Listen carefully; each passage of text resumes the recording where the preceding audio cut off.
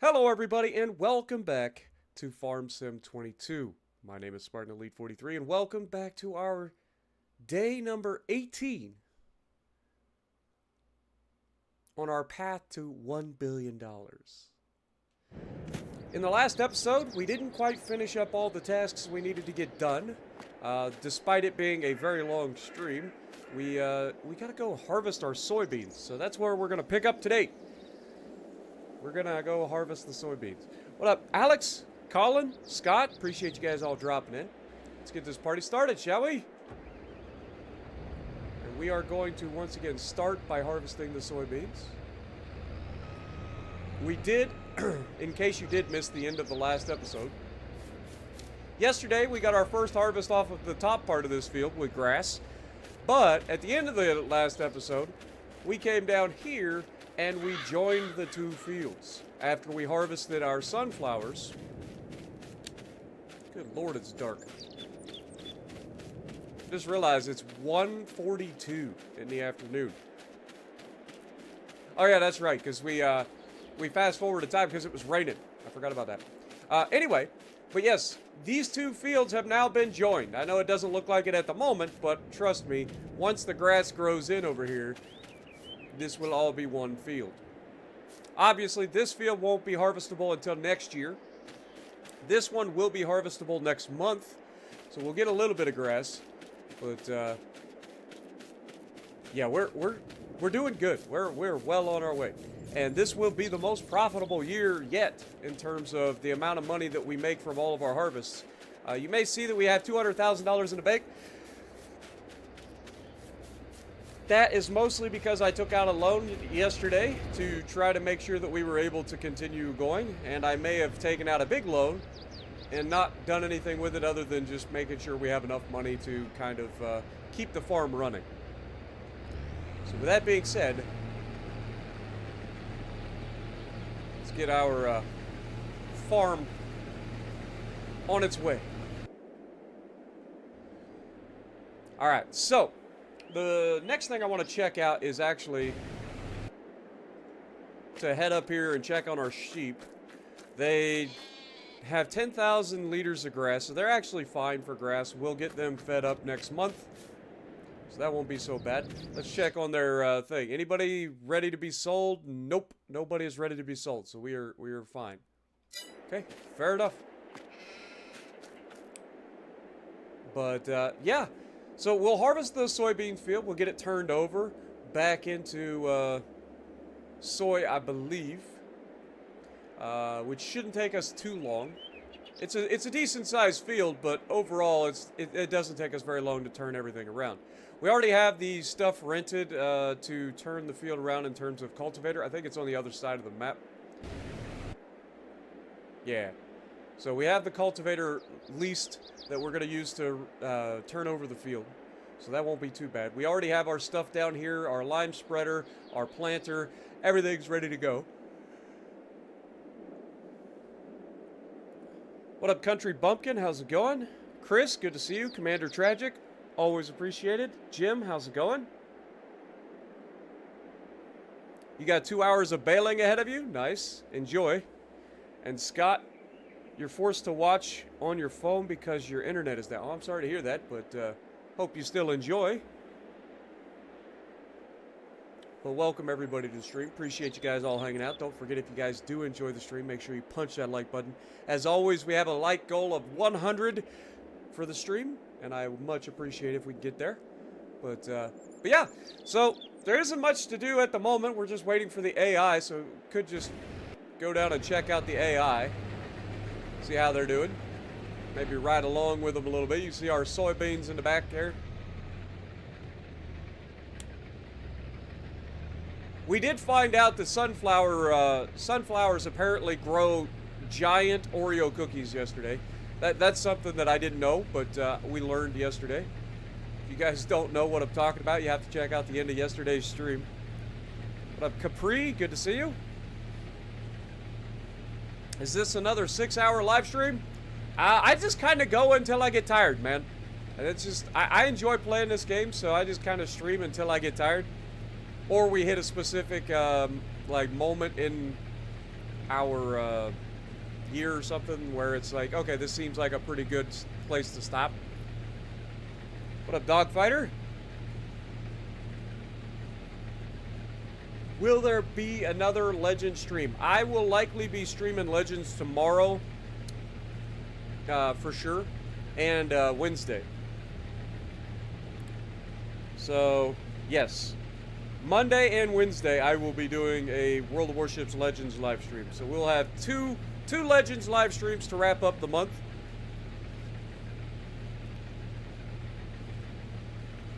But, as always, appreciate you guys for hanging out with me, playing something other than World of Warships Legends.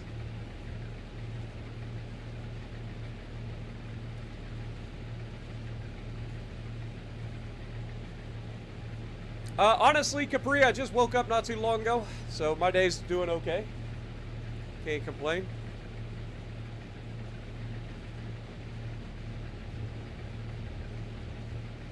See how much sleep I ended up with. I got 9 hours and 15 minutes of sleep today, which is rare for me, like extremely rare for me.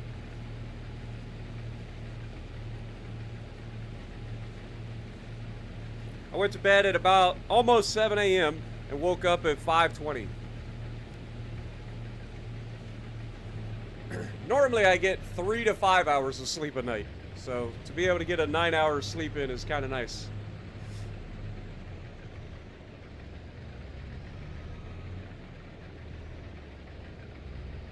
What up, some guy? How's it going?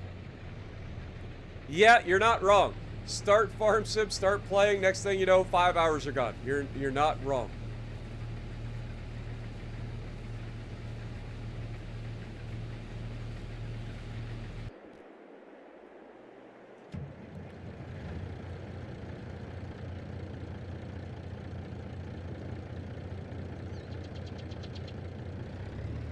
All right, let's go ahead and offload him here, because I think he would fill up on his way back. And we want to be able to offload him while he's running.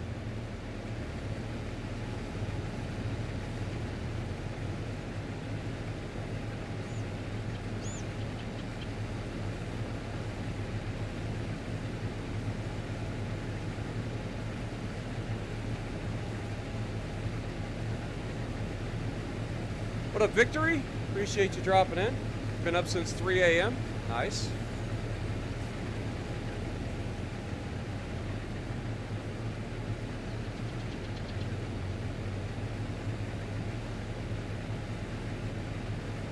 Sometimes the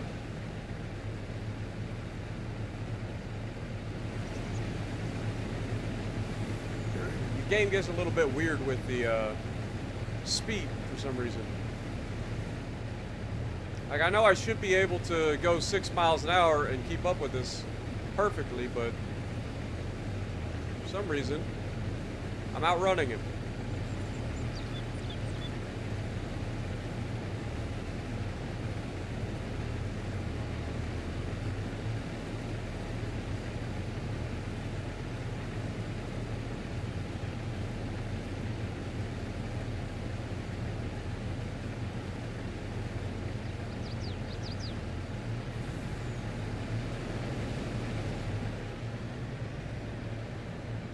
Alright, and then we head back and we wait for the next.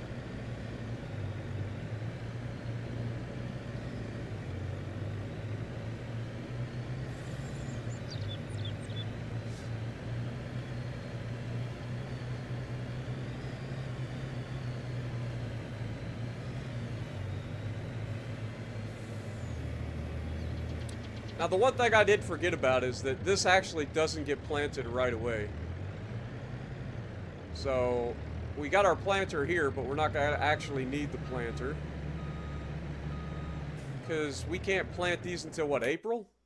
If I remember correctly. So, soybeans get replanted in April, yes. So, we actually do not need our planter here. So, we might as well take that back home. We did use the planter for planting the grass. So we'll go ahead and fold this up. Set this to soybeans, because that'll be the next thing that we use it for.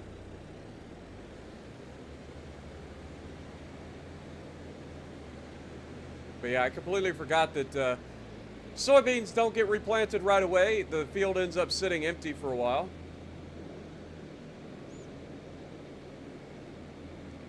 But I'm curious to see how much we end up making this year. Like, I feel like we're going to make an absolute boatload of cash this year. Will we make over $1 million this year?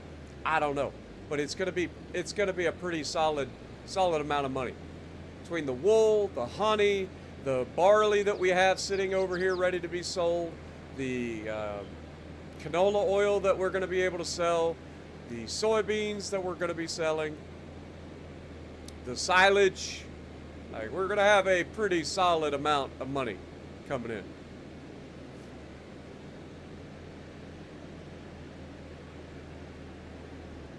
I'm pretty happy to see what that's going to end up being.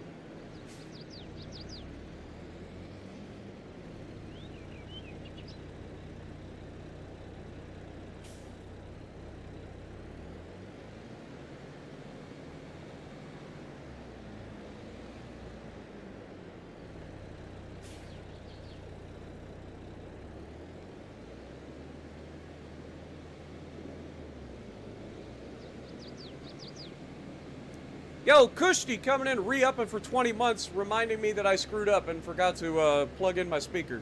Give me a second.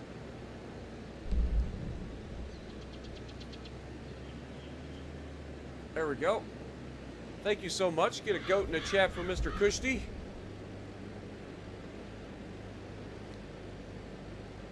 What up, Bluage? How's it going? You think I was streaming? I probably was streaming when you woke up, to be honest.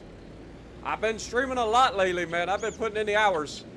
That is for sure. I've been putting in the hours.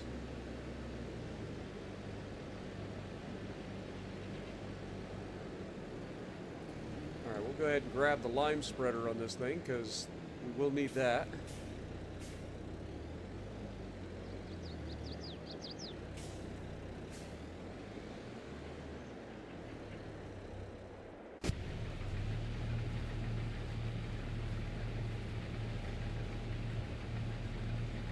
It's all good, Commander Tragic. Appreciate you, my dude. Also, Highway Roller, how's it going? I do use the cruise control, but sometimes the cruise control goofs up. As you can see, the harvester is harvesting at 6 miles an hour. But when I went to set it, I have the cruise control and the semi set at 6 miles an hour, but for whatever reason, they weren't the same 6 miles an hour. But looks like we're going to have to repair our harvester pretty soon. Our harvester does have 37.5 hours now on it.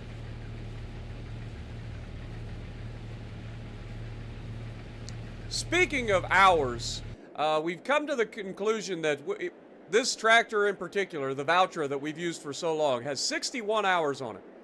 It's starting to get to a point where it requires servicing way too often.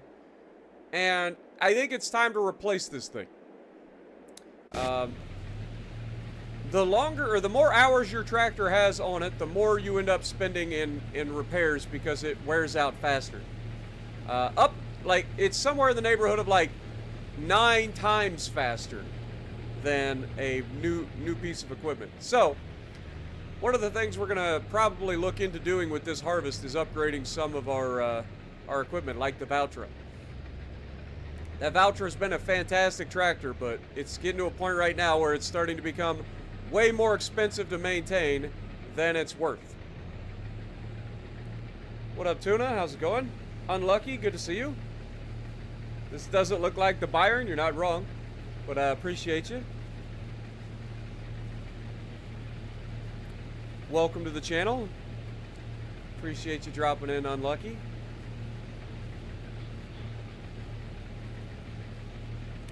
Why do I stream when I'm at the gym? Because one of two things. I'm always streaming or you're always at the gym. Both of these things can be true. And the funny thing is, when I'm not streaming, I'm at the gym. So we're kind of in an interesting spot there, Tuna.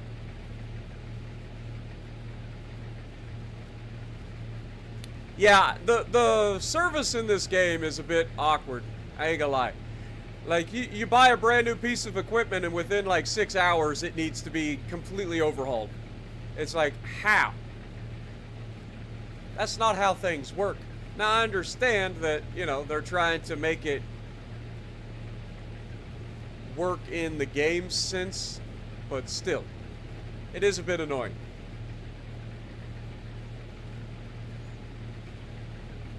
Hashtag blame Jim. What up, Riku? Yeah, I can't believe I survived that either. And then I got a comment on that video from a guy that's like, oh, this is why I unsubbed. I haven't subbed back. I'm like, but you're still watching. I wanted to say it. I was like, oh, but you're still here watching. But I didn't say it, obviously. But nah, like, they always end up saying things like, well, I unsubbed because you're so toxic. And I'm like, dude, I wasn't even toxic. I'm simply in a position where I'm getting my butt kicked by multiple ships, and I got a destroyer taking his sweet-ass time to go around and do his job. Like, I took a lot of damage in that match and had to be a little bit more patient due to the fact that that destroyer, like, taking his sweet time with everything. It's ridiculous.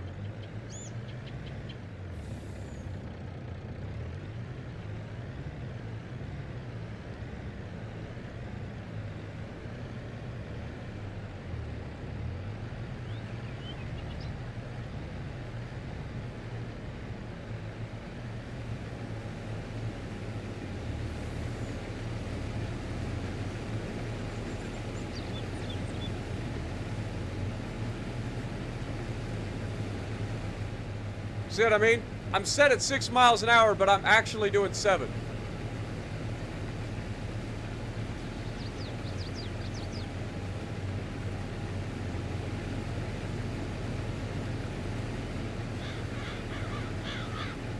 It's weird. But now I gotta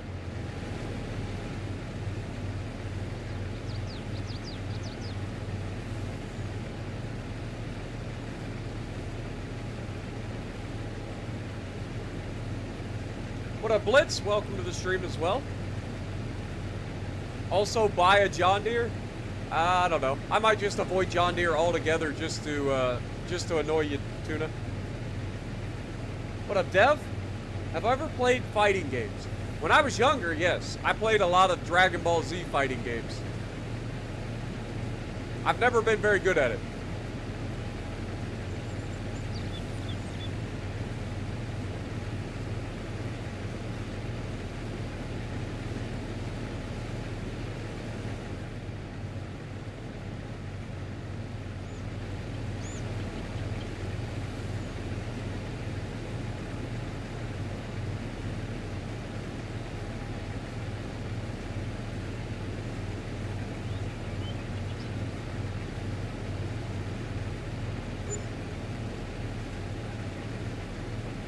We've already had to pay $364 in wages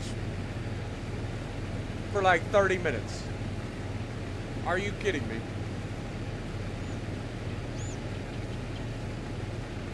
I wish I got paid $364 for 30 minutes. Good Lord.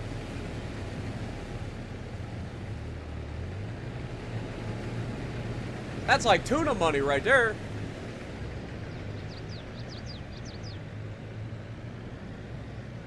What up, Monique? Welcome to the stream. I should go play more SnowRunner with no mods? SnowRunner's okay, but it does get kind of old after a while.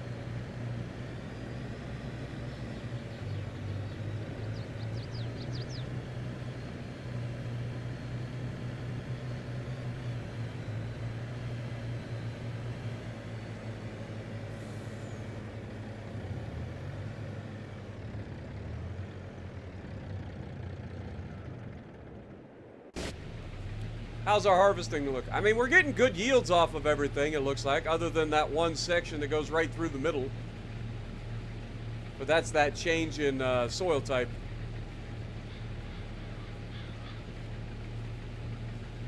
So, just to remind everybody, we are running the Precision Farming DLC which shows that we have multiple different soil types. So as we go from the loam soil into the sandy loam and loamy sand, and then of course the silty clay at the top, like you get different harvest or different yield rates for that.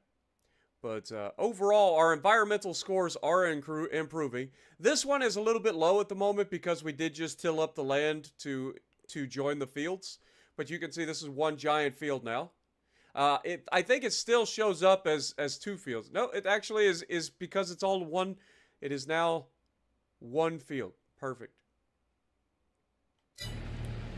Love it. But yeah, I'm looking forward to seeing how everything goes. Because now that we've got everything set up for the precision farming, everything should go much easier. It won't be nearly as bad.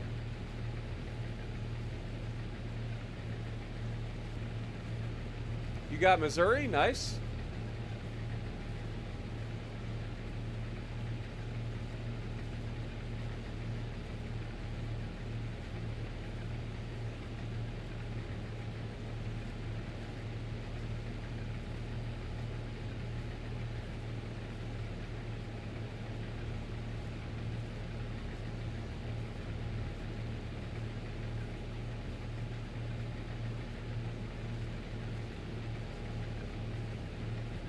Your Missouri destroyed 2 Nebraskas? Oh yeah, Missouri's a fantastic ship. It really is. And yes, this is on the Xbox Series X, actually, not the Xbox One.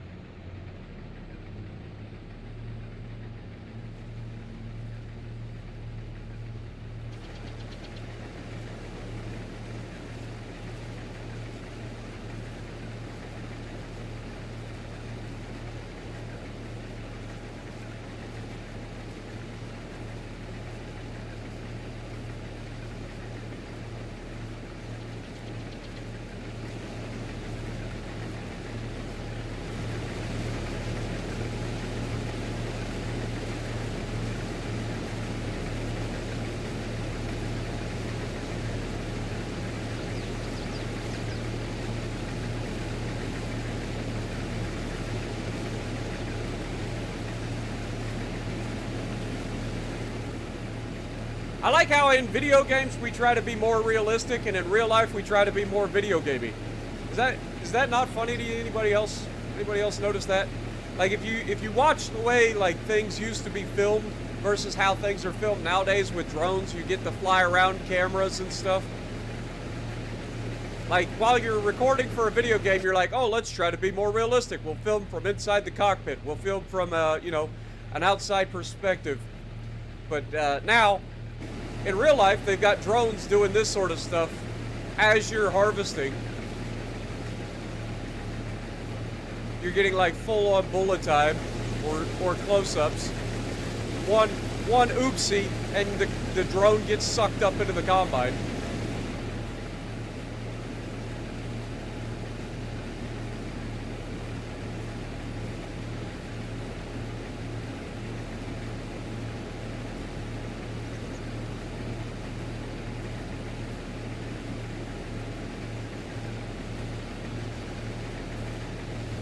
But yeah, after this harvest, we will definitely have to repair our harvester for sure.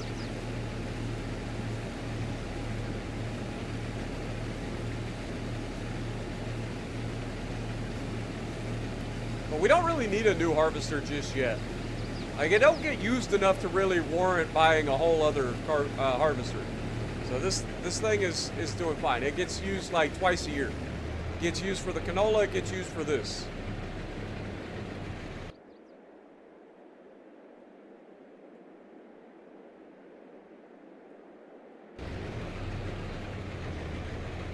But yeah, once he comes back down our way and then turns around, we'll follow him back up, get him unloaded.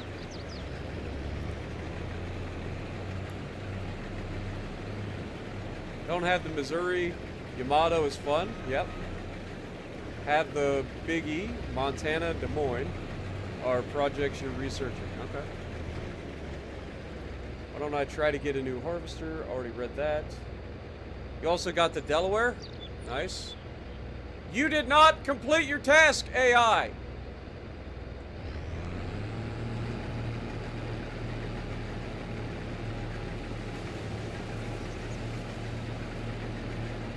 God bless America. AI does like a third of the field and is like, yep, we're done. We're done here.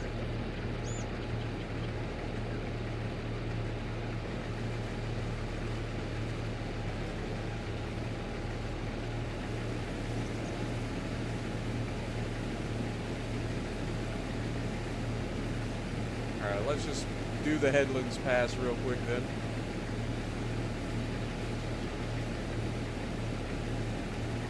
Might as well.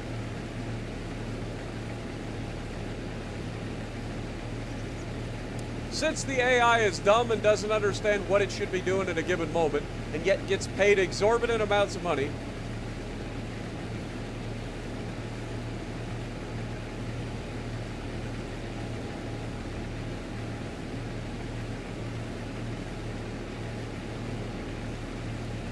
like, I'm sorry, if you manage to do this poorly, I shouldn't have to pay you, AI or not.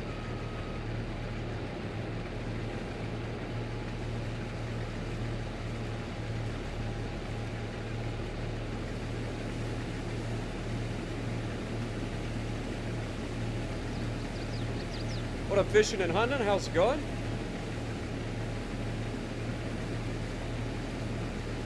Are we going to get a new tractor this live stream? Probably. Probably. We definitely need to replace the voucher. The voucher's been great, but definitely need to get the voucher replaced because it's starting to cost more money than it's worth. Remember, we only paid $202,000 on it. We are essentially repairing that thing every month for anywhere from $9,000 to $11,000 a month, which is a bit excessive. I think we can all agree.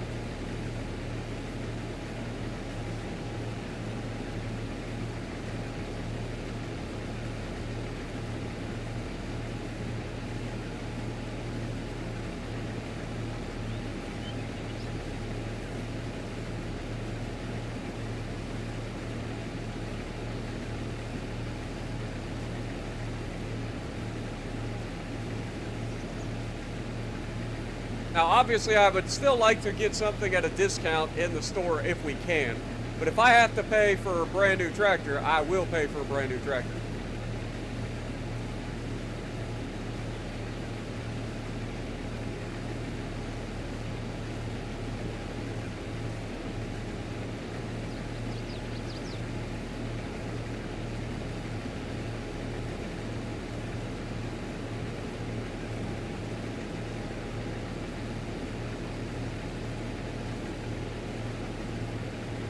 What up, Jess? Good to see you as well.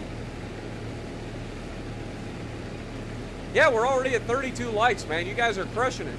Much love. Can we speed run 100 likes? That seems to be the thing. Y'all are trying to speed run 100 likes today. Last night, after, what was it, 7, almost 8 hours, we ended up with like 96 or something like that. So, y'all are on path, or on par to like speed run 100 likes today.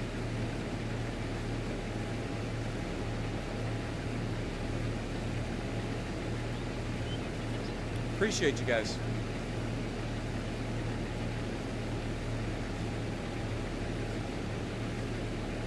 All right, now we got the whole headlands knocked out. The AI has no goddarn excuse for screwing this up.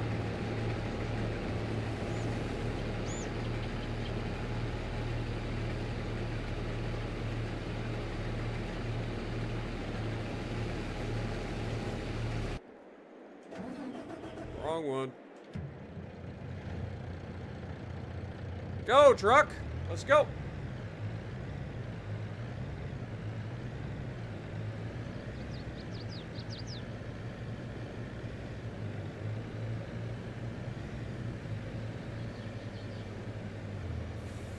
Oh, I couldn't quite make it in time to stop him from stopping.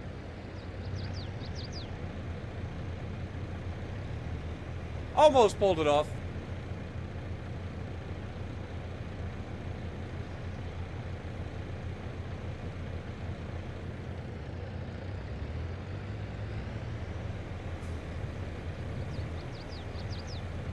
What up, Ernie? How's it going? Joel's in the chat. Good to see you as well. I should brush up on GK and do a guide on her. Don't play it. Play Schlieffen instead. It's much better.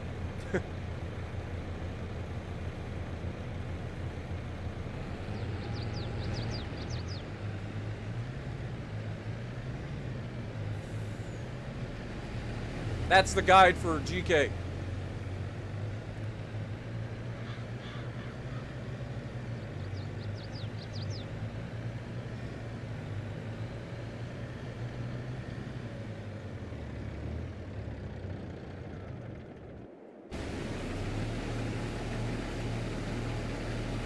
What up, Neezer? Good to see you as well. In wintertime, we wear shorts and swimming suits.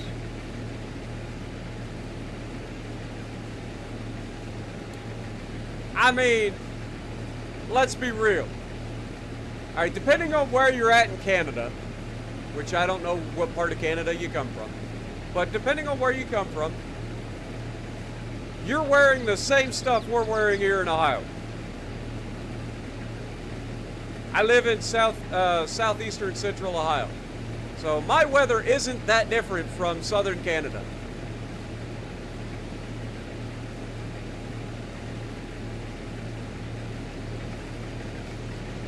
But yes, those of us who live further north generally can handle the cold a little bit more. And if you've never seen me jump into the frozen pond, I highly recommend you check that out. I didn't last very long. You live on the Atlantic side of Canada? Okay, so you're over near like what would be Brunswick and Prince Edward Islands and stuff like that over on that side of Canada?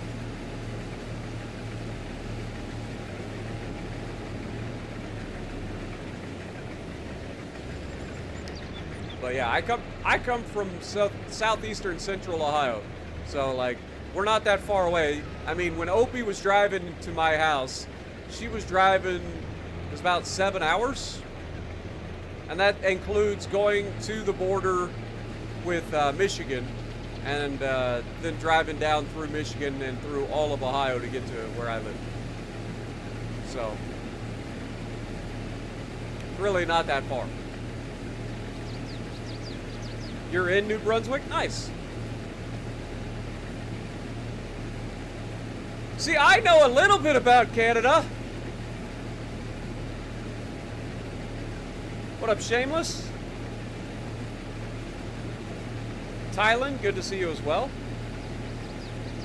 You're in Louisiana, and this heat can go away. Yeah, it was 91 today here in Ohio. It was a warm one. Thankfully, I slept through the AC. One of the beautiful things about not having to go outside because I work at home is that I just keep the AC on during the summertime, and it's pretty nice in here most of the time. Now, as I stream, my room starts to heat up pretty badly, especially in the evening, because my AC is actually out in the front room. And while it does a decent enough job of keeping the place relatively comfortable, as soon as I start like actually streaming and I got my PC running, my Xbox running, like this back room does get a little bit toasty. But it's good to see everybody. I hope you guys are having a great weekend. I do appreciate everybody dropping in. And yeah, don't forget, if you guys do enjoy these streams, make sure you guys punch that like button for me. It helps the channel out a ton and lets YouTube know that this is a place that they can come, that people can come, hang out, and enjoy some farm sim as well as World of Warships Legend.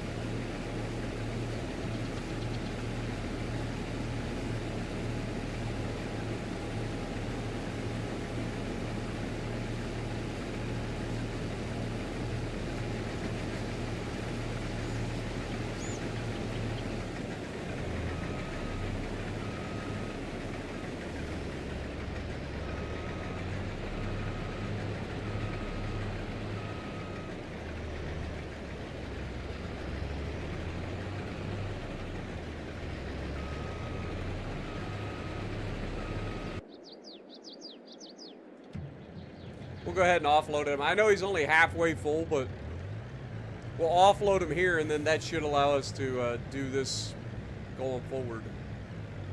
Until he suddenly decides that he doesn't want to do anymore, again. Because the AI is real good at that.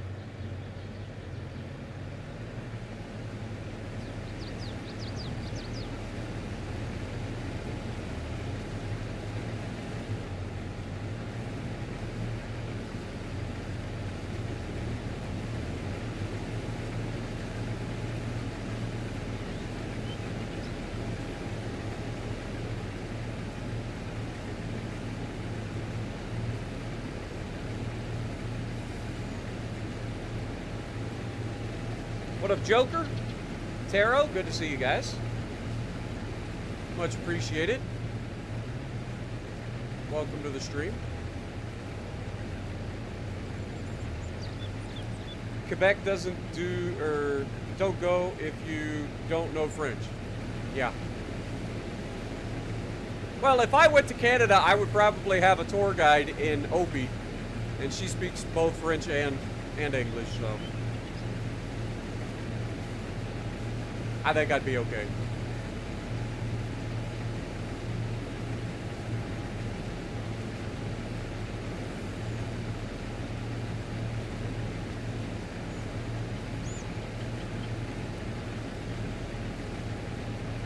Yeah, this year should be our most profitable year ever, despite my questionable spending habits that you guys like to throw at me. I think we've done a fantastic job of expansion and future-proofing our farm. Getting value out of the money that you are getting loaned is the main thing. Like if you're taking out loans and you're not actually getting much of value out of those loans, then yes, taking out loans in this game can absolutely bankrupt you.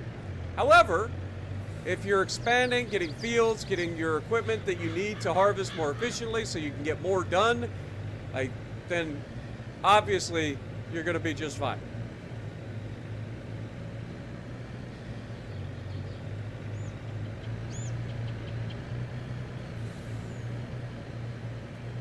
I think I'm going to go ahead and go up to our farm, deliver this real quick while the AI continues with their harvest.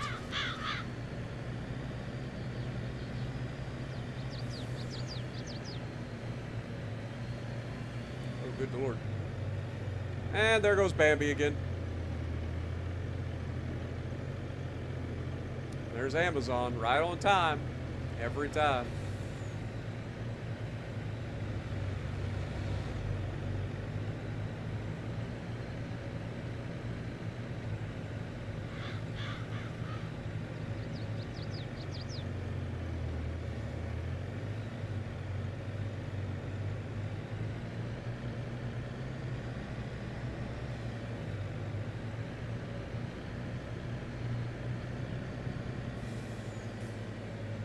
All right.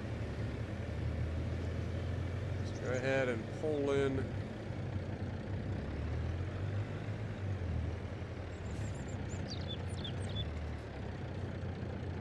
Dump the front. Yeah, Jim may owe our farm a little bit of money. Just a little bit.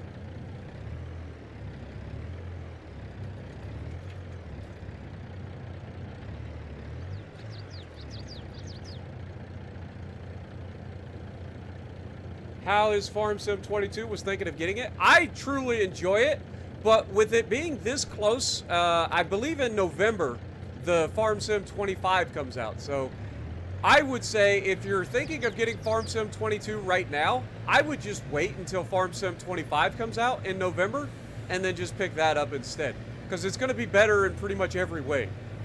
There's going to be a lot of quality of life improvements in Farm Sim 25 compared to Farm Sim 22. So I would say hold off. Now, the only thing is you have to have one of the newer gen consoles or a PC in order to do 25. So if you're still running like an Xbox One X or an Xbox One, then yes, you would probably want to use Farm Sim 22, because Farm Sim 25 will only be available on the Xbox Series S and X as well as the PS5 and the PC. So it is a next-gen console release and PC release only. But that's because it's going to have a lot of things that are going to be just nice to have. Okay, we're good there. We don't have to worry about that. Need a bigger rig? I mean, our rig's doing just fine. I don't think we need a bigger one just yet. This thing's doing just fine. We can haul something around like 40,000 liters or something like that, or 50,000 liters of product back and forth to the farm. So, I don't think it's that bad. I don't think we're ready for a new truck just yet. And she's gorgeous. I mean, look at her. Look at her. Absolute beauty.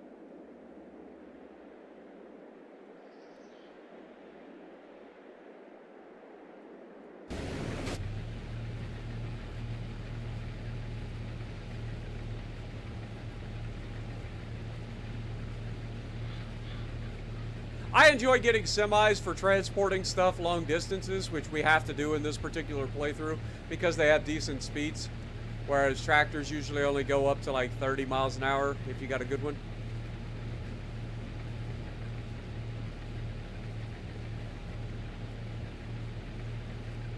What up, Cooper? Welcome to the stream. Steve as well. Bretta, how's it going?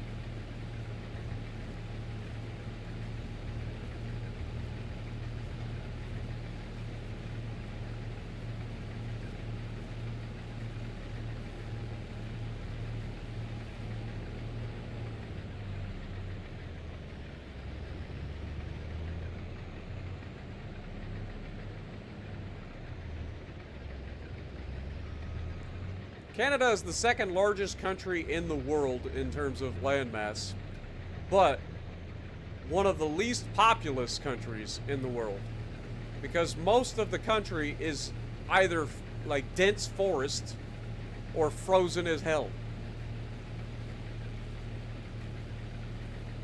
Which is why most of the cities in Canada are on the southern border of Canada with the U.S. or off the coasts on the west coast or the east coast of it. Now, obviously, you do have some places that get back into the forest and stuff. I actually have a friend who lives in Alberta, out there in the middle of Canada.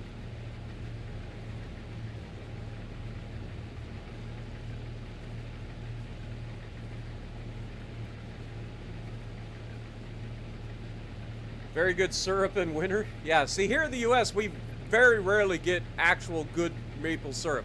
Most of the syrup you buy at the store is actually a maple syrup substitute.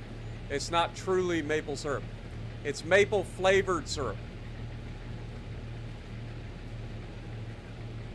But that being said, as good as maple syrup is, I like corn syrup too. Has anybody ever put corn syrup on their pancakes and stuff? Because corn syrup's pretty good too. There's a reason the U.S. puts corn syrup in everything. We grow a lot of corn. But corn syrup is actually a really good syrup for pancakes and stuff too. You have a ton of options? Yeah, but if you... I'm serious. If you look at your syrup in the stores, actual maple syrup is the most expensive stuff. Like, it's extremely expensive, right? And that is also, like, here in Ohio, we actually have a lot of maple trees. I mean, right? Like, we're far enough north. There's plenty of maple trees in Ohio. People actually make homemade maple syrup here.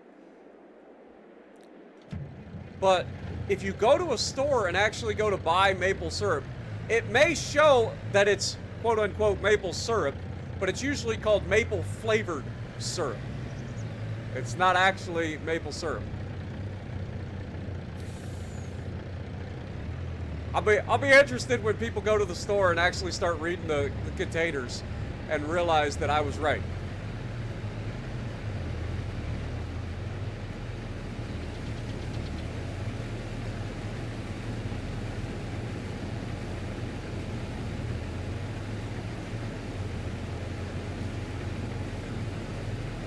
What up, Mind Warp? How's it going? Ivan, good to see you. You're from Wisconsin? Nice.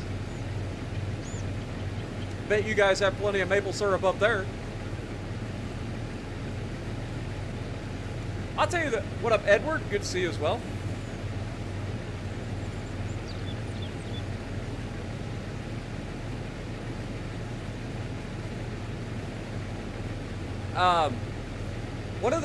One of the things that is mind-boggling is how much maple sap is required to make maple syrup. It's like 10 gallons of sap makes 1 gallon of syrup. Because most of the maple sap is water. You have to boil that off in order to get the syrup. So it's like 10 gallons of sap equals 1 gallon of syrup. It's kind of crazy. Oh, it's 40 gallons? That's even worse. I thought it was like 10 to 1.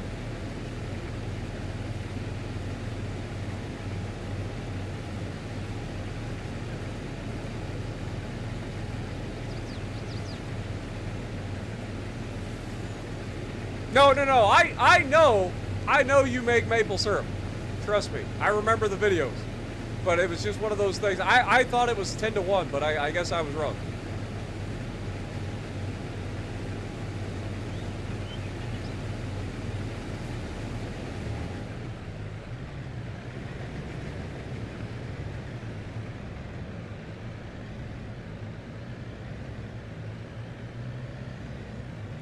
I was gonna say, I never did get my syrup. I've been waiting patiently for it. Hashtag blame Jim. I'll be sending it, I promise. On my deathbed, suddenly a bottle of maple syrup will show up. The doctors will be like, I don't know why this is here, but somebody sent this to you.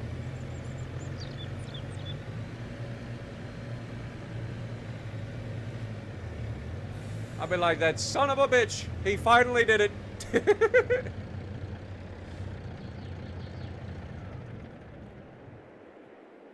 You love corn syrup? Corn syrup's very good. It really is.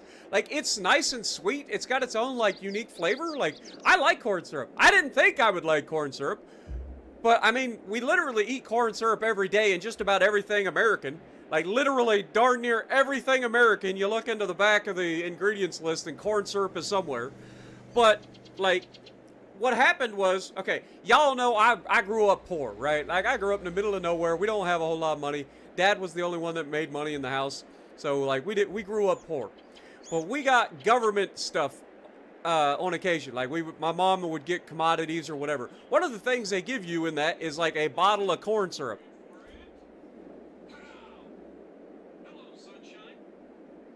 And it looks completely different, right? Like, it's kind of got it like a yellow or maybe even clear. Some corn syrups are more clear, but some are more yellow. But they give you this bottle of corn syrup, and you look at it and you're like, that can't be good, right? Like, that can't be good. And then one day I opened it up, I tried a little bit on my finger, and I was like, that's pretty fire, actually. That's actually really good. So from then on, I was like, I'm gonna use some corn syrup. I still prefer maple, but corn syrup's a nice little, backup plan if you ain't got maple syrup. $130 for a year of DDP yoga isn't a bad deal. Nice. No, I mean, and you got to think what the value you're getting out of it too. Getting a program set up to where you're able to improve your quality of life is a huge trade. $130 ain't bad. That's like going to the gym. I pay, $35 a month for my gym membership, right? So multiply that times 12 and you got an idea how much I pay for gym membership. But anyway, $35 a month is a small price to pay given the trade-off that I get out of it. I feel better about myself. I'm healthier overall. I'm stronger than I've ever been. All of these things. It's value for your money. That's what you got to remember. And for you especially, being able to find a program that you can do that allows you to increase your mobility and increase your quality of life is huge.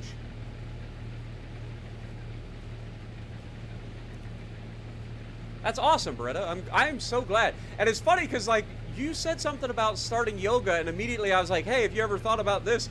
And you were like, yeah, that's what I'm already doing. Because I've seen it with people who are veterans and stuff who were injured in combat, and they started doing that DDP yoga, and they were able to lose a lot of weight, but also get in better shape, move around easier, and all of that stuff. So it's a huge benefit, man. And I'm so happy that it's actually working out for you. I really am.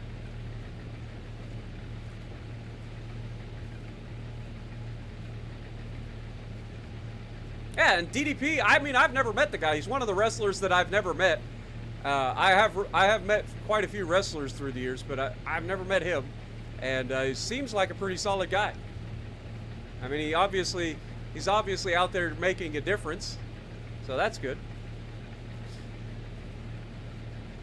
Did I watch the Olympics? I don't watch the Olympics. I don't. Occasionally I'll turn on YouTube and see like a specific like Olympics event, but I don't watch the Olympics in general. It's just not something I'm interested in. I think the only time I was ever interested in the Olympics was growing up when the McDonald's peoples would do the Olympics like freebie stuff. Like if you this will tell you how old I am. Back when Kurt Angle was actually a wrestler before he became a WWE wrestler, he was in there, and I won I forget what I won that was free, but I won something free because he won his gold medal. But that shows how old I am. Can I do cold water stream at some point? I do have the game. I haven't actually put any time into trying to learn the game yet, so I don't know if I'll do it anytime soon. I won't say no, but I don't have any plans for it at this time. What up, Lightfoot? How's it going? Yeah, this is the Summer Olympics, I believe.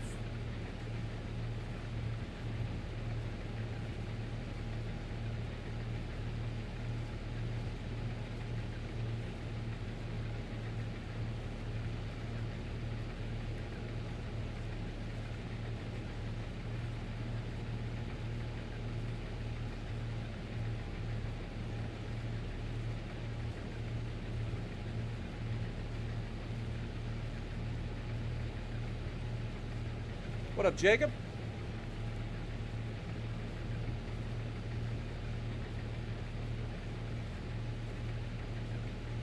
Kal-El, good to see you as well.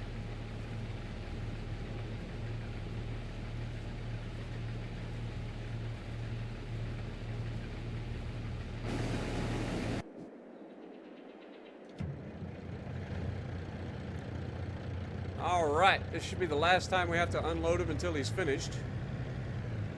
So there's that. Let him turn around.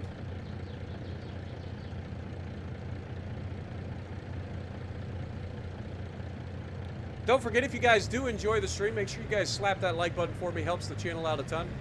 Much appreciate you guys. You guys are already at 50 likes. You guys are crushing it today. Basically a like for every minute of streaming we've done so far. Thank you guys.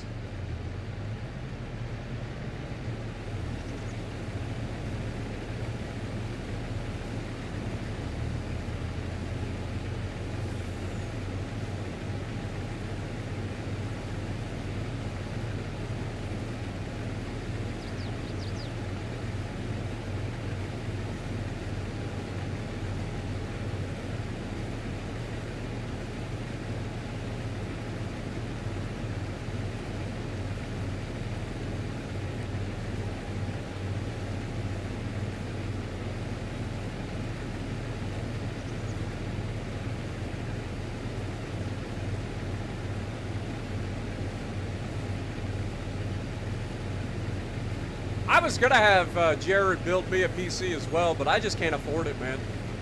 I wanna get a new PC because I want to be able to play. Oh my God, Shameless coming in with 5 gifted. Thank you so much, my dude. Get a goat in the chat for Shameless.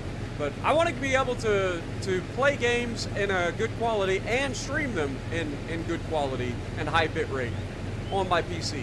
currently, if I play a game on my PC and try to stream it, I have to like lower the bit rate, and it's not ideal. But everything's so expensive, man. Like if I want to upgrade to a 4090, it's going to cost like a PC built around gaming and for 490 or 4090 is like $4,000, and I can't afford that. To put that into perspective, that's about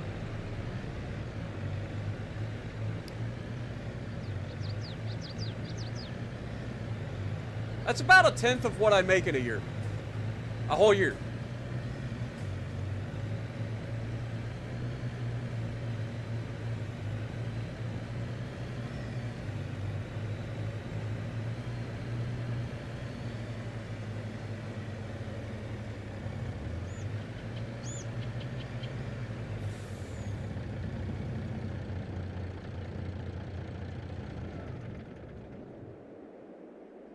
Play horror games?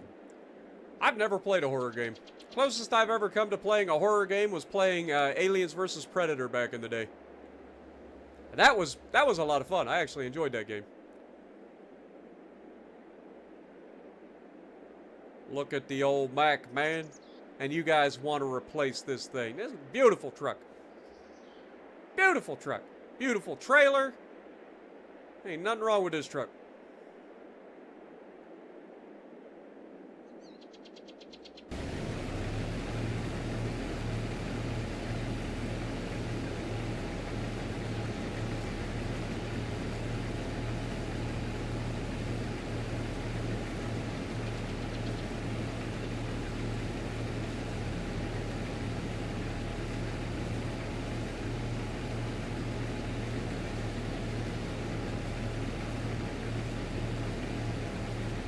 All right, Jason, I'll take you up on that.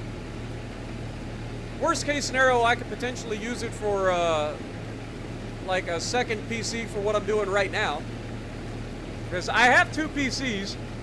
My current PC is capable of gaming and decent like frame rates and all that. Like that's not a problem. It's the streaming side plus gaming. But yeah, if I can get a second PC that would allow me to stream my current PC's games, then that could be a potential option as well. So yeah, I'll definitely get a hold of you in Discord or something, for sure. We'll see what the shipping will cost, and we'll figure that out.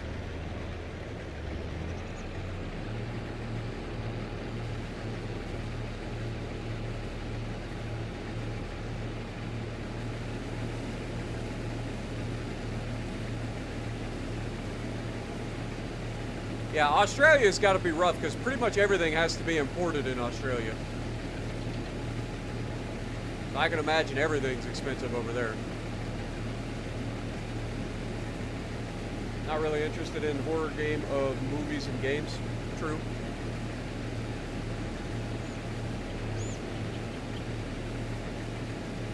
I thought this guy was about to give up again right in front of the beehive. I'm like, dude, I gave you all the room you could ever ask for. Just finish the job, AI. Finish the job.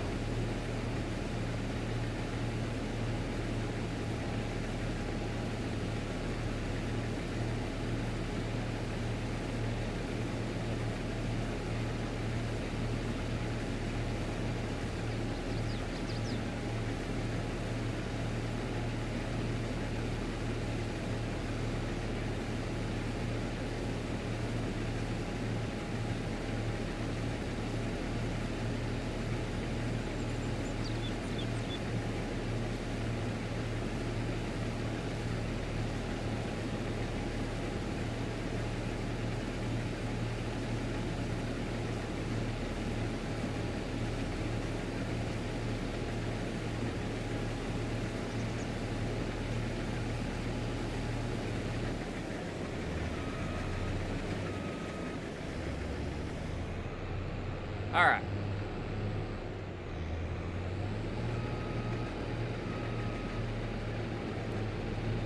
Finish this real quick. Offload the soybeans. Feel like we had a pretty good harvest again.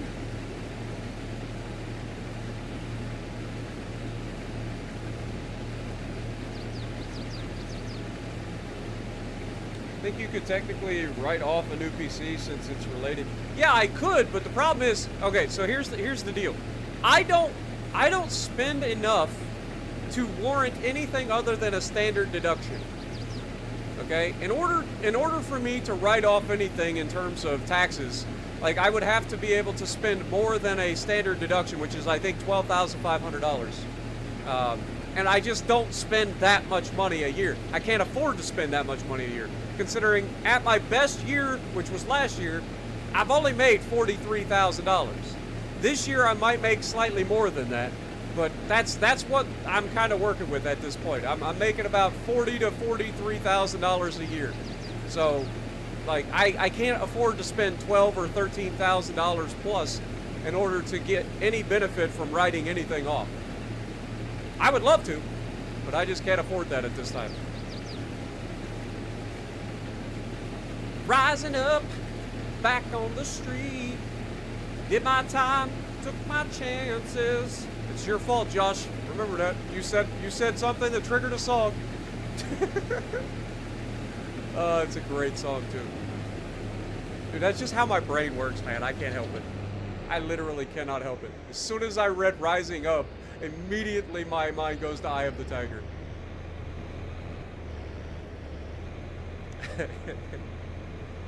What up, Kevin? Welcome to the stream. Loops, good to see you. Appreciate everybody dropping in. Hope you guys are having a great weekend.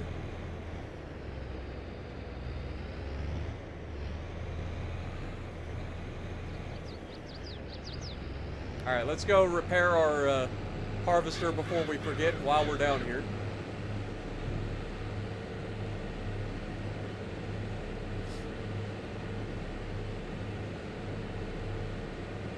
What's my favorite car brand? I don't really have a favorite car brand, but if I had to choose anything, it's probably Subaru. I love my Subarus. I ain't gonna lie. They're a pain in the ass to work on, like for some of the most simple fucking things, but they are. I just love them. I love all-wheel drive. I love having, you know, good, reliable cars. Fun to drive. I miss my WRX so much, man. I ain't gonna lie. I miss that car so much.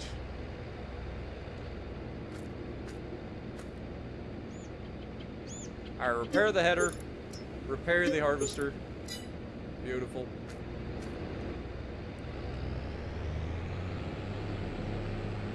Get this thing back up to the house. Rising up, back on the street. In my time, took my chances. Went the distance, now I'm back on my feet. Just a man and his will to survive. So many times it happens too fast. We trade our passion for glory.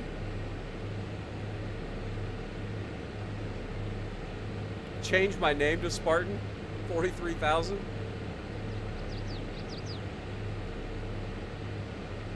What up, Thor? Welcome to the stream. Midnight, good to see you as well. You have a 2023 WRX. Nice. Mine was a 2008 WRX. It was a little WRX wagon. I love that thing, man.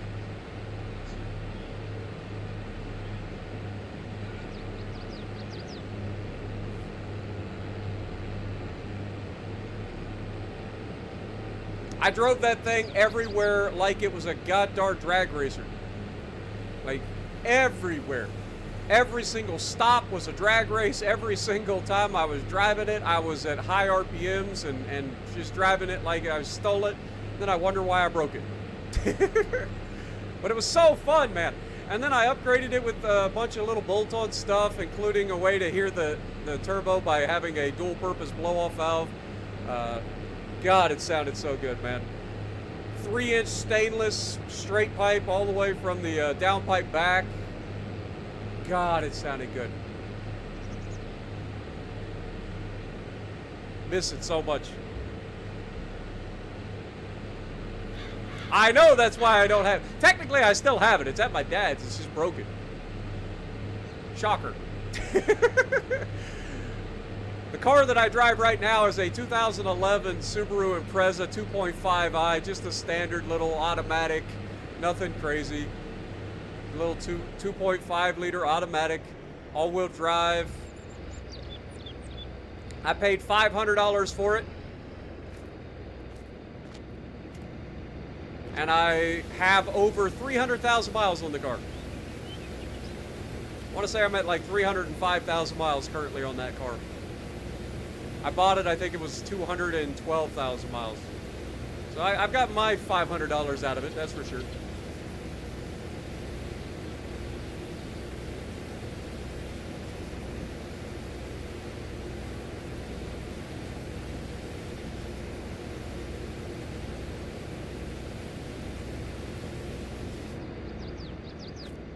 Beautiful.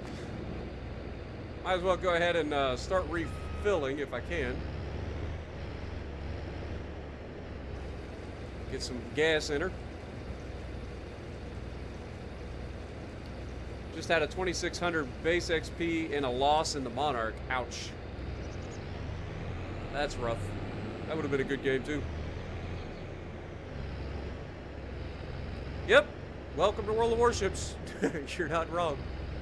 You're not wrong. We've all been there. I've had some absolute bangers and losses. Hell, most of my best games have been losses. It's just the way those go. Alright, let's get back down here. Get the truck. Raise our cruise control back up. Get the truck back up and deliver.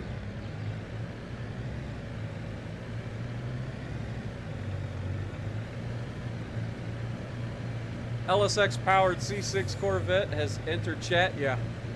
Hey. You got twice the engine of my WRX. Alright? Twice the engine. Way more horsepower. But when it comes down to it, that little four-cylinder sounds damn good, and you know it. In terms of four-cylinders, that is the best-sounding four-cylinder of all time. The Subaru Boxer, man. Easily. It's not even close.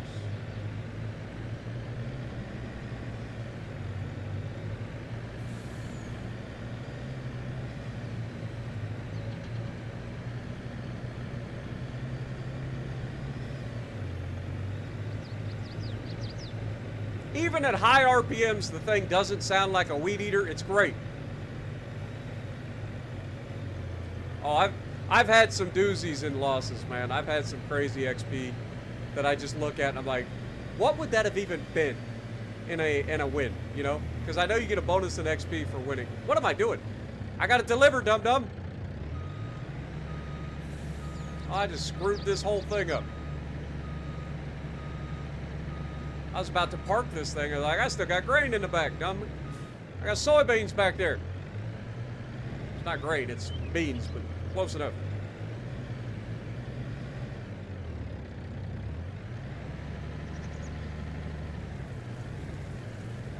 Please don't get caught. Okay, beautiful.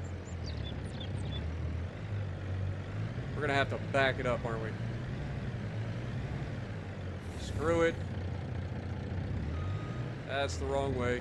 My brain's working the wrong way. Might as well just go ahead and do this.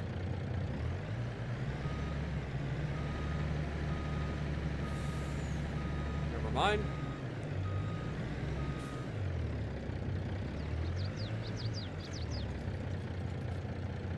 All right.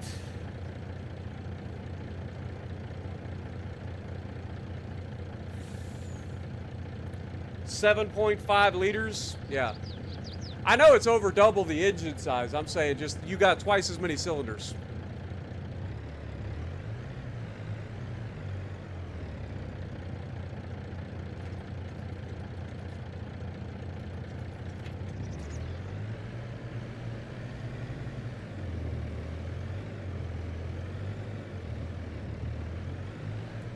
I wonder what the horsepower per liter is on your engine. You're gonna have to do some math. You know how many horsepower you got. You know how many liters you got.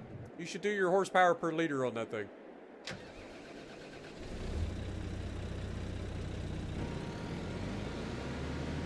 go ahead and treat the soil before we cultivate it.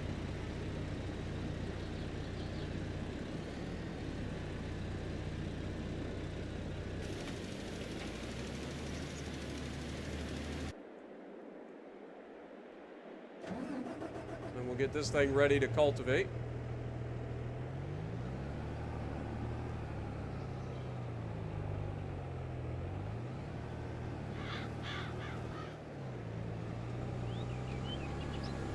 This thing's got a better working width than that thing does. What up, Matt H? How's it going? Where's the Battleship in the backyard? Dude, that would be a sick mod, I ain't gonna lie. You imagine getting like a scale Iowa class Battleship for Farm Sim and just putting that as a lawn ornament? I'll take it. I would use it. I don't care how much it costs. I'll save up my entire life savings to buy that and put that in the backyard. What up, Rowan? Good to see you as well. Audi RSF, 100 horsepower per liter. Yeah, but for how long? No offense to my Audis out there, but for how long? And then good luck working on those things. Good fucking Lord. Anything German. I've seen the horror stories of working on German vehicles. Screw that. They make my Subaru Impreza boxer engine look easy to work on.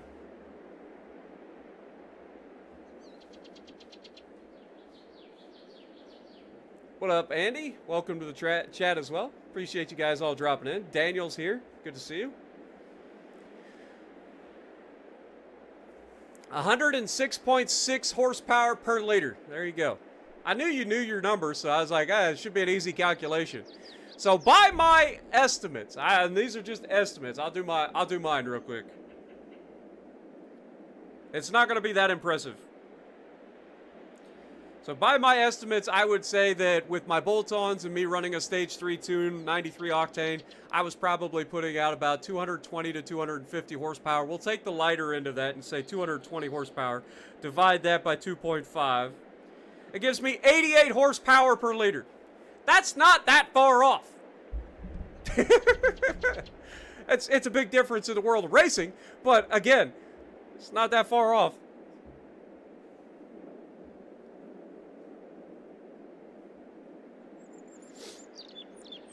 Modify the Iowa's 406 millimeters to shoot seeds for your crop. There you go. I just park it over here on the highway or right next to my highway. I load it up with seed and I just blast that shit. Kaboom! And it just plants the entire field. That seems legit, right?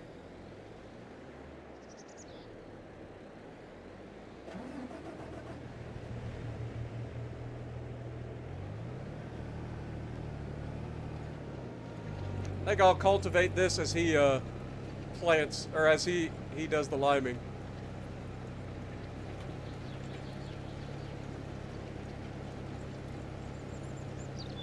There we go. What up, Clint? Welcome. I hope everybody's having a great weekend. I'm glad we're just having a good time hanging out, chit-chatting. We're almost up to 60 likes already, so thank you guys for that. The pros in the chat, good to see you. Your car would win it. It has small engine, which means it's light. Dude, you've never had a Subaru, clearly. Subarus are not light. They are all-wheel drive. They are not light. My Subaru, I think, weighs around 3,200 to 3,400 pounds without me in it. Somewhere in that neighborhood. They are not light.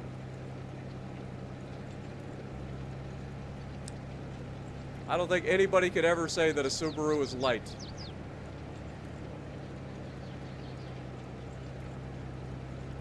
To put it into perspective, what up, Overland? Welcome as well.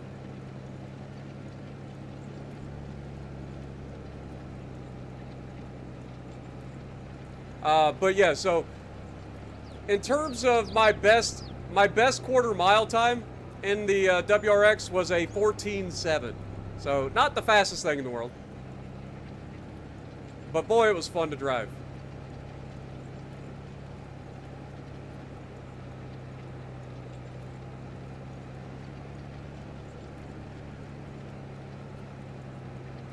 I will say this, if you've never driven an all-wheel drive out of a dig on a quarter mile, the 1 to 2 shift is a pain in the ass. Like, you get zero chance. Like, it is either you are an amazing driver or you look like an absolute imbecile when you're trying to launch a, because I would launch at about 4,700 in my WRX. And anyway, when you launch with a little bit of boost, you dump the clutch, and all of a sudden you are already needing to shift. Like, it is instantaneous. There is no first gear, essentially.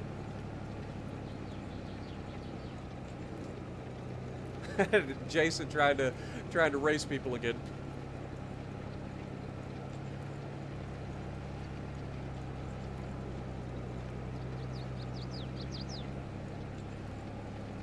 Tuna probably running around with methanol injection in his freaking Corvette.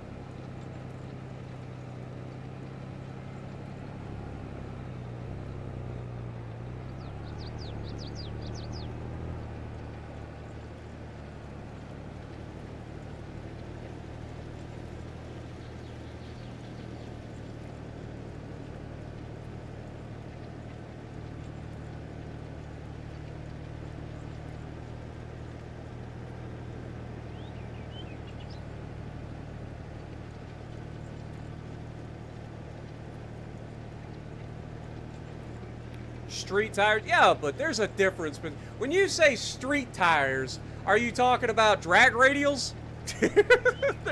There's a difference. All right? There's just a difference in level of tire. All right? You can't just say street tires. It ain't like you ain't going up to the local tire shop and saying, slap me a couple of little summer tires on and putting up decent times. Shitty 60 foot did 10.2 at a quarter mile. Yeah, I believe it. I believe it.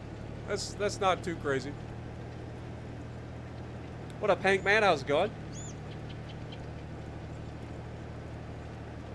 Midnight's in Indianapolis. Uh-oh. Uh-oh. Well, if you're going to Indianapolis to race him, Tuna, you might as well just bring the PC with you and stop by in Ohio. Make it a whole road trip. You're not that far away.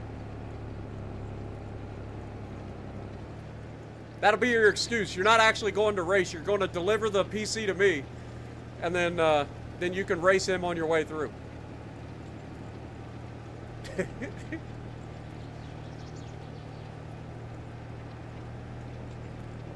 And then if you're real bored, you can just swing down to Louisiana and race Monty while you're at it.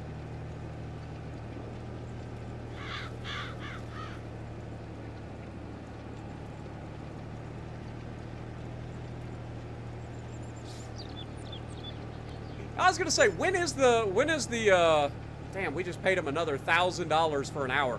$1,000 an hour! That is absurd, man.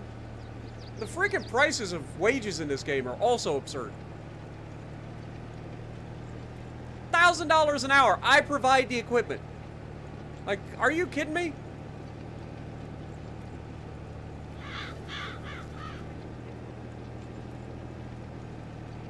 What up, Steve? Welcome. Welcome back.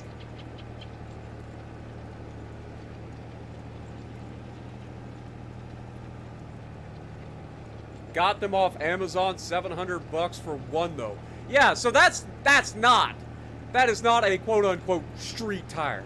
That is a racing tire that just happens to be legal on the street. There's a difference. You ain't paying $700 for a single tire and telling me, dude, I paid $500 for a set of 4 to be mounted and balanced. All right? Talk to me about street tires.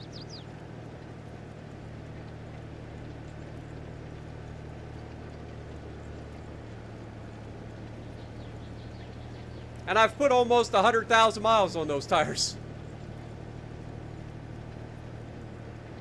And they're still in good shape. Been the best set of tires I've ever bought. Then again, I live in the city now, so I'm not driving over gravel all the time, but...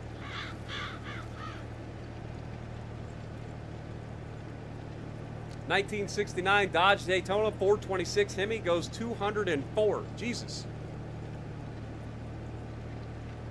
204 miles an hour in a quarter? Like, what are you running, 5,000 horsepower? 3,000? I mean, depending on your weight. Like, if it's a full weight Hemi, or a full weight Daytona, which I'm assuming it isn't if it's built for drag racing. Probably isn't. It's probably gutted and probably has a lot of lightweight materials built into it. But like that's a lot of horsepower you're gonna have to run in order to run that fast in a Daytona.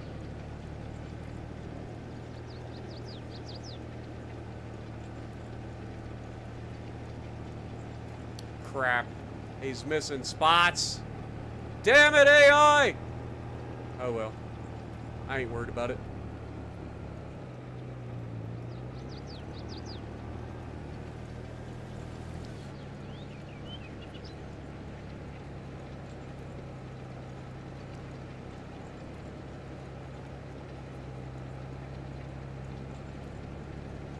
The lime should be relative, or the lime shouldn't be too bad.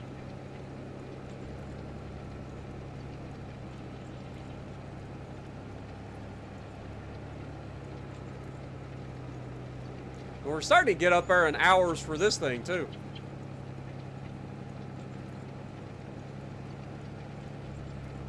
So we might have to replace a lot of our equipment today.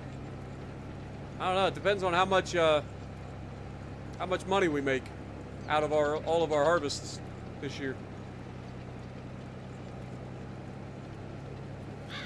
Yeah, I pay him $1,000 an hour for using my equipment to fuck up my fields.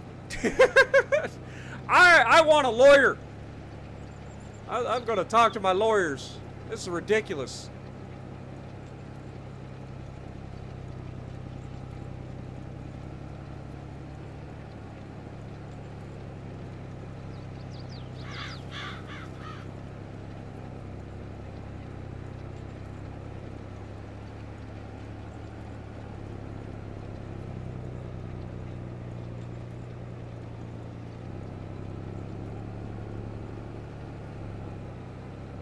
At the end of the day, it's not really going to affect our yield all that much by missing a little spot like that with lime when we probably didn't even need the lime this time, but I still want to go ahead and lime and fertilize. Well, definitely fertilize, but lime every single time because you use less lime overall that way with the precision farming DLC on.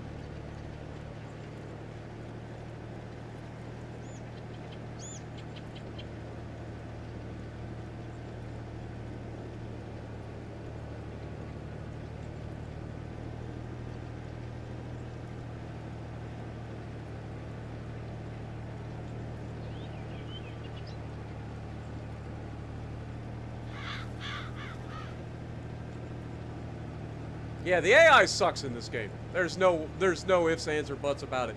The AI just sucks.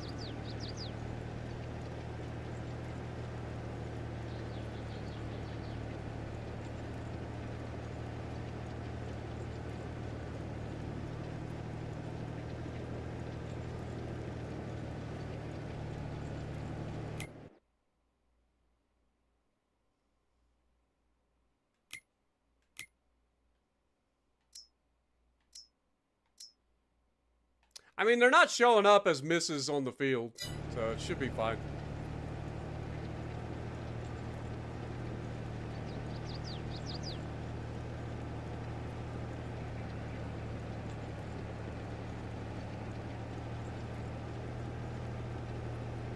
That doesn't excuse it, AI.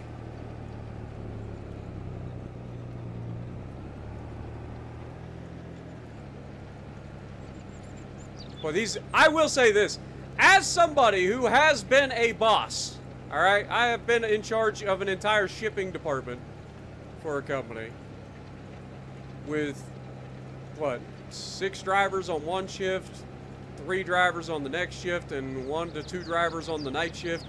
So somewhere in the neighborhood of 10 to 12 people under me. I will say this, you would not be doing this shitty of a fucking job and getting away with it under me. I am the kind of boss. I am a very easy to get along with boss. All right? Do your fucking job and we won't have a problem. That's it. And I'm the kind of boss that actually gets in and does the fucking work with you, so I don't really mind. Like, people work better for me because of it, right? But I can guarantee, if he's doing this shitty of a fucking job and I happen to show up and see it, oh, you in for a world of fucking talking to. The last thing you want to do is piss me off as your boss. Like, I am not somebody to fucking piss off as a boss. Because I'll tell you, I don't sugarcoat shit. You guys know this. I don't sugarcoat shit. So when it comes down to it, if you're fucking up, I'm gonna let you know about it.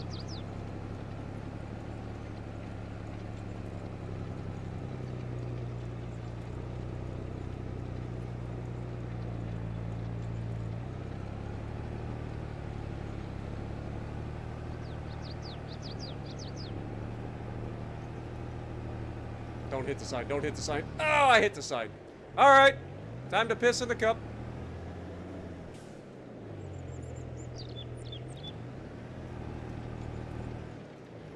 But yeah. Like, most people like me being their boss when I was working as the boss, just due to the fact that, like, I am not going to ask you to do something that I'm not myself willing to do. Right? Like, I'm not going to put you in a situation where I wouldn't also jump in and do that. And that means something to the guys that work for you. You know what I mean? It means a lot. And I'm not a boss that just sits in the fucking office and watches everybody work either. I do my job, you do your job, we get along. It's that simple. I'll go to bat for my guys when it comes down to it. But I don't get into arguments over dumb shit either. Like, just because we get asked to do something that isn't necessarily in our position, I don't want to hear that, well, it's not my job, because I'll go off on your ass. It's like, look, when it comes down to it, if we're asked to do something, it's our job. Okay? Now, if it's something that's outside the scope of our position, to the point where I don't think it's safe, or something along those lines, that's a whole different ballgame. And I will go to bat to make sure that doesn't happen. And because I don't fight the fucking management over every goddamn little thing that isn't our job, they listen to me when it comes to that sort of shit. Whereas other people will go fight and cry and moan every time they have to do something that isn't their job. And then when it comes down to, like, the important shit, then they just get told to go fuck themselves. It's like, if you don't want to do it, then go find another fucking job. Whereas me, like, I'll do the shit, the simple shit that they ask us to do, and then when it comes to the important shit that I'm like, okay, I'm not going to do this. My guys are not going to do this. Then it comes down to me going to the office and going, hey, look, this is not happening. All right, you're going to have to find another way to do this. It's not going to be us. And then the bosses are like, all right, fair enough. I understand where you're coming from. But yeah, one of the things that pisses me off the most, you wanna get fired by me real quick? Don't report an incident. Failure to report an incident is automatic termination in my book. Everybody makes mistakes. Everybody. Failure to report the incident is automatic termination. I will fire you on the spot. If you'd already gone home, you get a phone call.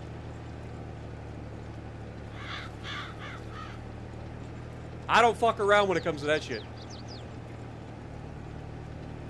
What up, Jessica?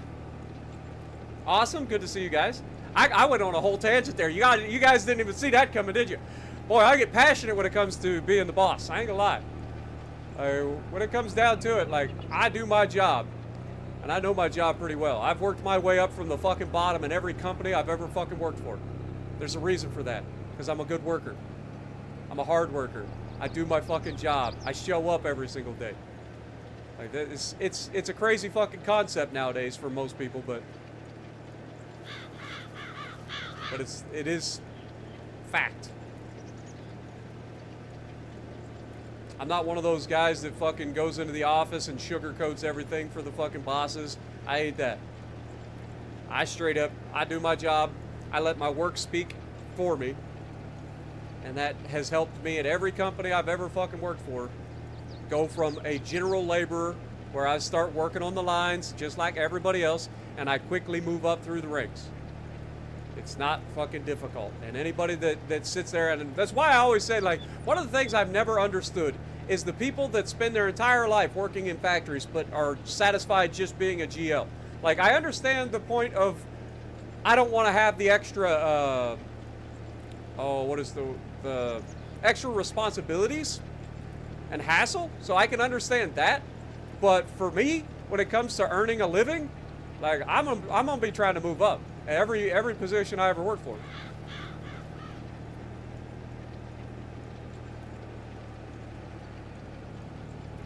What up, Eric? How's it going?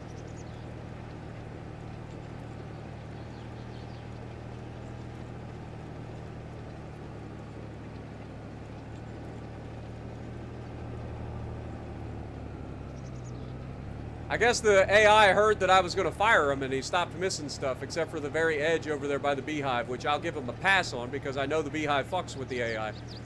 The spots in the middle of the field on a stock field that I have not changed anything about this field. That's unacceptable. Fun fact, one of the companies I actually used to work for, I didn't get paid shit while I was at this company. But I learned a lot while I was there, which is why I didn't mind not getting paid shit. Which is another thing a lot of people don't understand nowadays. They would much rather earn all the money and not have to, like, worry about not getting paid as much as they think they're worth. But for me, I don't mind taking a little bit less money and learning new things. You know, I love challenging myself, learning new stuff. But anyway. One of the companies I used to work for, my owner of the company came in one day and brought his fucking boat. And when I say brought his boat, I'm not talking about a little 15-foot John boat, all right, not a little bass boat. I'm talking about a fucking boat that the motherfucker takes to the ocean. This thing had 4 Honda engines that were 200 horsepower apiece on the back of the motherfucker. It's a big-ass boat. And he's hauling it on a fucking trailer, and he brings it to the plant to pull inside. And he walks up, I open the door for him, he comes in, hands me the keys, and he's like, oh, just go ahead and back that into the building for me. I told him, go fuck himself. I was like, Jim, you don't pay me enough to fucking back that thing into this building. Ain't no way in hell I'm taking a chance of fucking backing that thing into this building. I was like, you gonna back that thing in yourself? He just smiled at me. I was like, you think I'm stupid? I try to back that thing in here and something goes wrong, you gonna fucking fire my ass and sue me. I don't make enough to pay for a scratch on that boat, let alone fucking backing it into the building. What up, Kevin?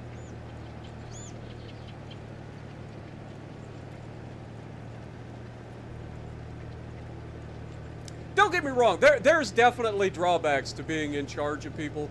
Like, I personally am not, I don't like being the boss. I prefer being the, like, guy that's out there just working, because I hate the fact that I get blamed for all of their stupidity. You know what I'm saying? So from that side of things, I'm not a big fan of being the quote-unquote boss. I would much rather just be the guy that's just going to work, working my ass off, getting shit done. But I'm not going to be fucking sitting around making absolutely nothing all the time. I will work my way up through to a position that I want to be in at every job I've ever worked for. All it takes is a little bit of fucking hard work and consistency and learning, listening, paying attention to what's going on. But yeah, I've never understood the whole I'm content just sitting here making $8 an hour either. It's like, you can, I mean, whatever floats your boat, buddy, but I would much rather personally be making, $18 to $20 an hour. But that's just me. What up, Quake?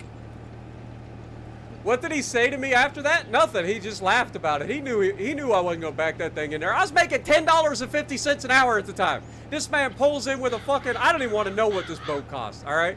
Like I said, this is a big ass boat. It's probably on the back of this trailer. It looked ridiculous. we're pulling it into the plant and a door that's barely wide enough for the damn thing. And he's like, yeah, just back it in. And I handed him his keys back and told him he'd go fuck himself. I was like, you don't pay me enough to pay for a scratch on that boat, let alone backing it into the building. But Jim was a good guy. I actually liked working for him. He's funny as hell. He's a good guy. Like, he's one of those owners that I actually enjoyed working for. I didn't enjoy working for some of the other people that worked for him, but him as a boss, like, he was a fantastic owner.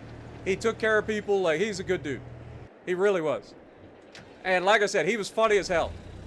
It's just like the last place I worked for was Serigraphy Richford Incorporated. It was SRI here in Ohio. It's in Lancaster, Ohio. It's a bottle decorating company. When Charles, it was Jean Charles was the original owner of the company, and he had another owner that worked with him.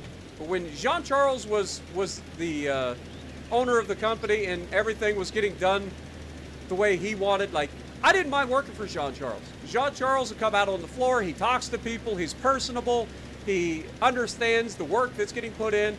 Like, those are the kind of bosses that I love to work for, right? I don't mind working my ass off for a boss like that. However, not every boss is like that. And a lot of people are assholes. And I don't like working for assholes. One of the things that drove me crazy about working for that place is the fucking backstabbing bastards that fucking show up every day. Like, dude, people are fucking miserable in life, man. And they want to bring everybody down around them. Instead of putting in the work to try to, like, work harder and do things, these people will take the shortcuts of just trying to fuck with everybody else around them in order to try to get a little bit of favor with the bosses. And that shit pisses me off. Ain't nothing worse than going in working your ass off every day and then having the fucking bosses come in and chew you out for bullshit because some jackass that fucking sitting at the back of the line miserable fucking goes and says, oh my god, Doyle's just sitting in the office back at the back. Never mind the fact that I'm keeping everything loaded, keeping everything put away. I'm doing my job. I'm loading trucks, unloading trucks, putting everything away. I'm doing everything that I'm supposed to do. But because I happen to be able to be good enough at my fucking job that I get some downtime, Lord have mercy, it's you can't have that. How dare you sit in the air conditioner while we're out here sweating our asses off? Well, how about you put in a little bit of fucking extra work and learn how to fucking drive forklift, get good enough to do what I do, and then maybe you could sit in the fucking air conditioner a little best. Oh, that shit. Oh, I'm going off on a tangent now. Y'all already know. Y'all already fucking know. I will fucking go off on some motherfuckers. That shit pisses me off, man. And that's why I couldn't do it. I couldn't do it anymore. Like, if I'm going to work for a company, I'm going to work for a company that actually fucking treats me like I actually do the job that I'm doing. I hate that shit, man. You want to fucking talk shit about me? You fucking step into my job and do better than I'm doing. Then you can talk shit. I was very good at what I fucking did. Very good at it.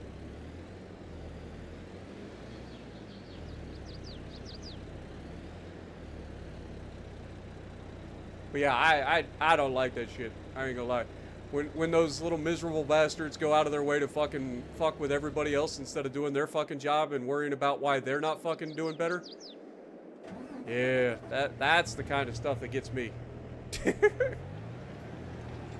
That's the kind of stuff that gets me.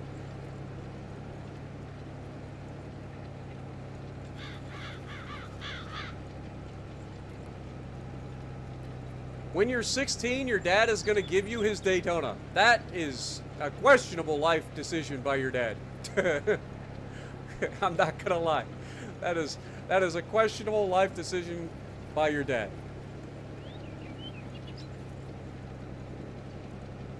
There is no reason to ever give a 16-year-old a car with that much horsepower. That is a recipe for disaster. Assuming that everything is truthful that you've been saying.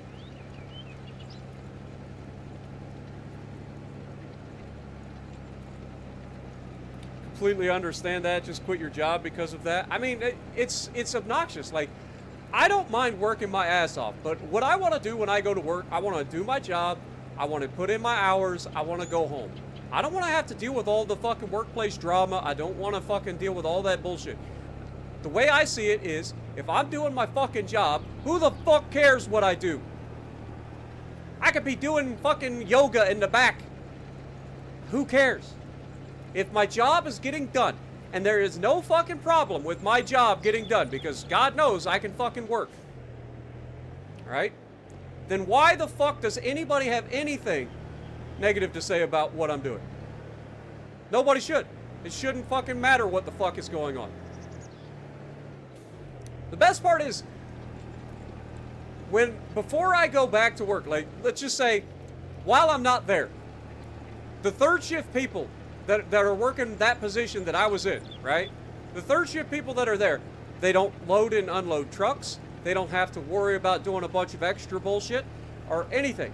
But as soon as I show up, I do all that shit.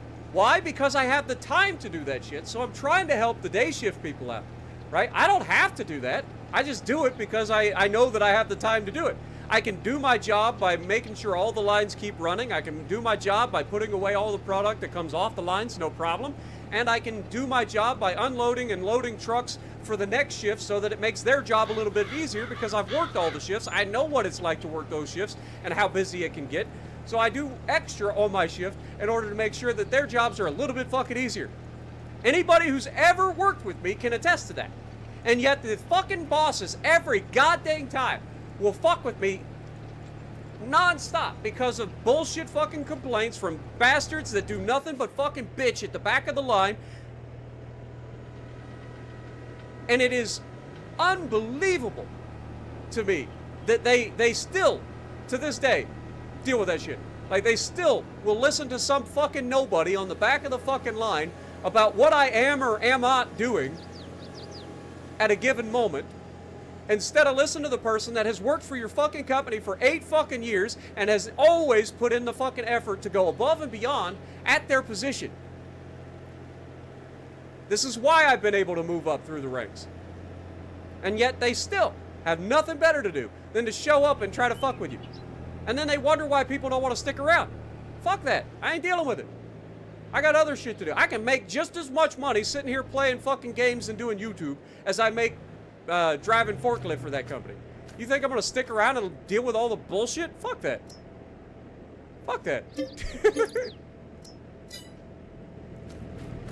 We ain't about that life, as my buddy Bullvi would say. Fuck that shit. Boy, that's a whole ass tangent I just went on. And I know some of the people that watch my channel are people that still work there. And so I know. Hell, I'm still friends with Facebook, or on Facebook with a lot of people that I used to work with. But I just don't deal with that shit, man. Like, if I'm doing my fucking job, leave me the fuck alone. I don't want to fucking hear you coming in and bitching at me every fucking morning because I spend too much time in the office. Is my job getting done? Then who cares what I'm fucking doing in the office? Who cares? I'm doing more than anybody else that has ever fucking worked third shift, and yet you're still bitching. I forgot about the giving breaks part. Yeah, I also had to give breaks while I was on fucking forklift on third shift. So I would give breaks every single day. I would make sure that I fucking, usually anywhere from 1 to 3 breaks that I would have to give. So we had 3 breaks a day. We would do a 10-minute break, a 30-minute break, and a 10-minute break, right? Or 15, 30, 15. Because nobody ever took a fucking 10-minute break in that place, and nobody ever took a 30-minute break. It's usually 45 or longer. But anyway, I don't care. But I would have to give 3 breaks per rotation. So you're doing 45 minutes of breaks, and then an hour and a half worth of breaks, and then 45 minutes worth of breaks. Okay, you can do the math to figure out what that adds up to, but it's a good chunk of your day just doing breaks alone. That's not including all the other shit that I got to do, including the fact that while I'm giving breaks, ain't nobody driving forklift to do shit to help me. So I've got to stock up the lines, make sure that I've got enough shit stocked up so that when I do get breaks, we don't run out of shit. And I still kept up with everything. I still didn't have any trouble. And with all the bullshit that was going on around that plant, they still fuck with me. So much other stupid shit going on. The fact that nobody could fucking run the machines without fucking everything up. All the shit getting fucking rejected at the customer because they can't fucking do quality control correctly. Like, there's so many other problems that are going on in the plant that I should be the last thing anybody fucks with. And yet they were more concerned with me than dealing with all the other shit that was going on at the plant. Which explains a lot for why the plant is what it is. Alright, let's pull this in here.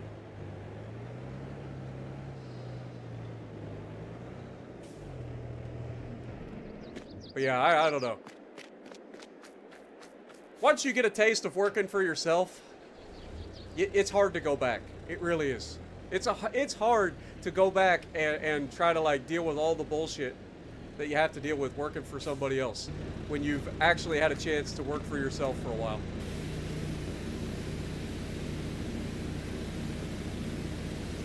What up, Tucker? How's it going?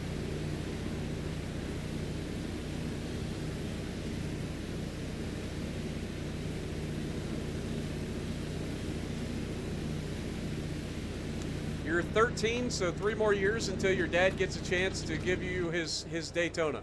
Okay, so that gives your dad 3 more years to blow the Daytona up before giving it to you without an engine. Got it. Got it. I understand now. Alright, so I believe that is everything we needed to do. Let me go ahead and drop this real quick. Pick up our... Man, that thing went all kinds of like womper-jawed when I dropped it. Started dancing. Come on, get around there. Move it over. There we go. Beautiful.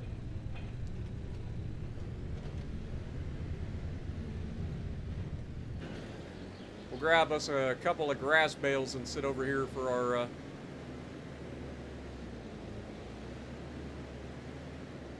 hay bales, I should say. Round bale, hey, we have 4,500 liters per bale. So let's just grab 2 of them.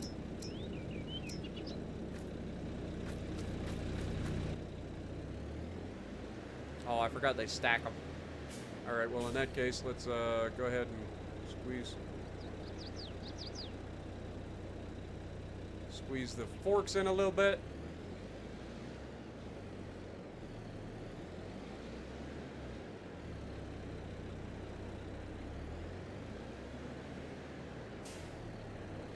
Take these over and deliver them to the sheep. That fell off already. Fantastic.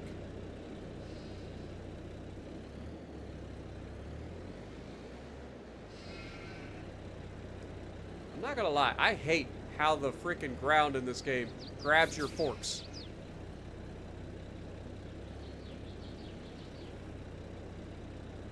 What the hell was that? Calculated.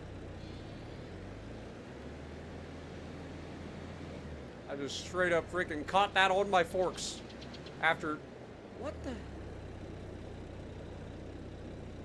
Stop it, game. Get help.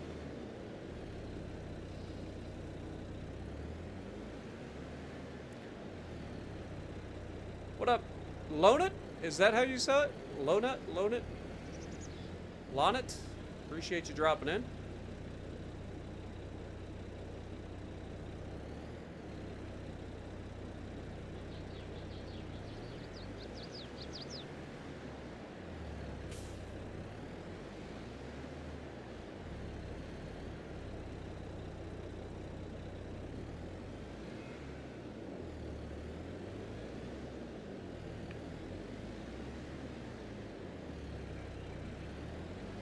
Alright. Put this thing back.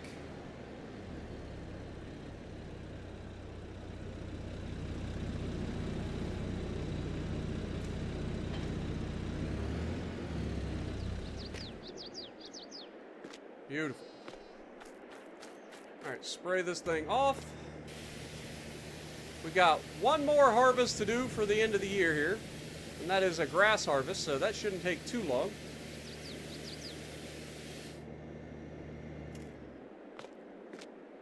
The sheep have grass.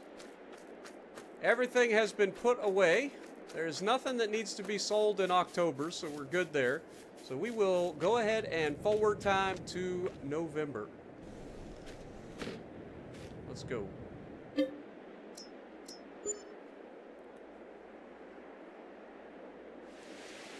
Came into the stream to me ranting. Yeah, sorry about that. I'm just passionate about my jobs that I work, man. I ain't gonna lie. I go on whole tangents.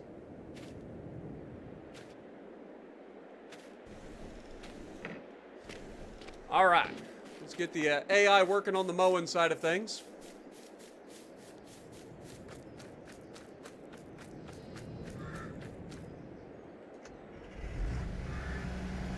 I'll get this side closest to the sheep.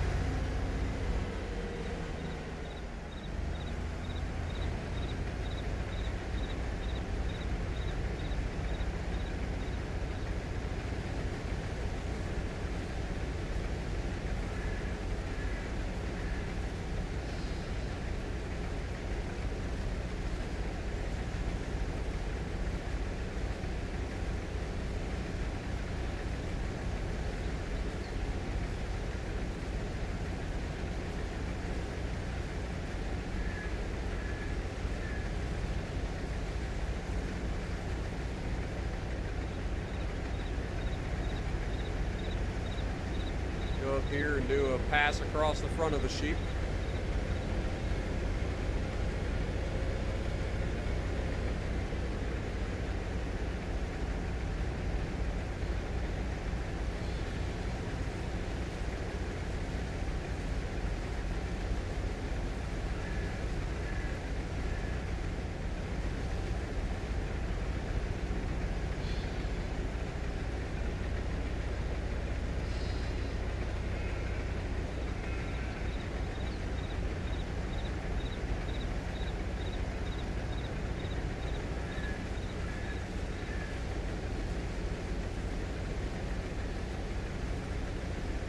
We got 3 fields to mow and bale.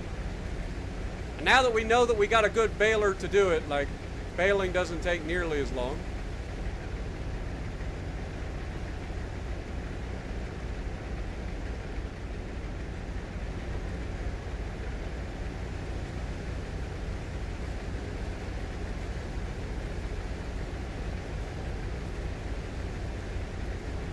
And I think we will stick with the big bales on the baler.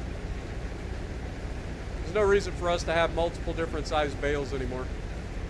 Even if it means that we hold on to a little bit of the harvest every year. Or every mow. We get 3 harvests a year, so it's really not that big of a difference.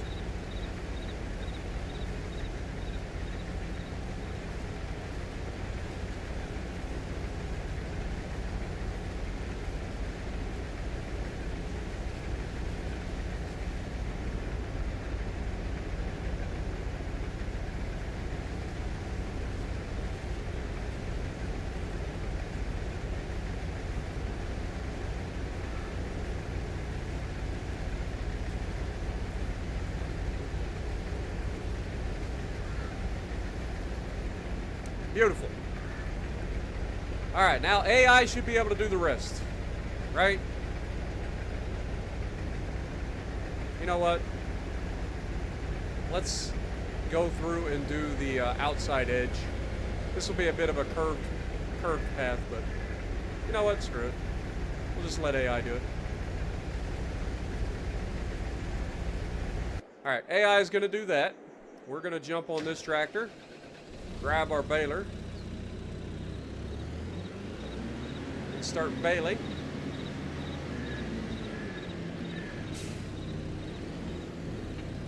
We will set the bale size to 180. We will reset the bale count before I forget. And then we'll go ahead and get this baling done.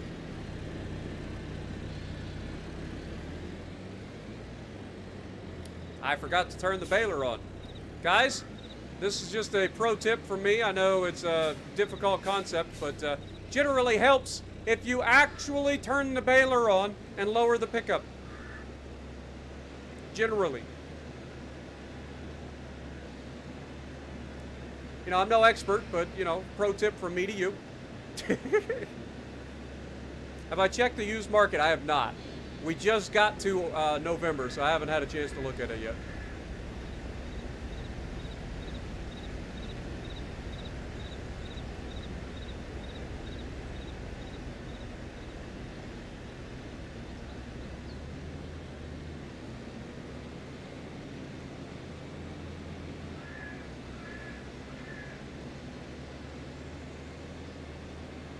I love this baler. Have I said that yet? This is the greatest baler of all time.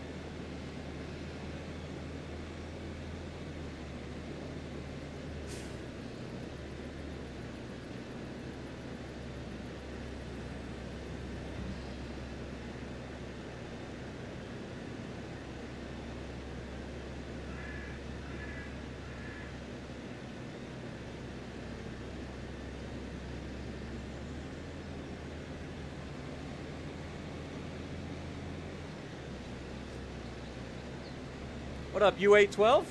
Tucker, good to see you guys.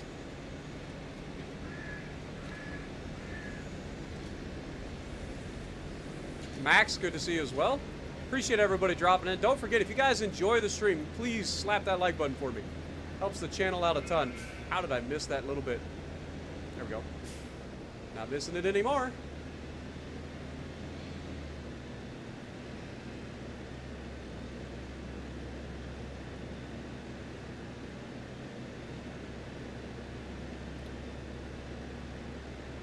Like how you guys are just going into straight up, like, talking about cars now.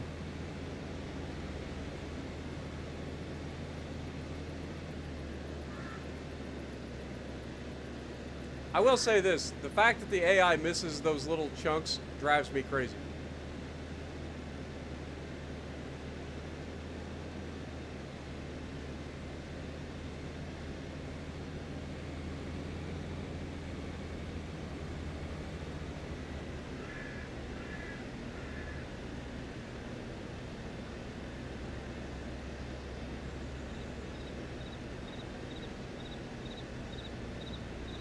But honestly, I don't think it's enough to make me want to stop him and go and clean them up. I think I'm just going to do the normal baling here. If it misses spots, it misses spots. It's not that big a deal. I don't know how much it misses when it misses those, so I'm not going to worry about it. I don't know how much that adds up to. If we're close to a bale or something at the end of this, maybe I'll go back and get those, but otherwise I don't really care.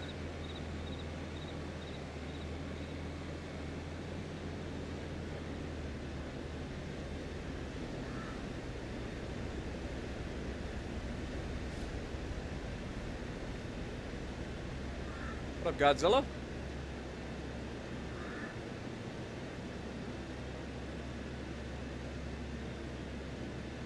Yeah, we went with the bright ones this time. Went with a bright color so that they stand out. You know, because the black ones, they were getting all like lost in the weeds and stuff. So bright pink shouldn't get lost in the weeds.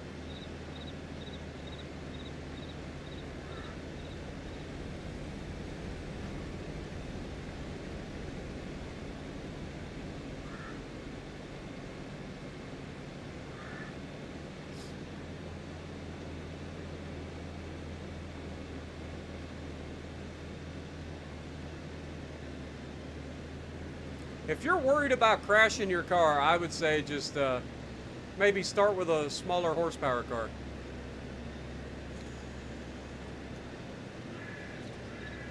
There's nothing wrong with realizing that, you know, you've got a car that's very, very powerful.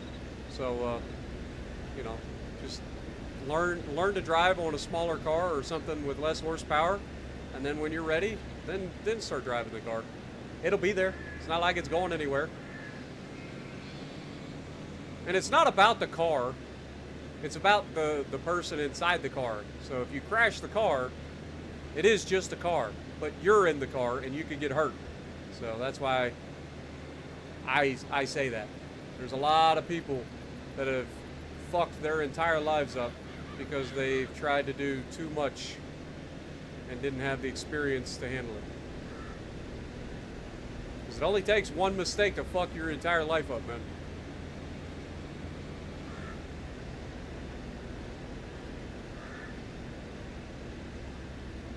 But there has to be a healthy dose of respect for the vehicle that you're driving, regardless of horsepower. If you don't respect the car or the truck that you're driving, then you're already on the road for disaster. And that's coming from somebody who definitely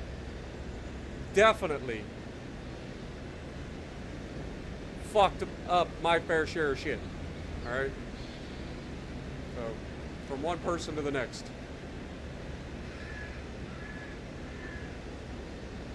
We're actually catching up to the AI with this baler. It's kind of crazy when you think about it.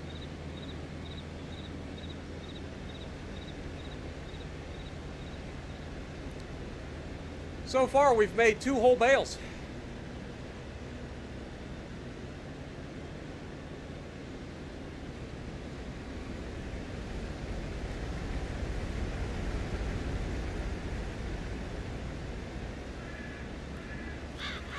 What up, Semper5? Thank you for re-upping for 21 months. Much appreciated. Get a goat in the chat for Semper5. But I'd say let's go ahead and change the topic of chat, please. I don't know what's going on, but just remember, he's a kid.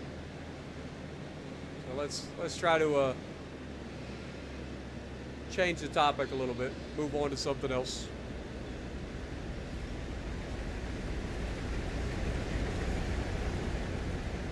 But much love, everybody. Appreciate you guys all dropping in. Don't forget, if you guys are enjoying, we're already up to 70 likes, so if you guys haven't already punched that like button for me, it helps the channel out a whole bunch.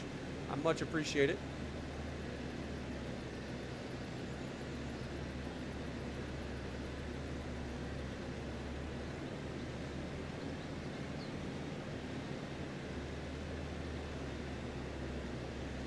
We usually try to get to 100 likes on the stream, so I appreciate anybody who does hit that like button.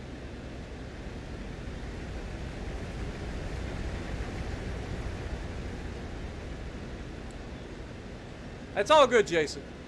Like I said, we've been on the topic for a while, so I like to try to change the subject a little bit. Just remember, they are a kid.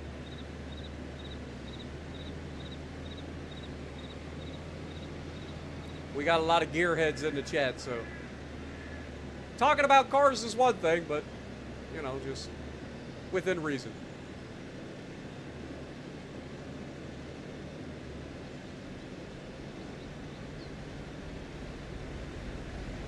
But I appreciate you guys, and I hope you guys have been enjoying the stream.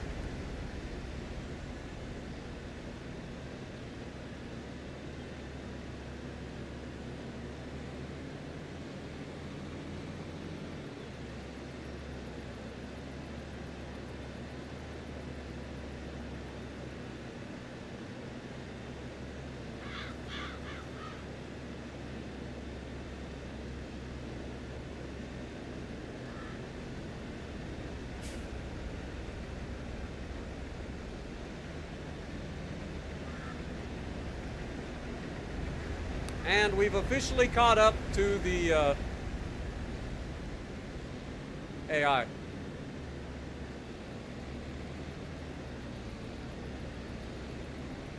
Best baler ever.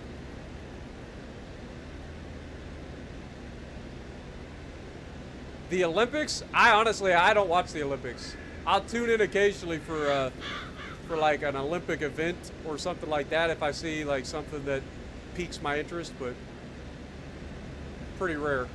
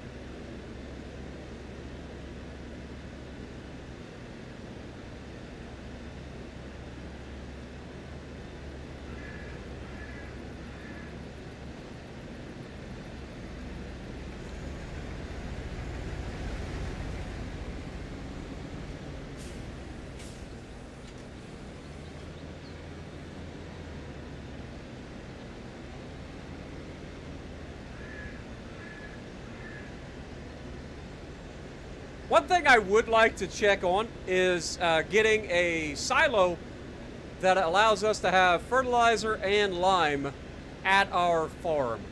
Because I'm tired of driving all the way down to the freaking store all the time. So, I think that is something I'm going to look into with some of our money. I don't know where I'm going to put it just yet, but we'll figure that out.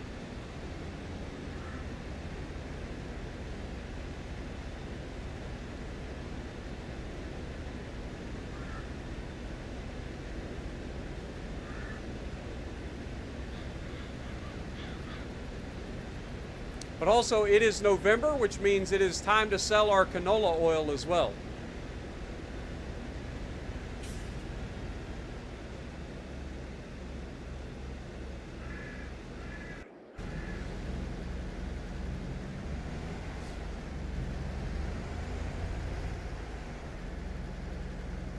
Like how the AI couldn't figure out that they were blocked by one object, so clearly you can't turn around, right?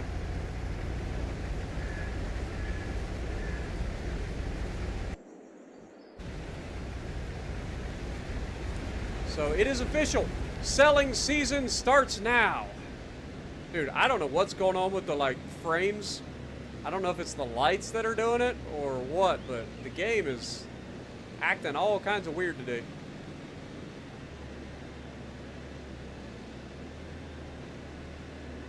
What up, Dr. Ghost in the house? How's it going? Appreciate you dropping in. Yeah, I keep tabs on like who's leading the medal races and stuff. It's usually between the US and China. I looked last night and actually Australia was leading, so that was kind of cool. Or at least they were tied with the US, I should say.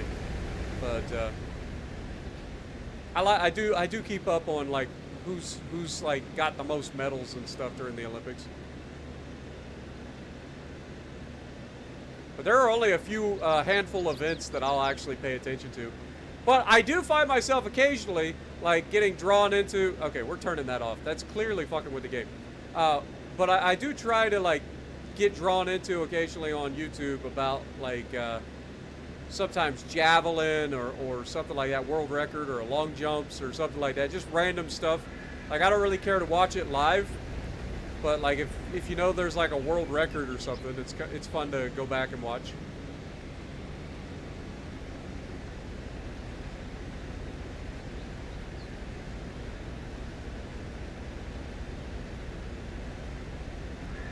Isn't the honey just thrown about? I mean, kind of at the moment.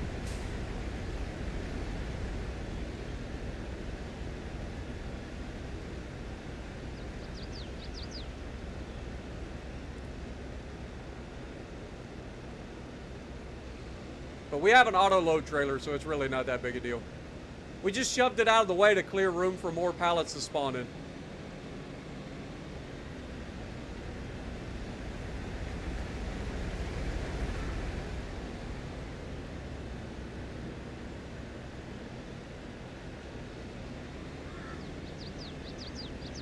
And we're about to get another bale. Beautiful. We've already got 4 big old pink marshmallows.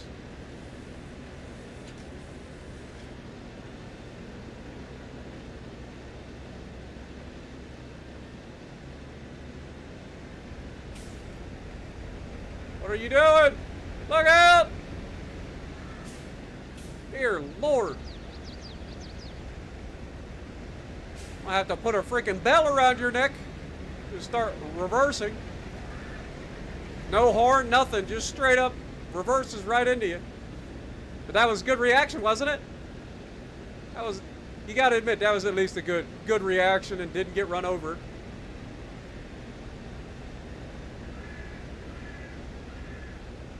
Is Yamato good unless if you get caught broadside? Yamato's a fantastic ship. It always will be. Like, people that struggle with Yamato struggle because of their own skill level. Has nothing to do with Yamato. Yamato is a fantastic ship.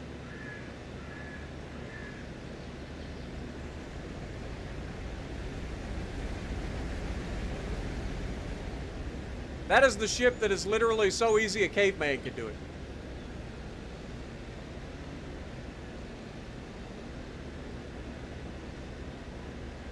Is this guy going to reverse again?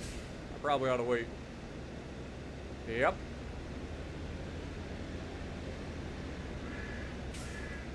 Now you should turn around.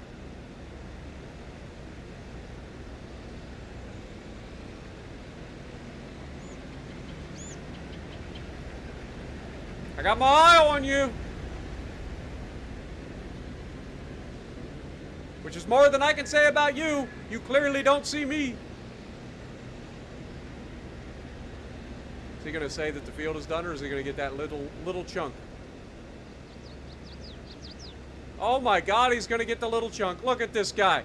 Absolute Giga Chad. Smartest AI we've had yet, which is not saying much.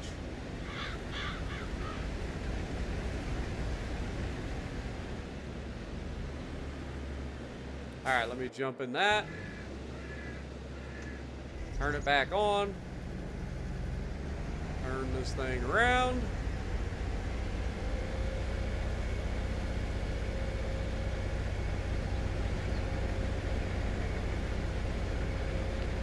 Take out at minimum like 3 more signs. It's fine. We've hit our sign quota for the year.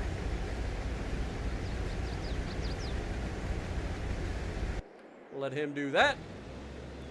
Swing around, grab the last little bit of this.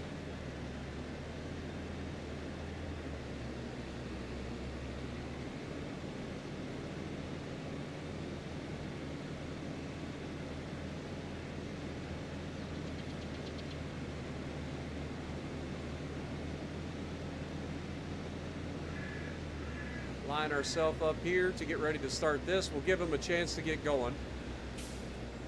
Get in this tractor.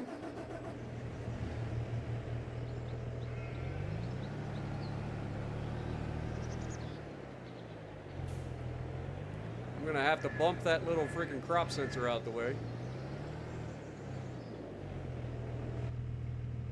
Let's go internal view for this. Just a little bump. Oh God, that was not the way that I intended that to go.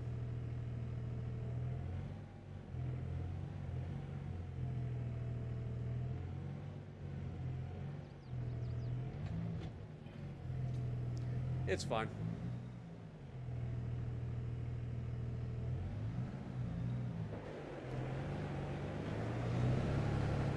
All right, while we're thinking about it, let's shut this down for the moment. Let's grab this, disconnect the trailer, go down, pick up our canola oil, and get ready to sell it. Who is selling canola oil at the highest price currently? I would imagine it's the Johnson's Farmers Market, if I had to guess.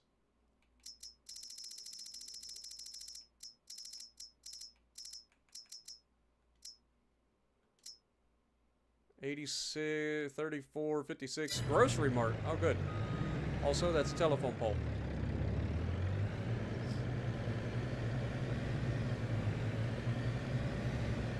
Yeah, it's imagine how much they're making.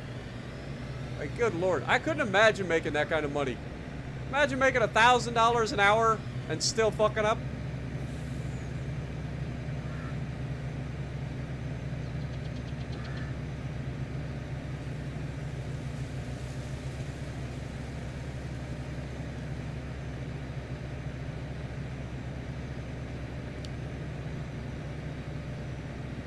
You'd like to see how the Yamato and the Iowas would have stacked up. Well, firepower's about the same, believe it or not.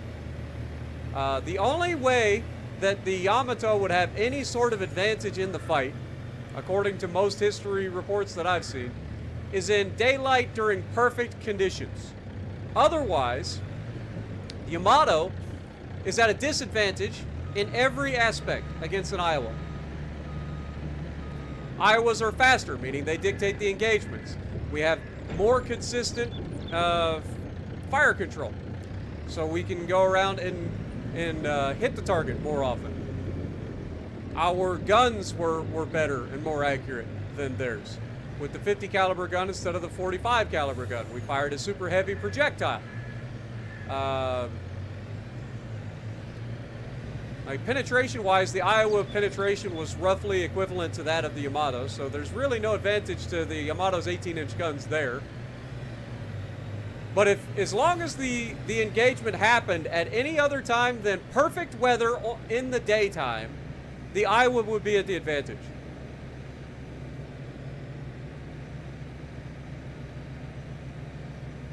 So that should tell you everything you need to know for the most part. But again, history has shown that, like, generally speaking, the one who lands a shot first is the winner of the match, or winner of the fight. So, Yamato could get lucky, land a shot, and break something on the Iowa or cripple something. I mean, either of those ships hit each other, it's going to be devastating. Just to put that into perspective. Now, a lot of people point out that the Iowa's guns were tested against Yamato's a chunk of Yamato's armor, and that is technically true. But what they forget is that that was tested under ideal situations at close range. So, like, there's no guarantee that you're going to get that kind of penetration in an actual, like, gunfight at sea. But there is no doubt in anybody's mind that either of the ships is capable of killing the other. It's not even a question. Both ships were more than capable of killing the other. It would come down to who got the first hit, and you know, from there, you got to give the advantage to the Iowa in that fight. More consistent, more accurate. The speed allows it to dictate the engagement. Capable of fighting under different or more weather conditions than just perfect, ideal daylight conditions. Like, I don't know. I believe the Iowa would win that fight more often than not. Beautiful. Canola oil has been sold. The next thing that will be sold will be the honey. So we'll go home and park this next to the honey, get that picked up.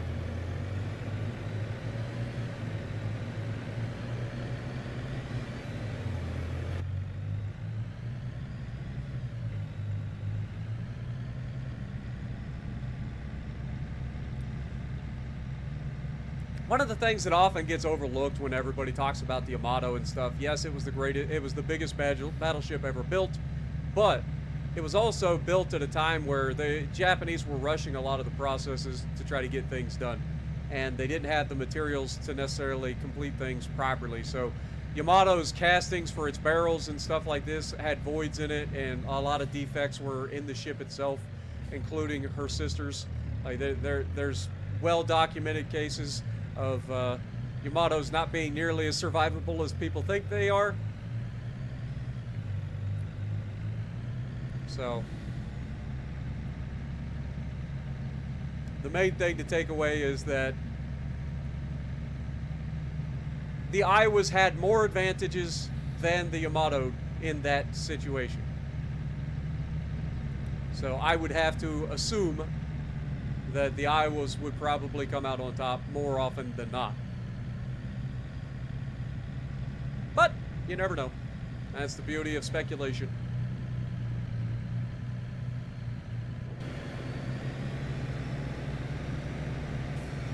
But Spartan, you're just biased because it's an American ship. Nope, I'm just, you know, giving you facts.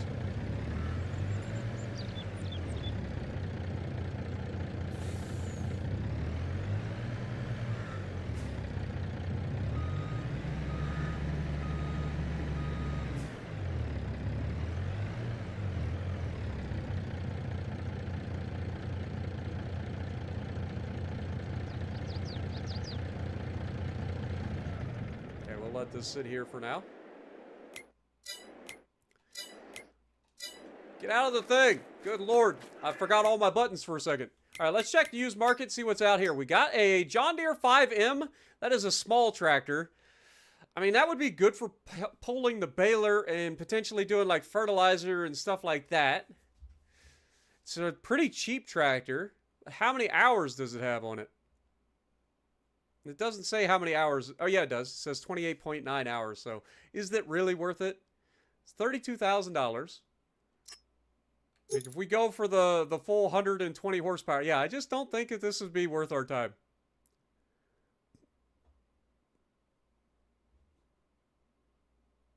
And it's got the front PTO as well. Yeah, I don't think so. I think we're better off going for something else. All right, let's look at the construction menu. Because I know there are silos that offer the ability to have fertilizer and stuff, if I remember correctly. And right here it is. So this is not what I thought it was, okay?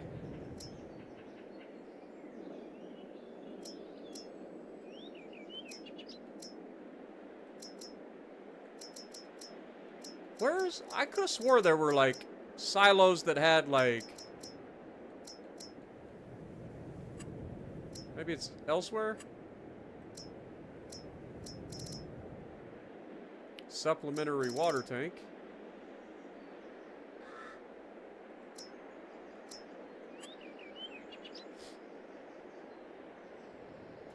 There's some in containers, you think?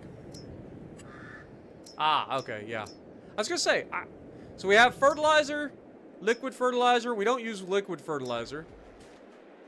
This can be filled with different products. Liquid storage. So this can be filled with fertilizer. So this is what we need for part of it. Where do we want to put it, though?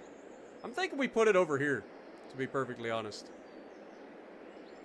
Like, not there, but like up against this road.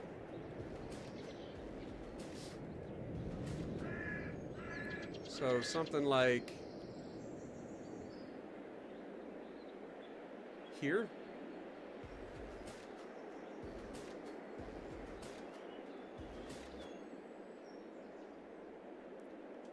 All right, so that is our fertilizer. Now, there should be one for lime as well, I thought. That's liquid. This is fuel storage. This can be filled with different products. I'm fairly confident that this can be filled with lime.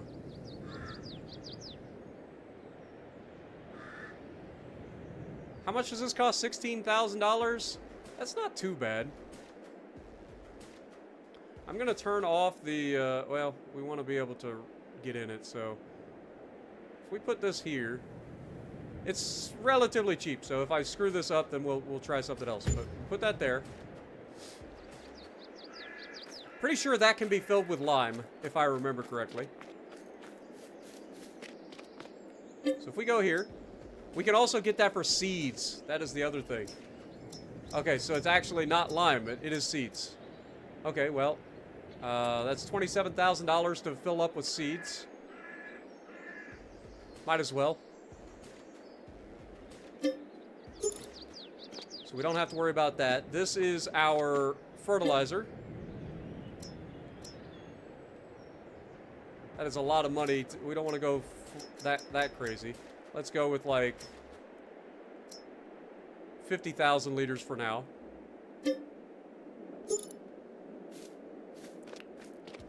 I could have swore we had a lime tank.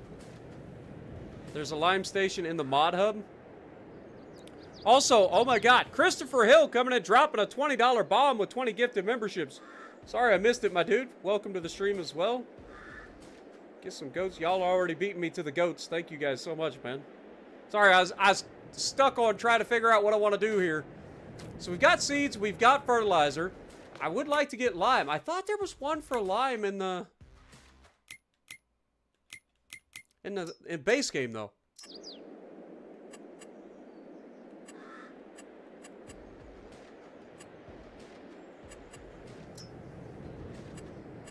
I could have swore there was.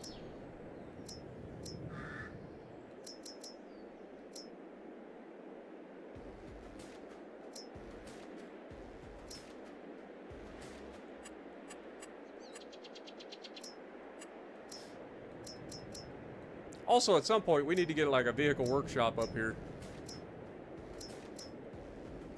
So nothing there. Let's just double check one more time, make sure I'm not missing it. So this is a hay loft. That is a bale and pallet storage.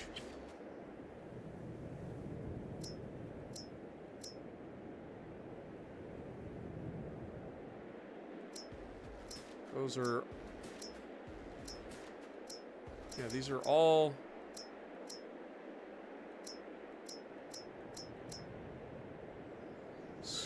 a smooth wall bin.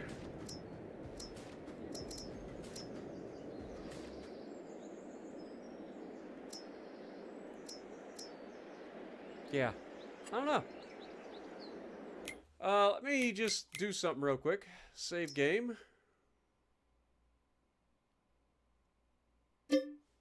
Maybe it was a mod that I had that gave me a lime silo, and I just haven't turned it on. Let me click on this and look. Yo, Broken Mouse coming in, also dropping a gifted membership. Thank you guys so much, man. Appreciate you guys. Welcome to the stream. Can you spam? What are you spamming?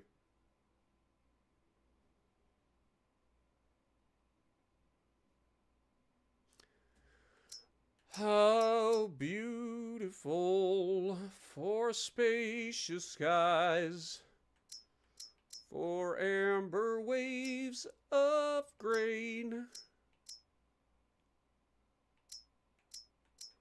Large silos, multi-fruit. No! Damn it! I didn't want to start loading. I hate the fact... okay, we need to... I'll go to the mod hub. I was trying to like look through my mods by that, but I hate the fact you can't click on the goddamn mod and look at it. I'm always singing. Always singing. And I look at chat occasionally.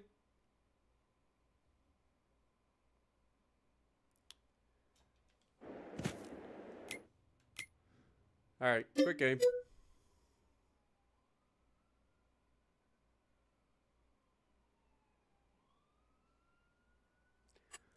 Alright, DLC.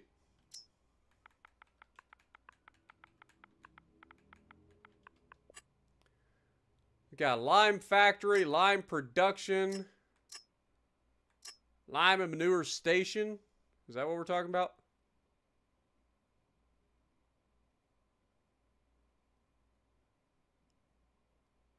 It's got to be this, right? Where you can buy lime. Price is $500. Daily upkeep is only $5. Is it just a pile on the ground, though? I don't want a pile of lime on the ground. Gotta be something better.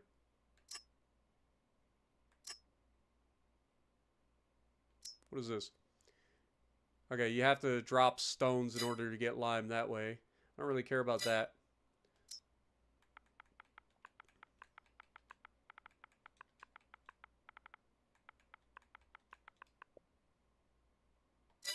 I swear to God, I've had a fucking thing that had lime in it. If that's the only thing, I guess that's the only thing, but I swear I've had a silo that had lime in it. And I thought it was base game. Ugh.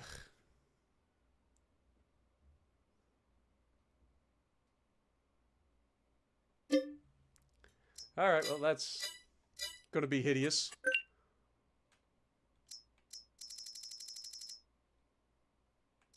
Also, I hate that they freaking hide the new mod. Like, why is the mod not at the bottom or the top? There it is.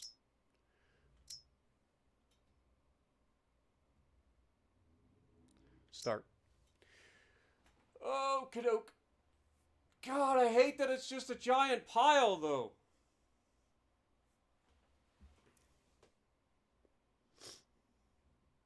Try the multi or fruit storage.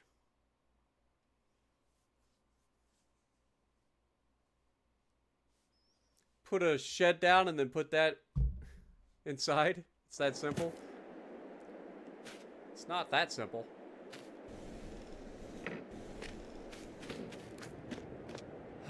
It's annoying as hell is what it is. Why can't it just be like a little silo like this that has lime in it?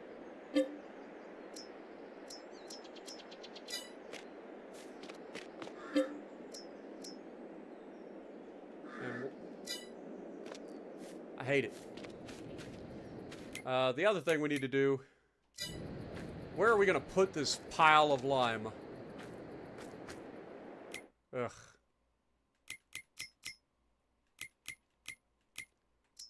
Construction. I'm assuming it'll be under containers. Nope, it's not.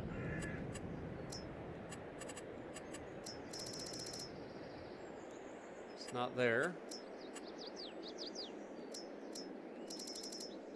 It's not there. Is it just considered a shed?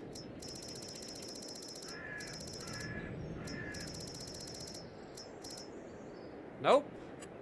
Tools. Nope.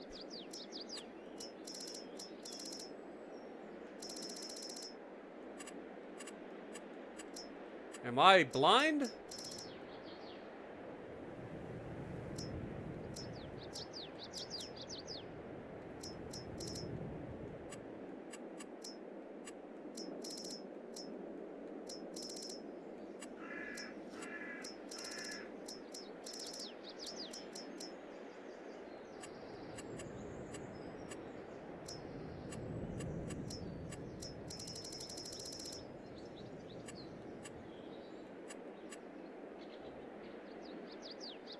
It's in factories?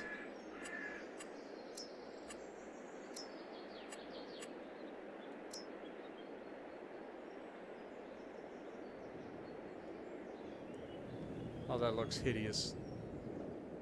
I hate it so much.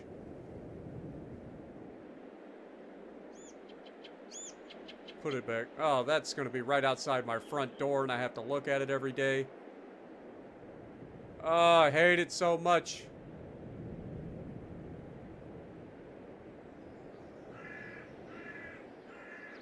Oh, no. Alright, well, I guess we'll just keep with the tradition of putting this right here with the rest of it.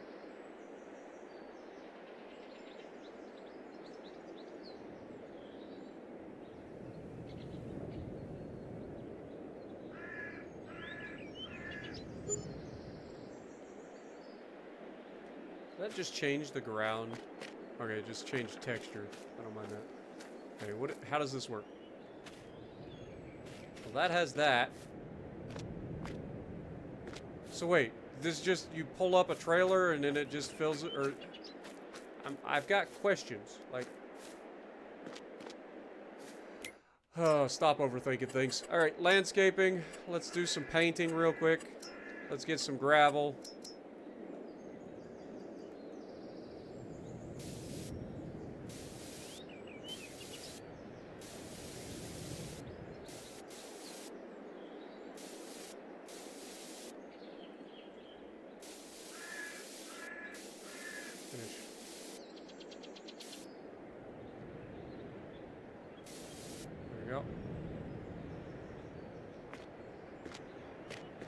Alright, well, that's a thing. We'll figure the lime out here in a second.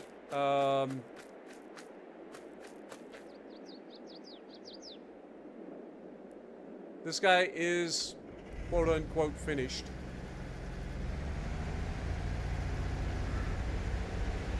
Let's go ahead and get him ready to start the next field.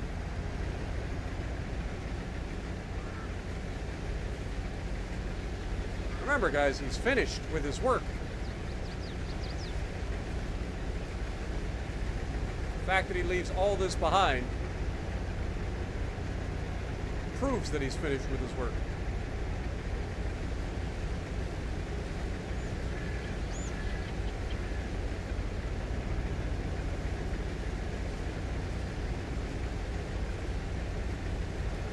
Alright, let's get this thing down to the other field.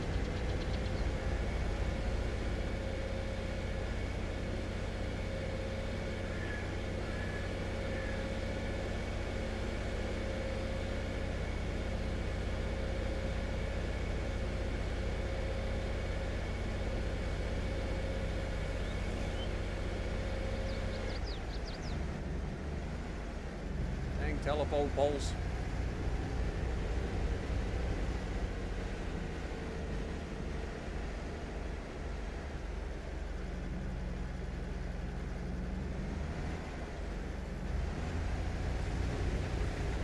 Let him start on this. I already hate how he's trying to do that, but whatever. We'll figure it out when we get there. Let's go fill this thing up with lime. Or not lime, but fertilizer.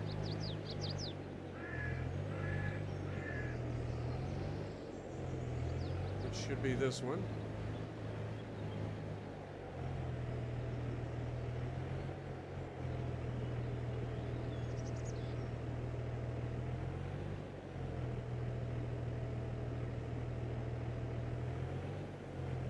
Hello? Do I have to raise the cover off?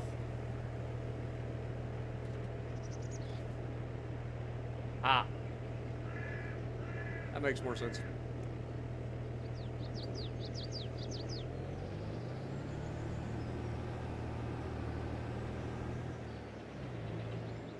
Oh, I forgot. We gotta actually... That's fine. Let him do that.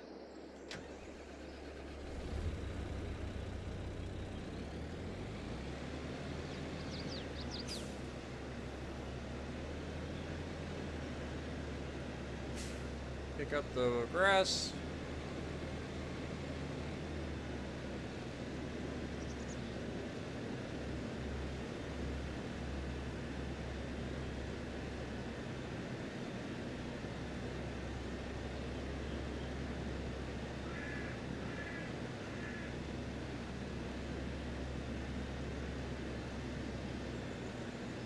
What up, Fenrir? How's it going? Captain Kelleher, how's it going? My week went pretty well. Hopefully you're having a good weekend.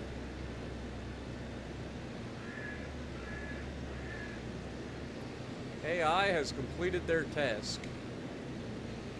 I have my doubts.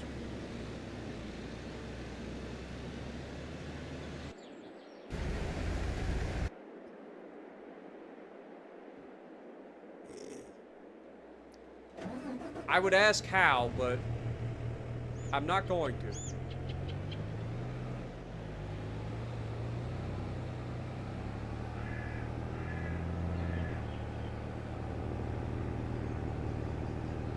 Maybe if we go this direction, the AI won't have a goddamn seizure.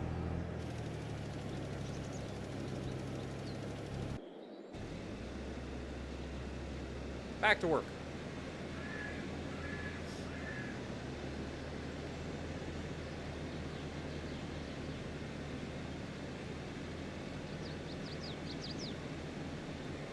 Hard to fill with this cover on. Yeah, well, here's a fun thing. Any other time, the cover automatically opens up. Just saying.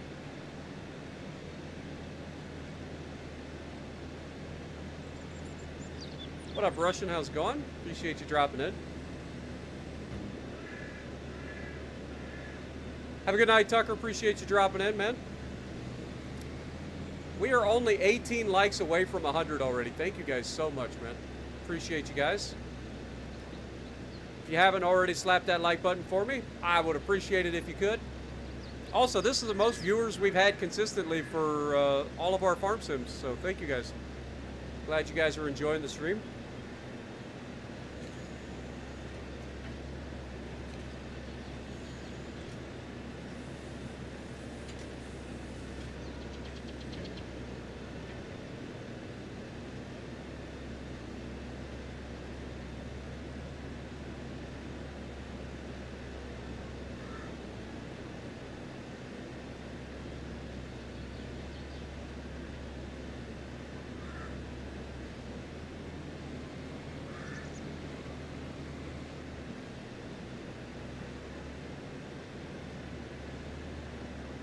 What up, Manny?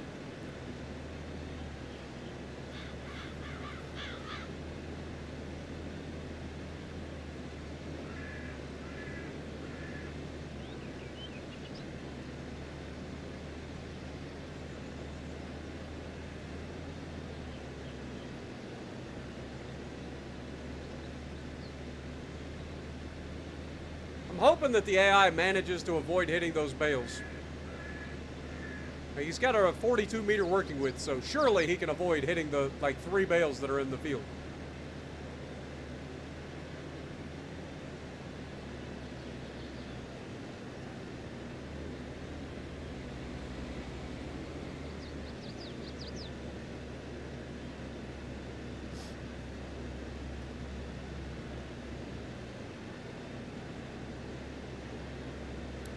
No, we changed the bale wrapping to bright pink because they kept getting like dropped in and rolling into the weeds and stuff.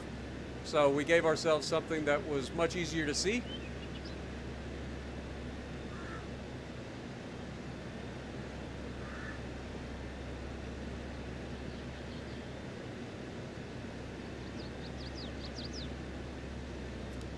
Everybody's starting to realize that if you want Spartan content, you're gonna have to get into farming. I still play, like, I play daily World of Warships videos on the channel. I stream at least once a week. I'll probably be streaming twice next week of World of Warships. But I'm enjoying this game a lot. And I'm enjoying this series. So I'm glad you guys are as well. You get rid of the weeds yet? Not all the weeds, because there's the ones that are left are on our or not on our property technically. But we got rid of the trees, we got rid of most of the weeds and cleaned everything up.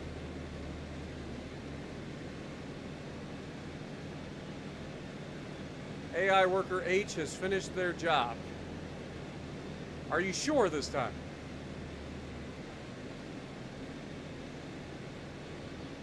Why do I have my doubts? Because I can see like an entire area that hasn't been touched already.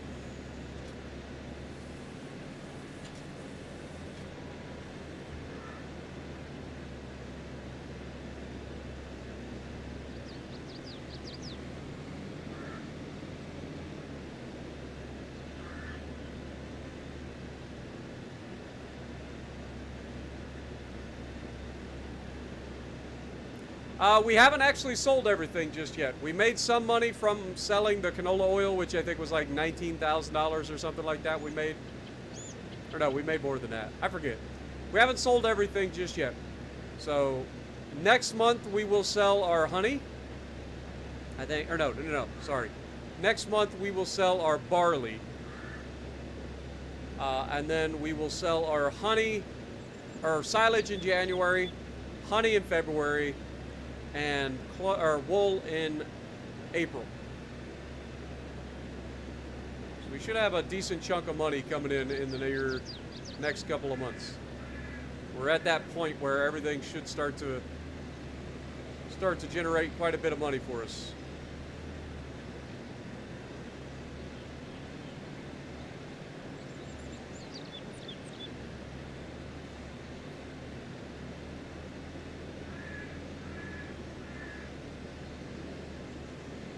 And thanks to Jim screwing up our header that we needed, we've got plenty of hay to keep the sheep happy over the wintertime.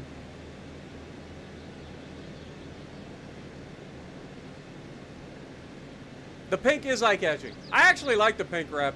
I ain't gonna lie. It really works against the dark green grass.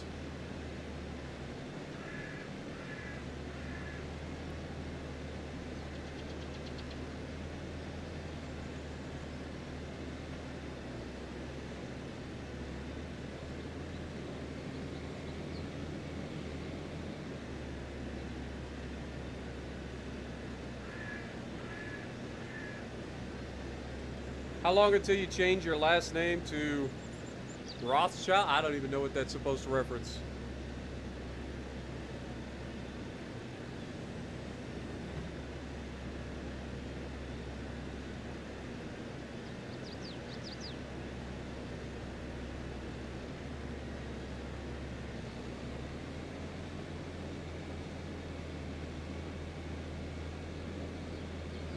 Damn it, Jim. I'm a doctor, not a farmer. Nice little Star Trek reference. I like it. What up, Ghost Knight? Yeah, we were using black initially, but they kept rolling over the hill and getting stuck in the weeds, and we actually had like 6 bales go unnoticed for a while. And then I was like, okay, time to clear up this brush and everything over here. And then we did that, and we changed our wrap color to pink so that everything stands out a little bit better.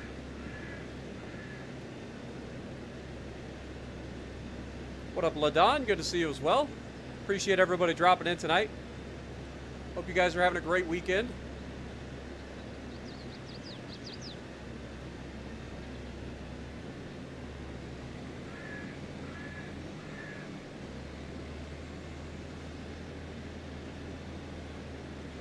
So far, we've produced a total of 8 bales off of our 2 fields. But these are super bales with 50,000 liters a piece in them.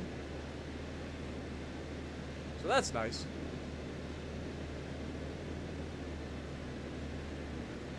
So that means we've picked up over 400,000 liters of grass to make silage out of. Just so far.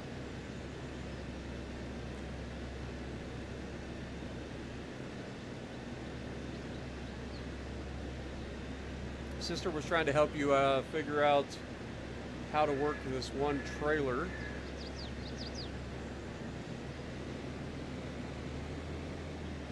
She couldn't figure it out either. It's a trailer for one of the combines.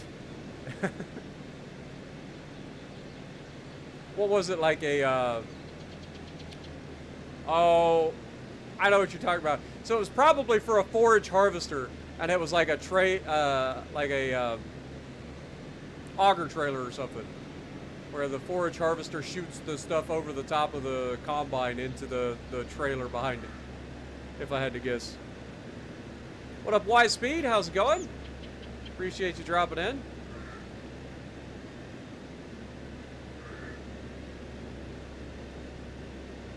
Montana versus Vermont. Don't spam chat, guys.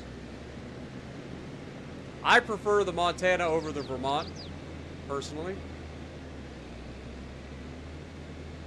I think it's just a more reliable ship, just due to the fact that it has speed enough to disengage when you need to. It's got better armor than the Vermont, but that's just my personal opinion.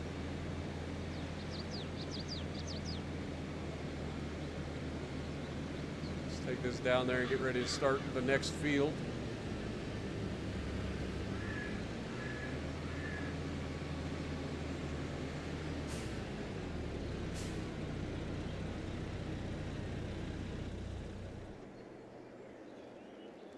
Tractor.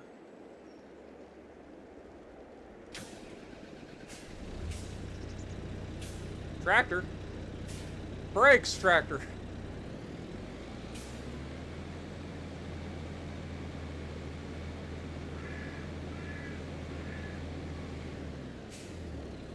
Apparently, you need to come to a complete stop in this game before you shut it off. I know it's got air brakes, but good lord. The way air brakes work is the opposite of what was just shown.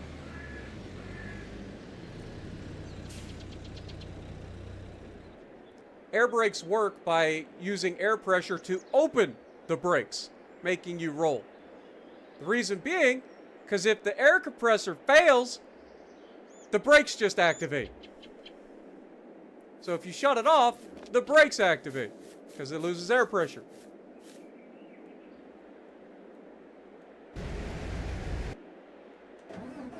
Alright, let's get the rest of this field done, since the AI has, again, completed its task by driving like a straight line and not actually completed anything.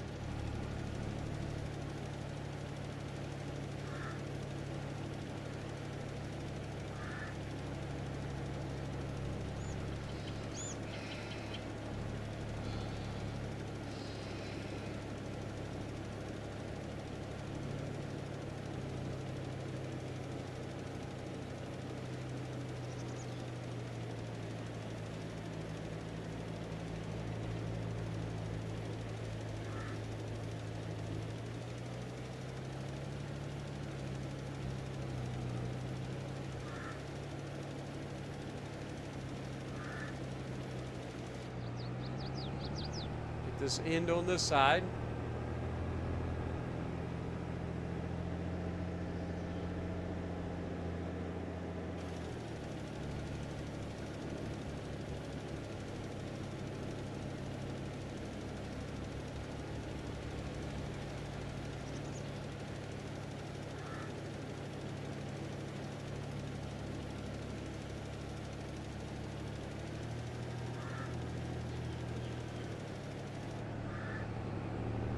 Now you head over to the other field and do a better job this time, okay, AI? Now I know I missed a chunk over there on that corner, but I couldn't care less about it. Don't need to have every little section perfect, especially when you're trying to get a bunch of stuff done.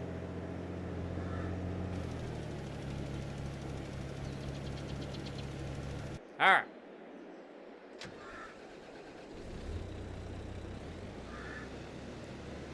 Back to Baling.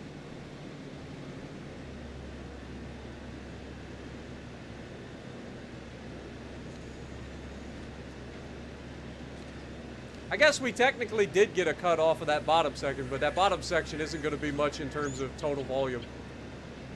But it should be fine. Or maybe it didn't. I don't know. I can't tell. Kind of looks like there might be a divide. I can't tell if he went the entire way. But he definitely missed this whole corner. We'll have to get that. That's a lot of grass that he missed there.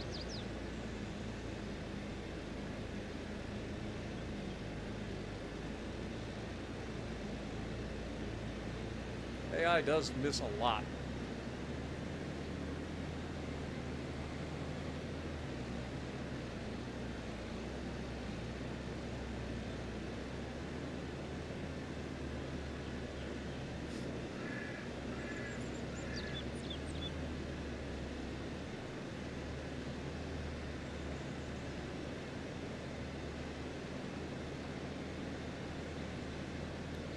You were talking about the header that you were...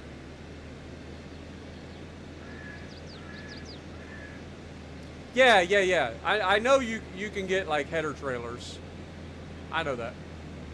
Right now we have two different size headers though, so I would have to have a header trailer for both of them, and that doesn't make a whole lot of sense. Plus our fields aren't that far away, so at the moment it doesn't really do us much good to buy a header trailer.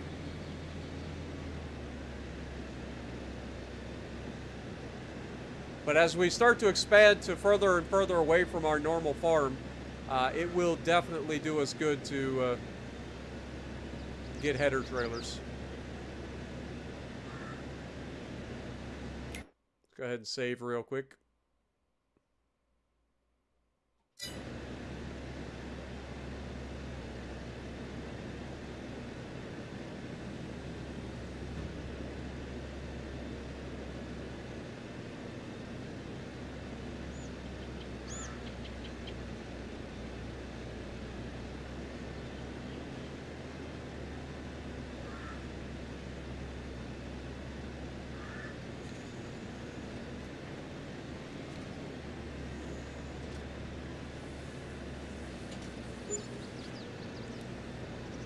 Oh, only $575 for that hour.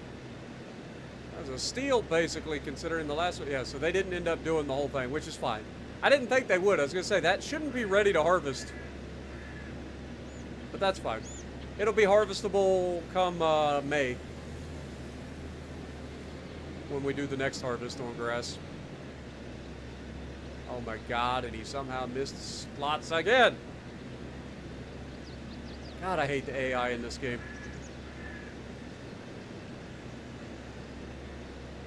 You cleaned the bathroom spotless, cooked dinner for 4 people, and showed, and I'm still streaming. Yep. Welcome back, Country Bumpkin.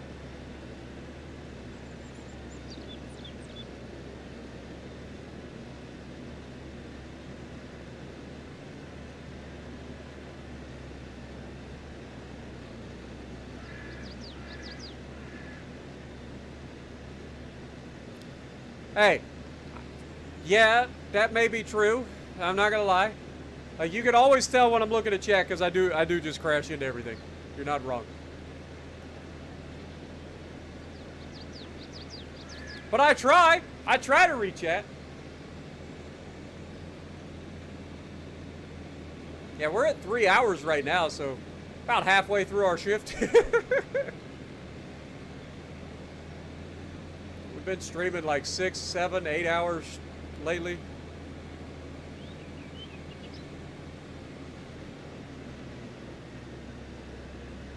But I'm glad you guys have been enjoying it with me. We're only 11 likes away from 100, though. Thank you guys so much, man. Let's see if we get to 100 likes real quick. Only 11 away.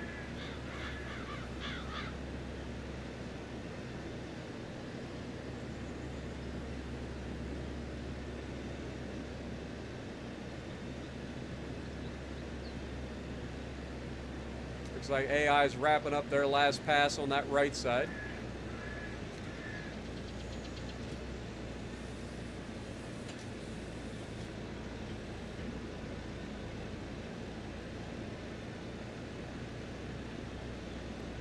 Execute order 100. Let's do it. What up, CH? Appreciate you, my dude.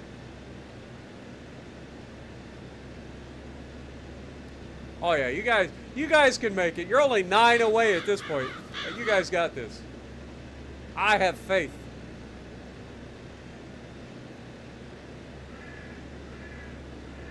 Worker A has completed their task. Well, it's pretty close. I'll give you benefit of the doubt. You did screw up, but not nearly as much as everybody else does, so.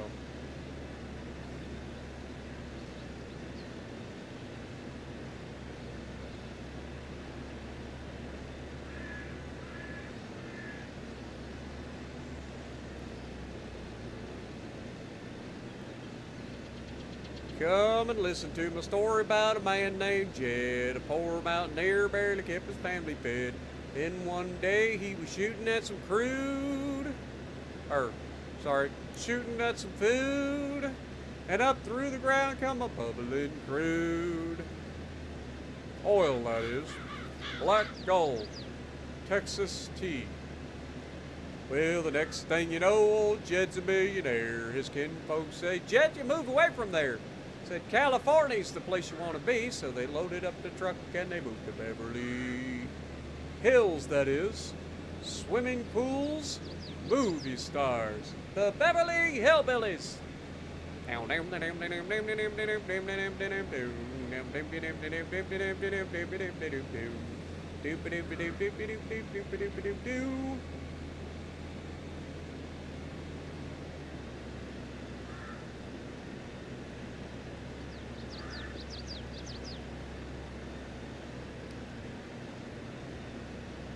Anybody else out there get forced to watch TV Land a lot when you were younger? My mom, she used to love TV Land. Beverly Hillbillies, a little bit of Red Fox with the Sanford and Sons, the Jeffersons, Mama's Family.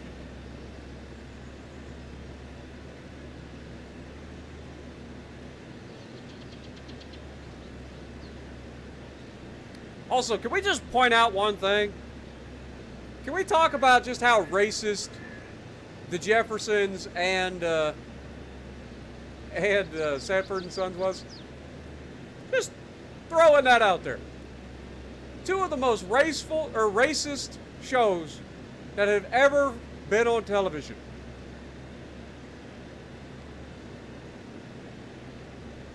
Bonanza. Down, dum dum dum dum dum dum bum ba. Dum ba dum ba dum ba ba dum ba dum ba ba da dum ba ba ba da dum ba ba ba da ba ba bum ba da dum ba da dum ba da dum ba da da dum ba da dum ba da dum ba da dum ba da dum ba da dum ba ba. MASH. And now you watch MASH. It's funny how that works, isn't it? Mr. Ed, Nick at Night.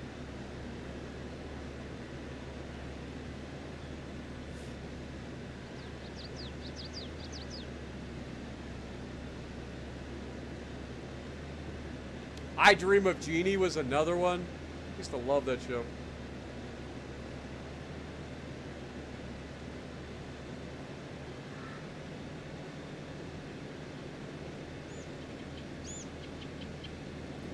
Gilligan's Island, yeah.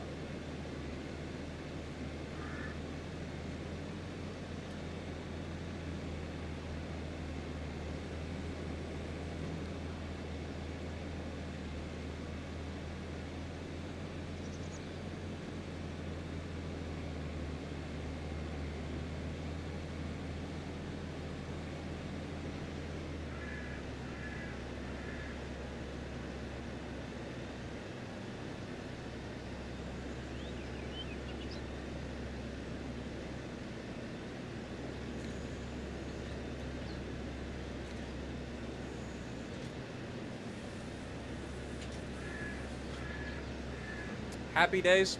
See, I've never actually watched Happy Days. Monday, Tuesday, happy day. Wednesday, Thursday, happy day. Friday, Saturday. Oh, wait. Friday, what a day. Oh, I don't know.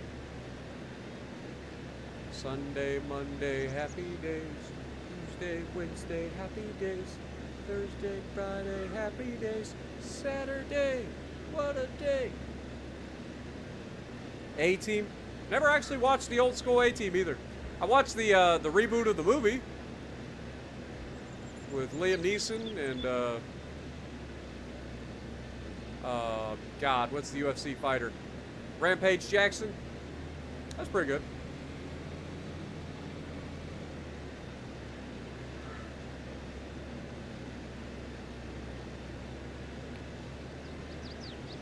MacGyver, never watched it. I've never even watched House. You know, the only reason I know of House is because of Dr. Mike on YouTube. I watch his reaction to House, which is hilarious.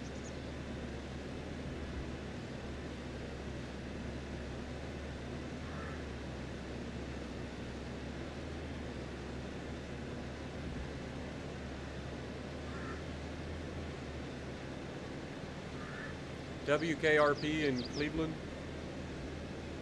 Night Court. Never actually watched Night Court.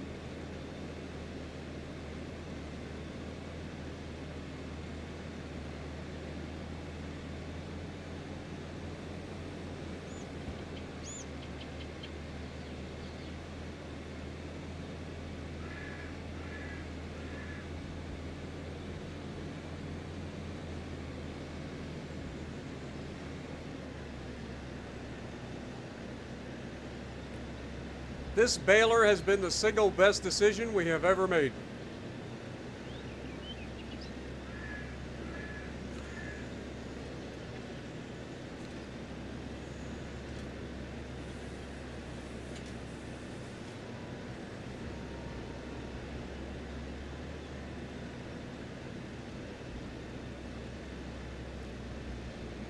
Little House on the Prairie? Yeah, I couldn't do that. I did watch the old movie Grizzly Adams back in the day. That was a pretty good movie.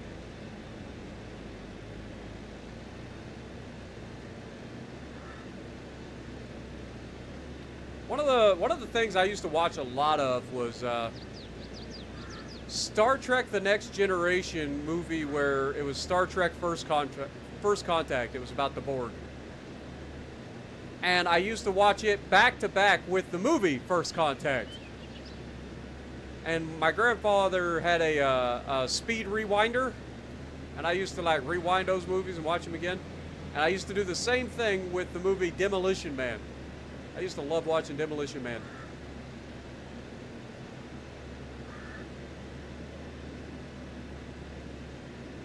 What up, Dark One?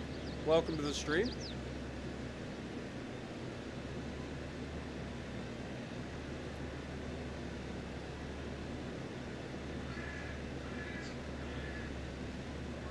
Give me a second, guys. My dad's calling.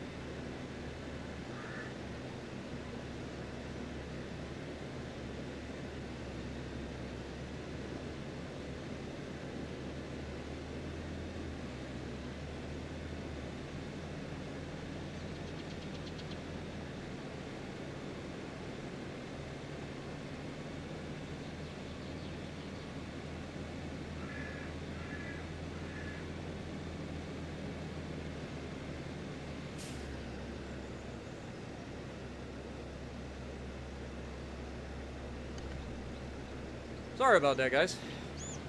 Dad called me. That was the third time he called, so I figured it was probably something important. At least I kept baling for you guys. Tried. I only did like one circle down there at the end.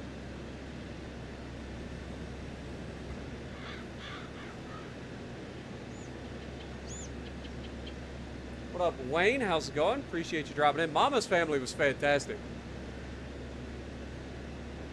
My mom used to love Mama's family.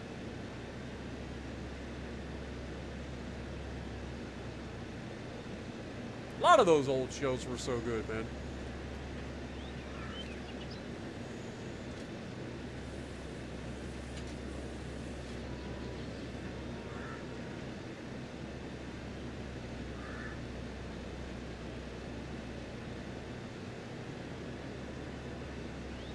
There was actually quite a few different references to some of the older movies that I grew up with in the new Beverly Hills Cop movie, which, if you guys haven't seen the new Beverly Hills Cop, I recommend it. It is funny as hell.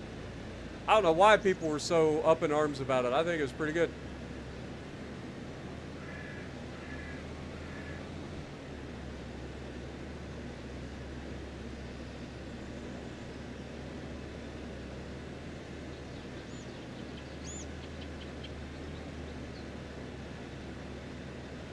Yeah, it literally had Shooter McGavin in it, but there's a bunch of other little references and Easter eggs and stuff throughout the movie too. Callbacks to all kinds of different movies.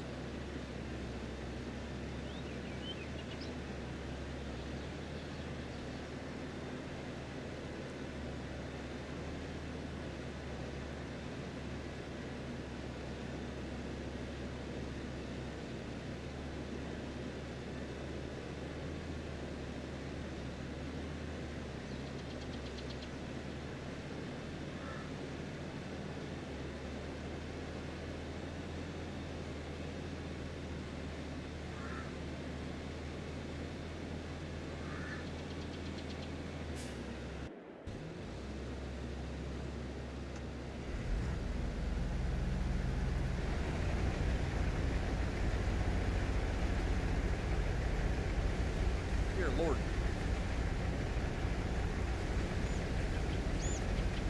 Let's get this done.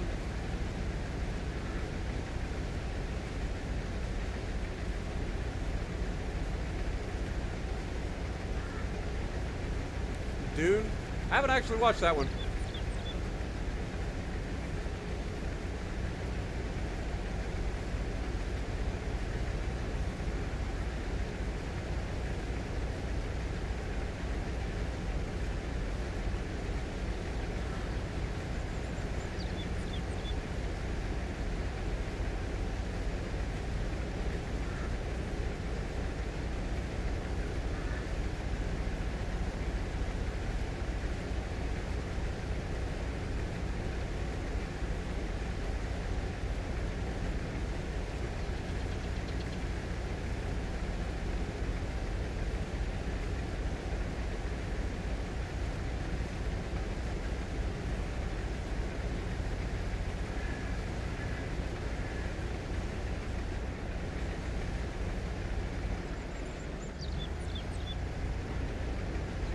Other one it missed.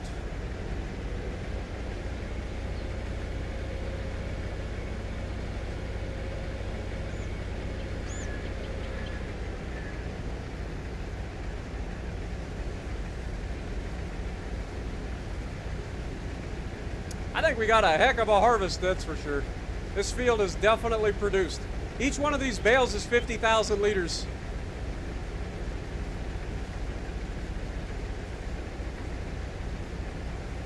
There's 8 of them there, so that's another 40, yeah, another 400,000 liters.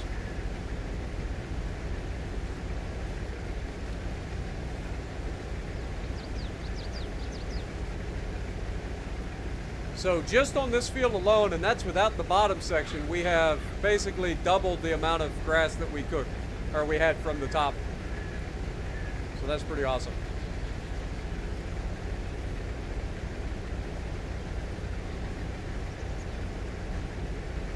Yep, only 8 likes until we get to 100. If you guys haven't already, slap that like button for me. I would appreciate it.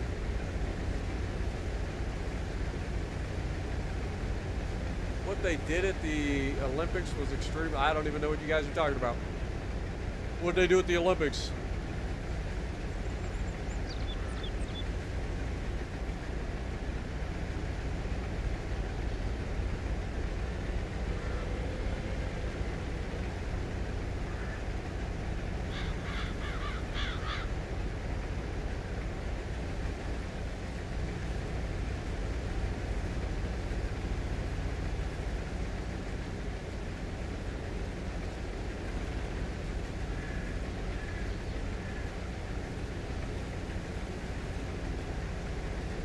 Recreated the Last Supper with drag queens.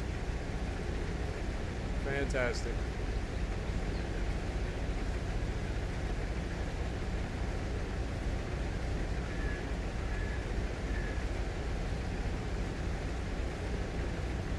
As if we don't have enough bullshit to deal with. I gotta go piss everybody off by doing stupid shit like that.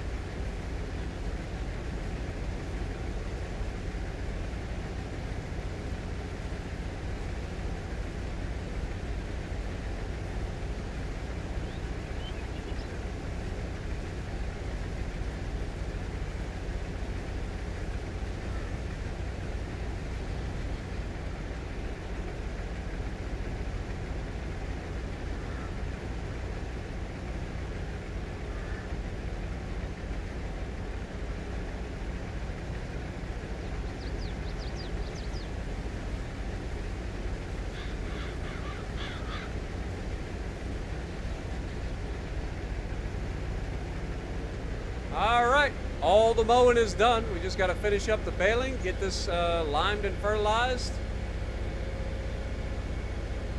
We will be good to go.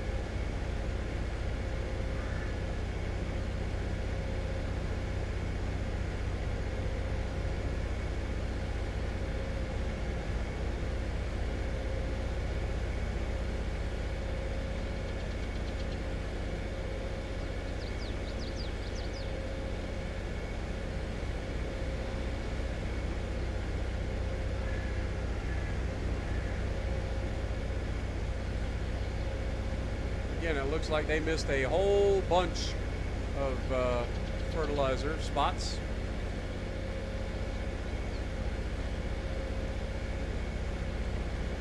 Now that's a lawnmower. This is a mod. This is a swather.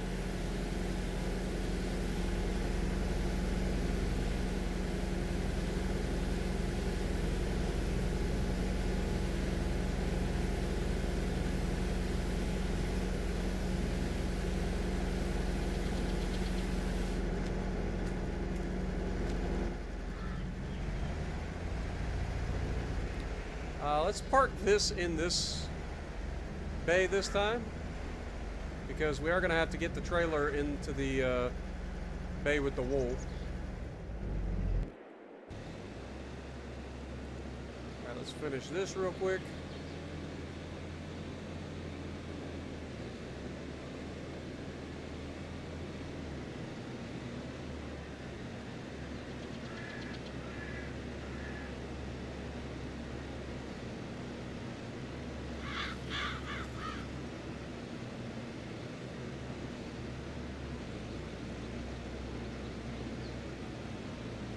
Yeah, I forget what it's called, but it's something swather pack or something like that.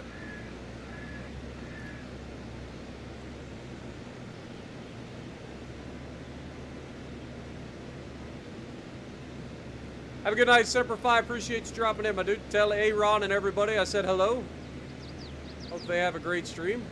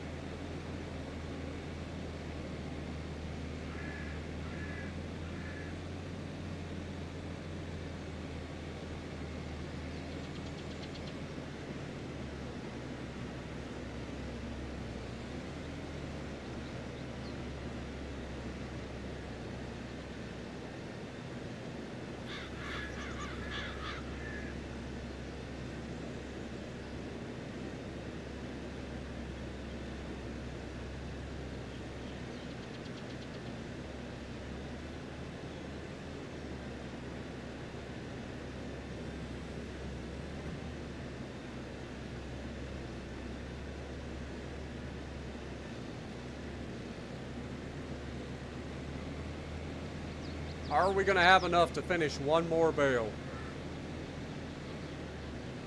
I doubt it. But maybe.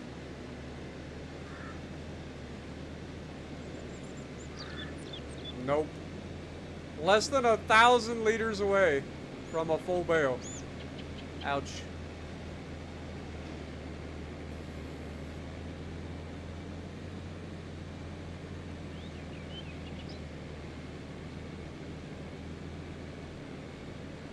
It's all good though.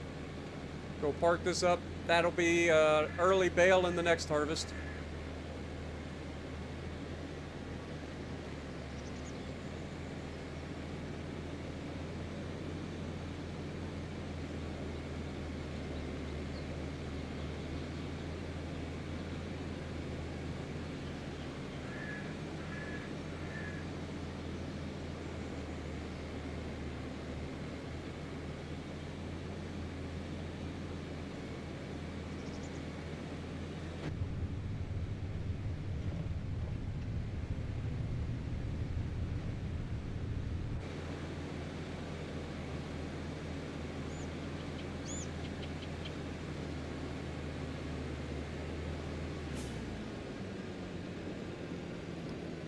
Let's go ahead and spray her down. Put this bale away.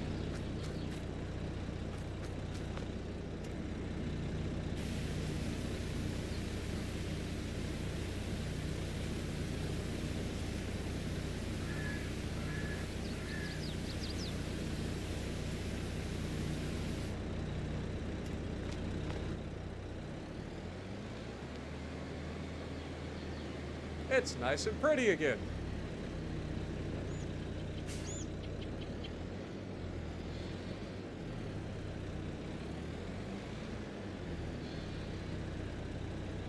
Come on now.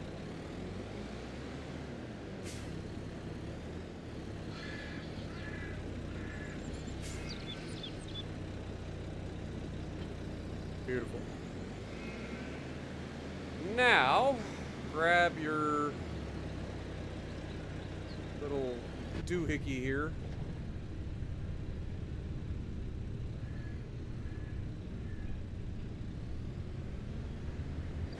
Grab the lime spreader.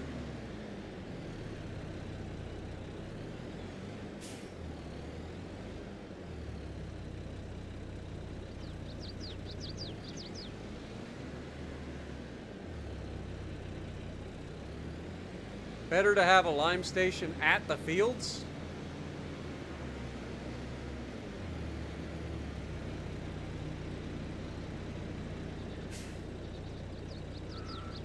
Open the cover.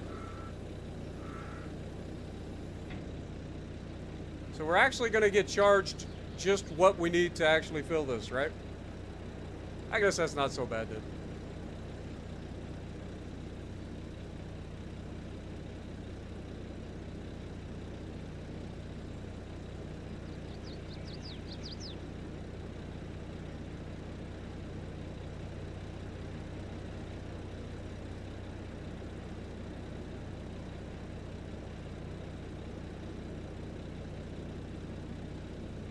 All right, Fenrir.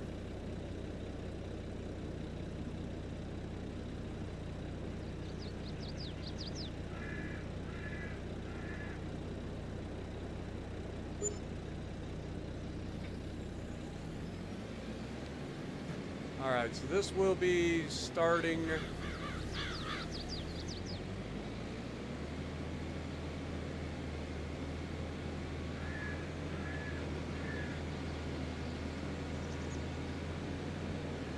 start up this direction.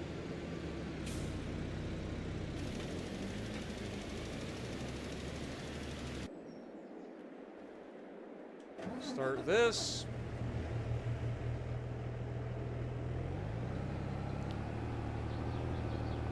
Knock out these areas that need it. Oh dear Lord.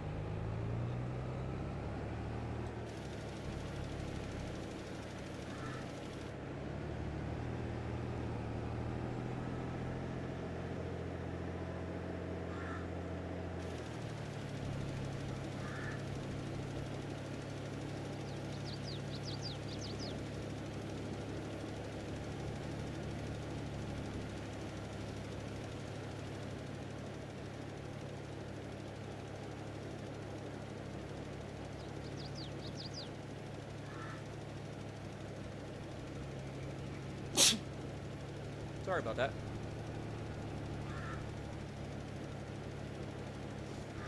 I had to sneeze.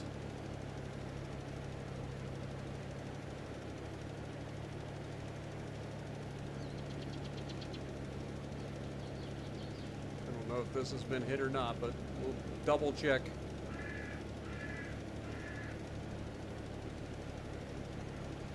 Okay. I was gonna say, come on now.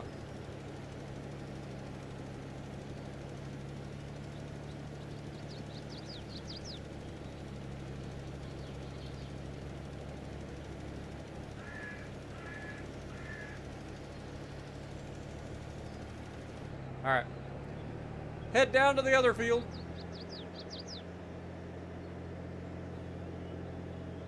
Get that done down there.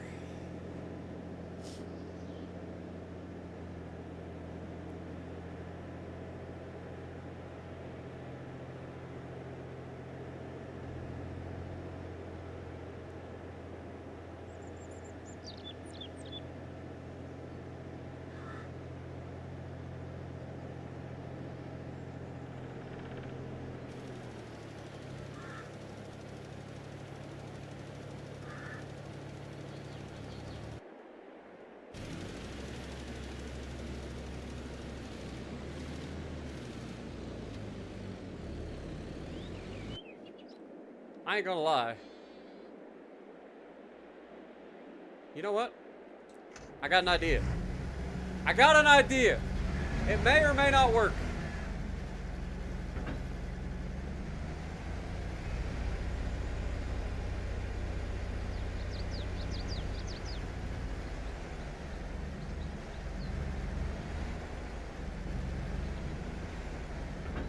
Oh my God, it's gonna work. Oh, it's totally working. Beautiful. So now I can do this while they're doing all their things.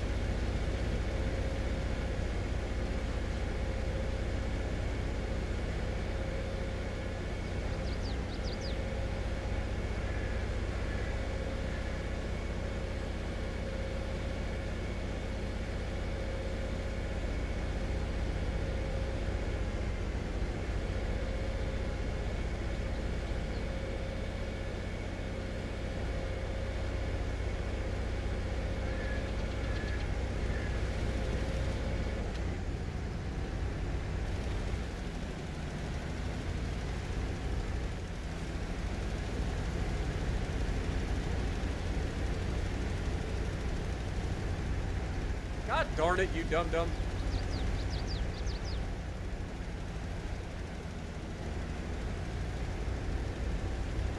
I can't move.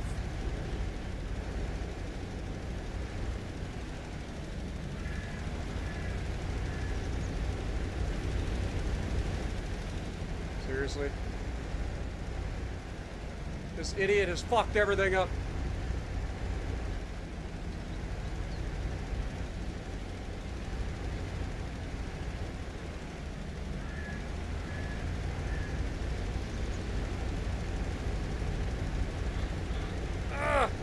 Go!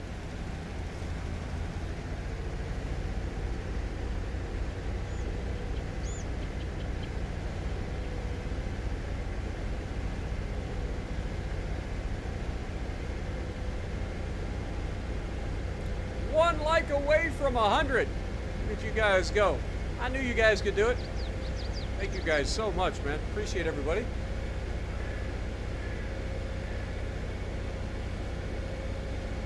Like the stream if you also want to strangle the AI in this game.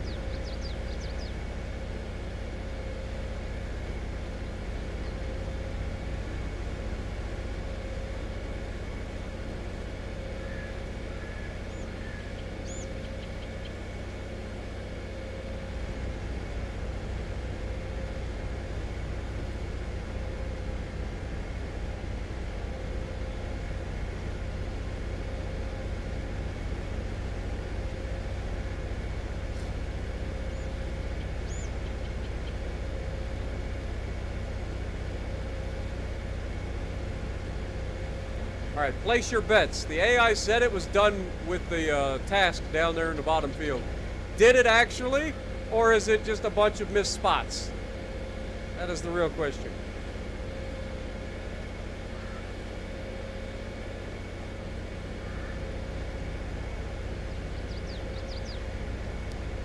And here it comes. The moment of truth. It did one strip and call it a day. Yep. AI working as intended.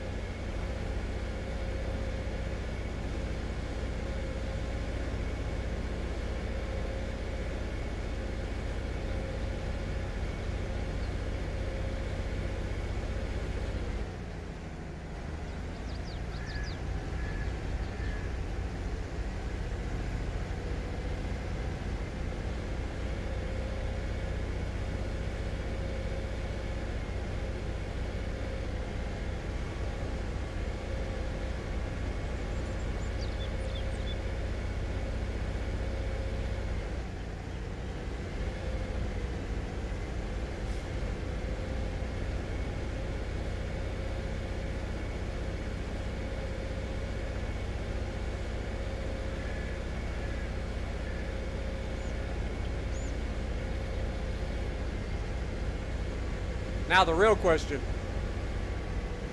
can this thing legitimately get out of this field with this much weight? This is 15 times 50,000 in terms of liters. So that would be what? 750,000 liters of silage or grass?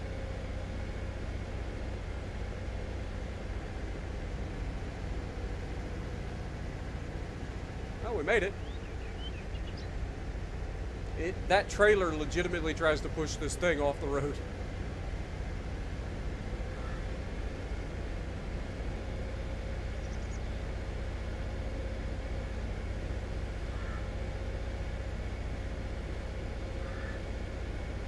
Worker D has finished their task.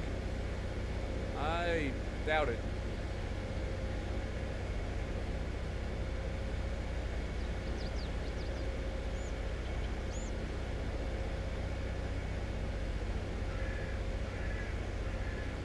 What happened to bale 16? What do you mean?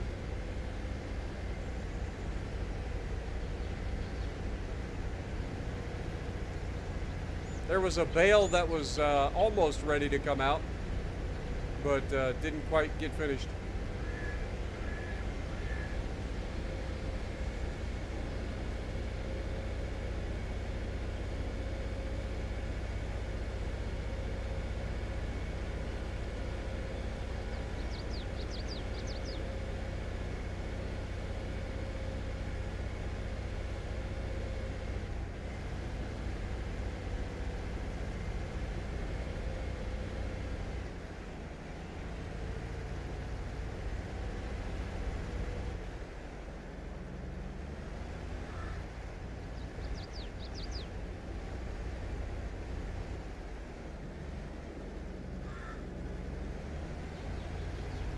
That was about the easiest bale cleanup we've ever done.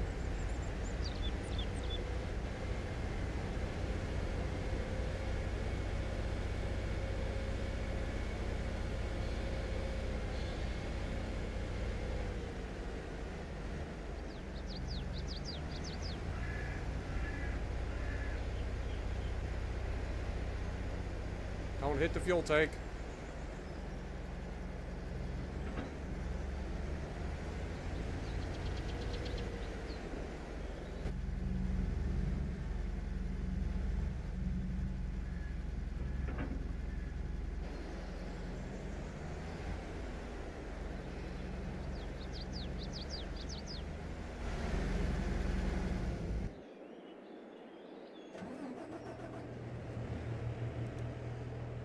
Oh. Hey, look, there's bale 16. We found bale 16, guys.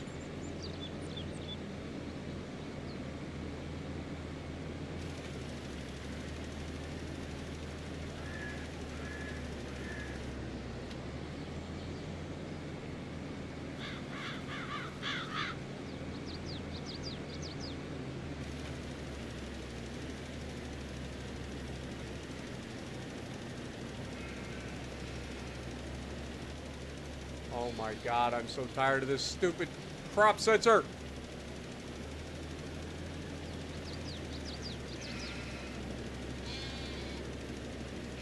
I'm gonna sell that stupid crop sensor and just start putting them on the actual tractors.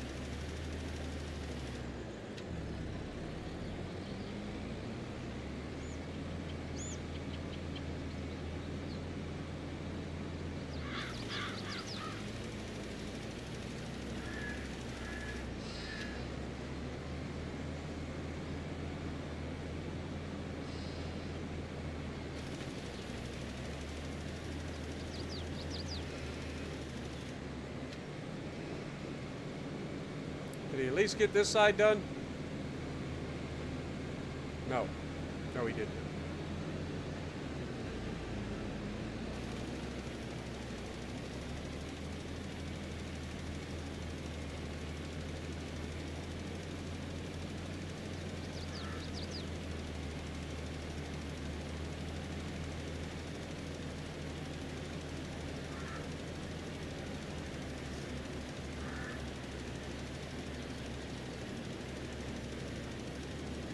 All right, Clint, have a good night, my dude. Appreciate you dropping in.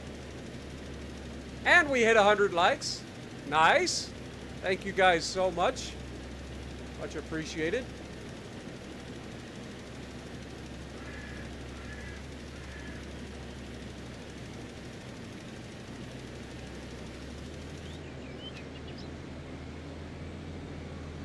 All right, let's head back and finish this field, and then we'll go over and start that one.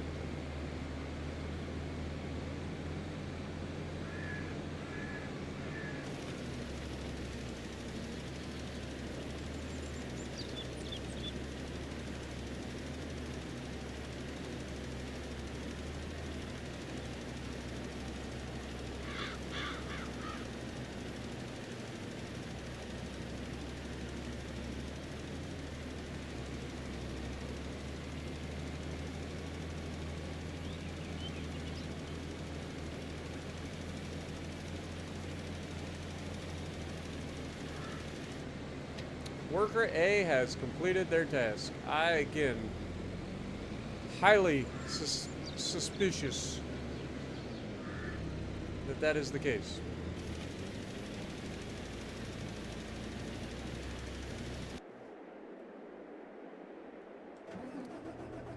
If you want something done right in this world, you just gotta do it yourself.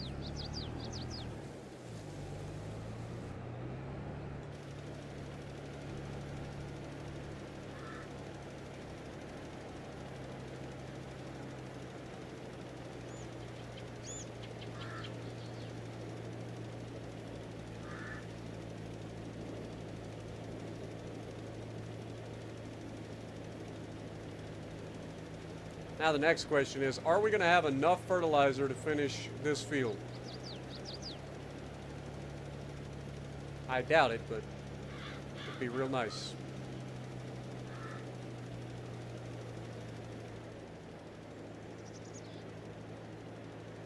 It's going to be close. I think we might actually pull it off.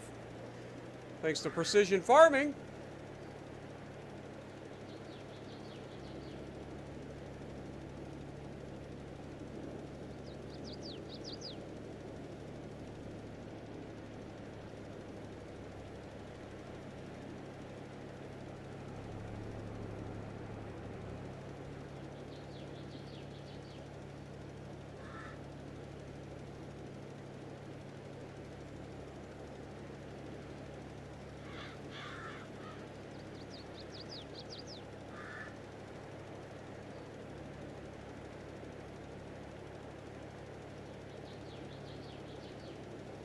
Would you look at that?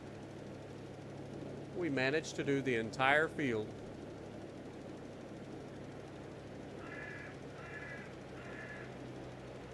On a single tank.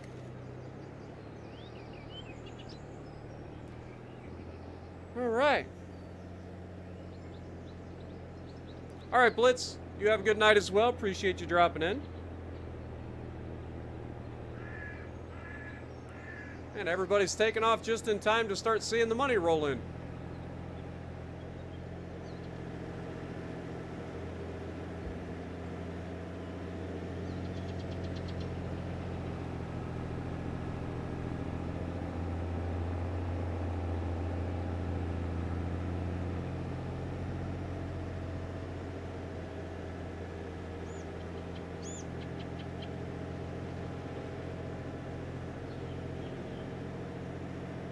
Here for the money.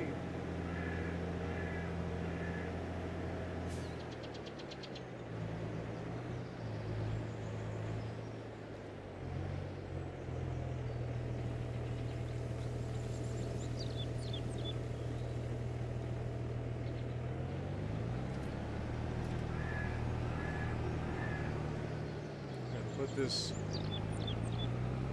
spreader back. Good Lord, the frame rate in this area is awful.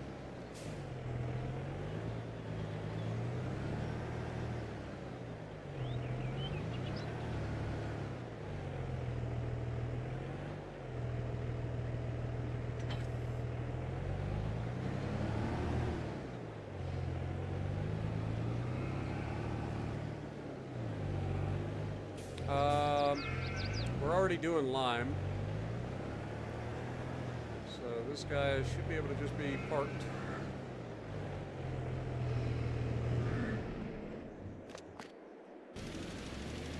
This guy's actually doing lime relatively well. I'll just ignore that little spot in the back.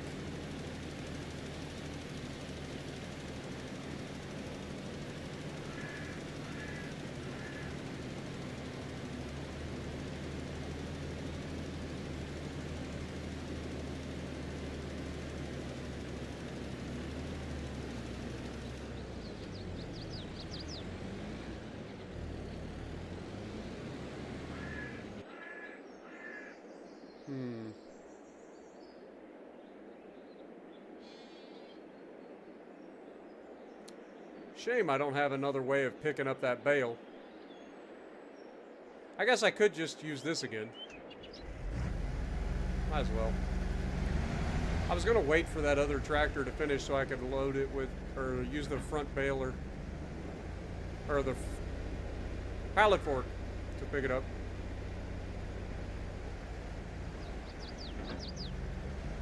By the time he gets done liming, I could have already been down there, picked it up, and come back.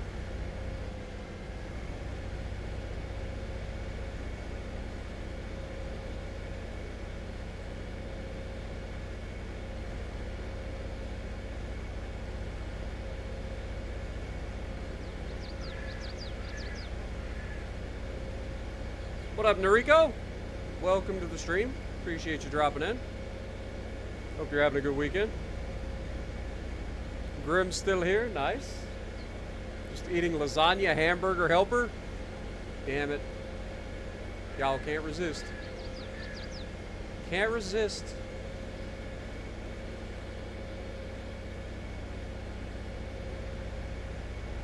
I had a protein shake today.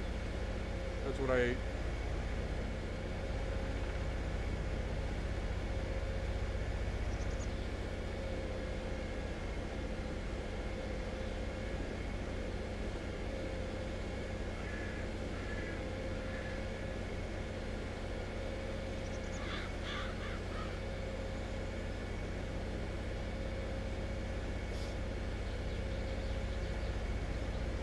I know you did, but that does... You haven't been talking the whole time, so welcome back to chat.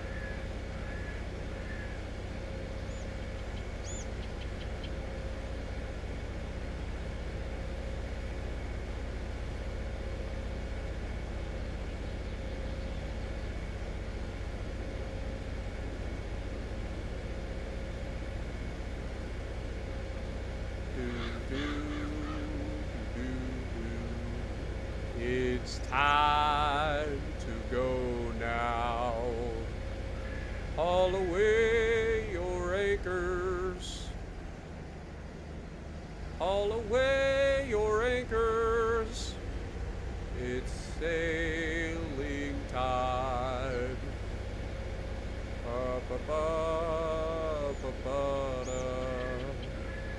Ba ba ba ba ba ba.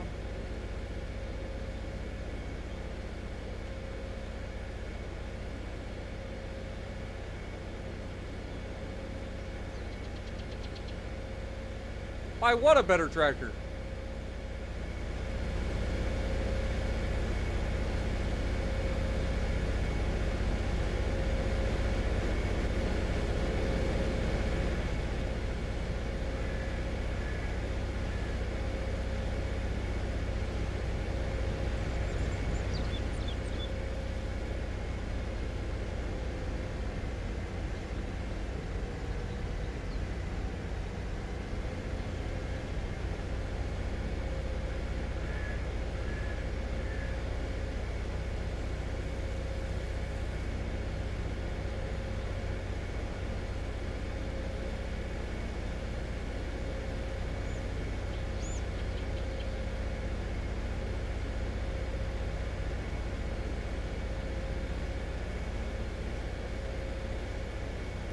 AI is about to finish up with that field.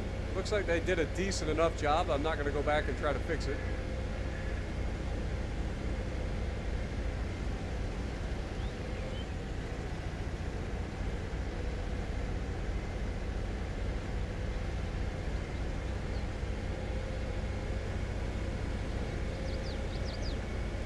And we'll send it down to do the other field.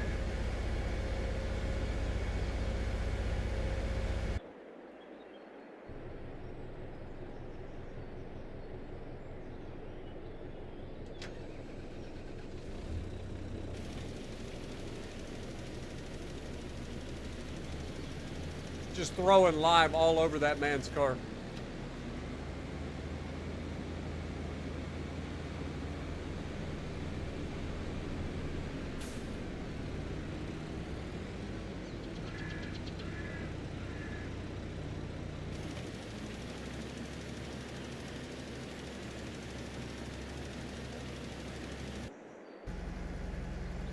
All right, now that he's working on that, we'll come over here and drop this bale off.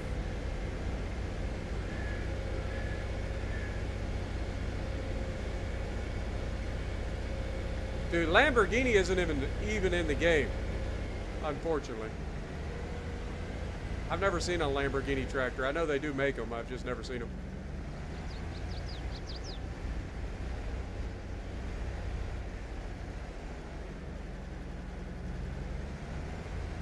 Drop that off over there.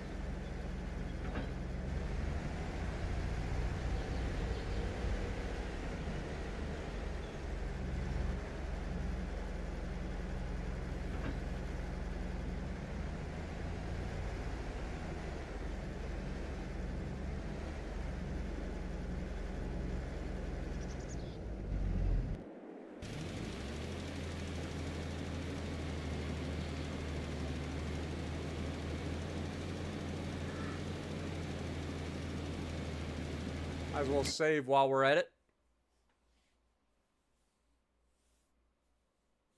Lambos are in Farm Sim 22? I don't think they are. At least not on mine.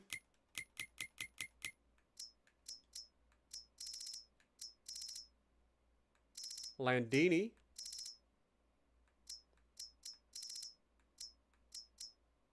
Linder.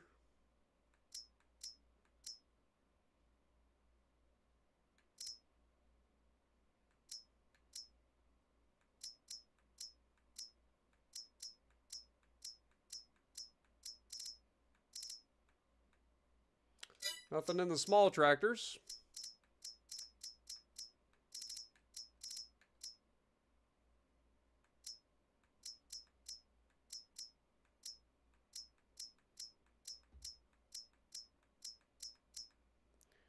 Nothing there. Even Fiat's in here.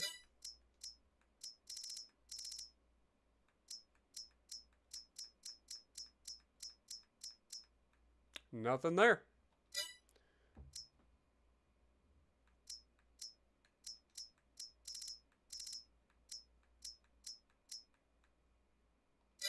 Nothing there. Nothing there. So, regretfully, I'm going to have to inform you were wrong.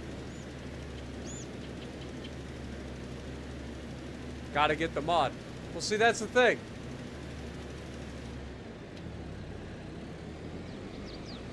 On console, you don't get mods with name brands unless the name brands are already in the game. While that may be a mod on PC, it is definitely not a mod on console.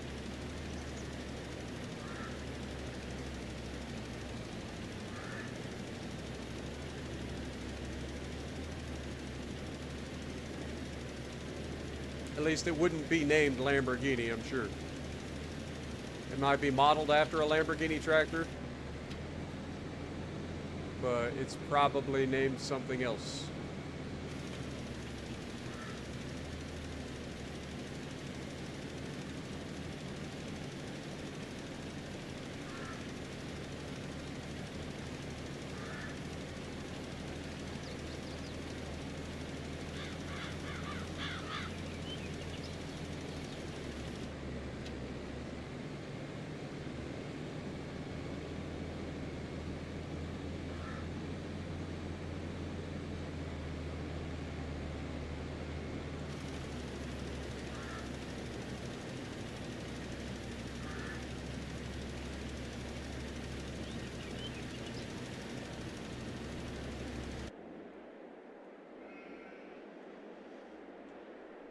How much honey do we have in here?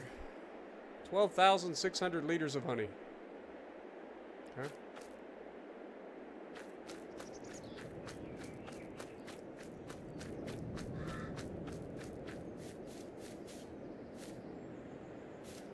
That's brand new.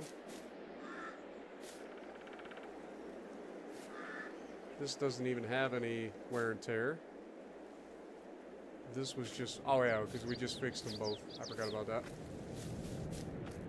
Sprayer, 1%, 26% damage here. So that needs to be repaired in the near future, potentially.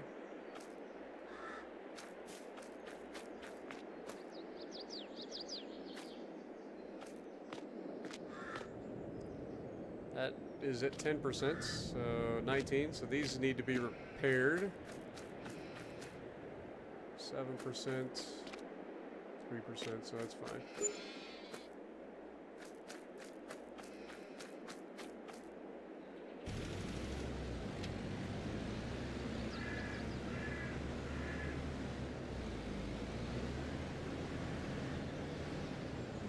What up, Ivan? How's it going?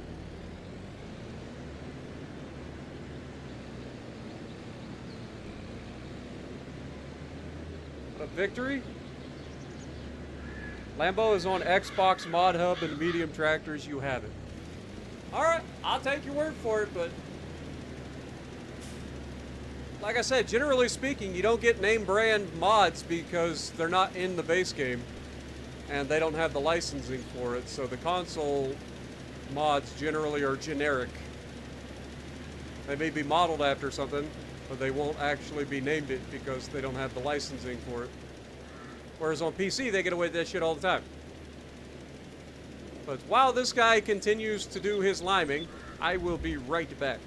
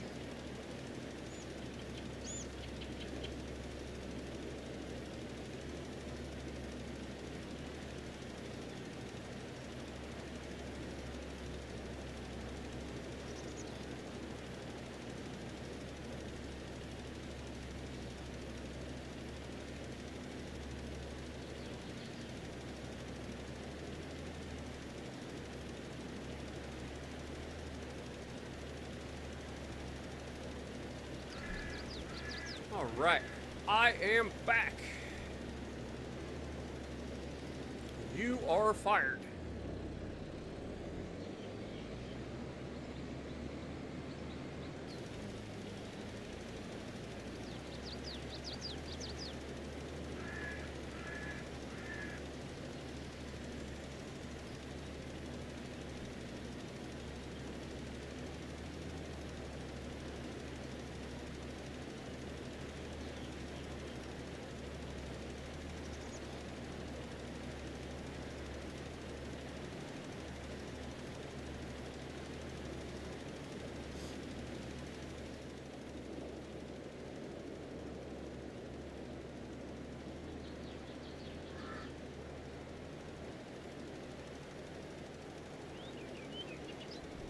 So, how much money do you think we'll end up with after we sell everything?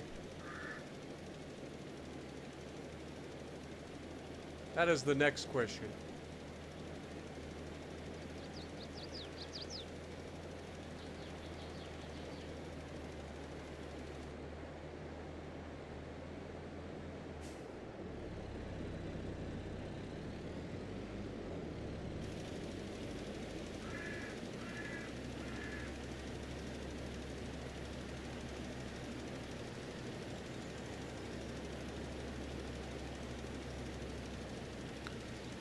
Over 1,275,000. It's definitely going to be over 275K. Because we've got more than that in just silage alone. This will be our best silage sell ever. So we should be making somewhere... I don't know. I have no idea how much silage we're going to make. But we got quite a bit.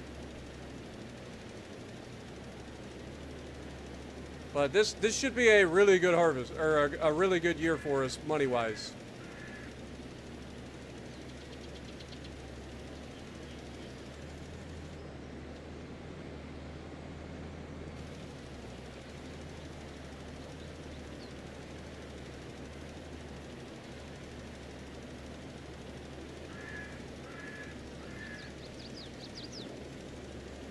$722K.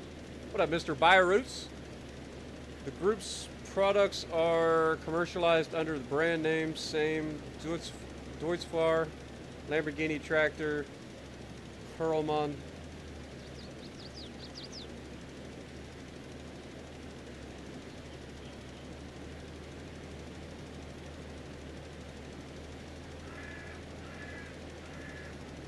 I have no idea what. So are you saying that those companies are all owned by the same company? So they're licensed to the game because Deutzfahr is in the game? I'm confused.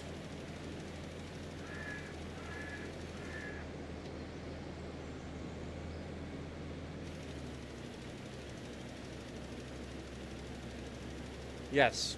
Okay.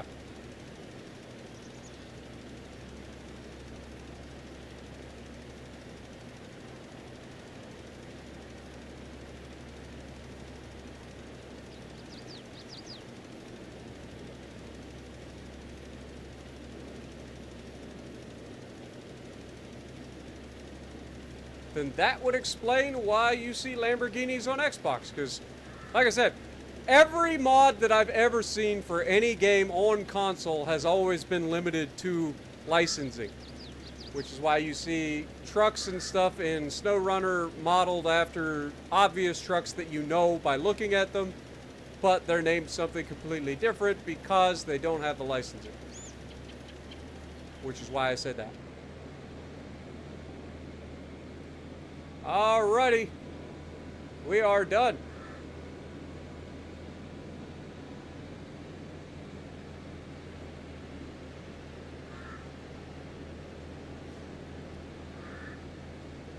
And I am selling this stupid crop sensor at the same time that we sell this Valtra, because I'm done with the crop sensor on the front. From now on, we will simply buy a tractor and throw the freaking crop sensor onto the tractor. It's one of the options that you can upgrade the tractor with from the factory. So that is what we will do. Screw that crop sensor, man. That thing is obnoxious. It's always getting caught on everything.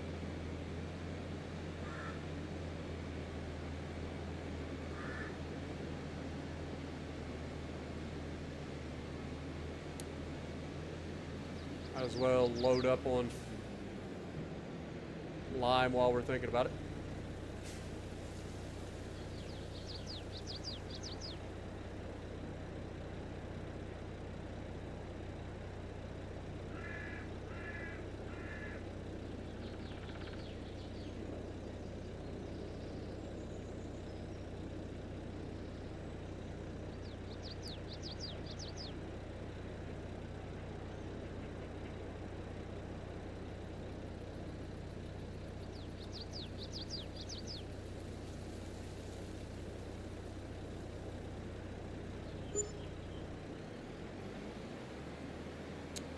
All right, lime spreader has been refilled. I didn't leave much room over here for it, but I'm sure that, you know, best driver in farm sim can back it into the spot, no problem. Clearly.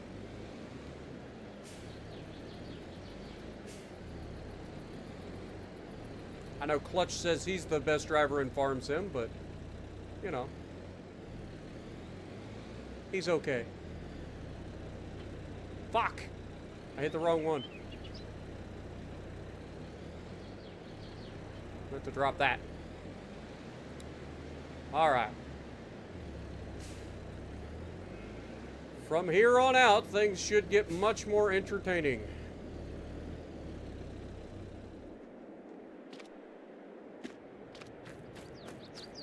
Alright, sheep, do you have anything to say for yourselves? Anybody ready to be sold? Nobody is ready to be sold. We're getting close again, though. Fair enough.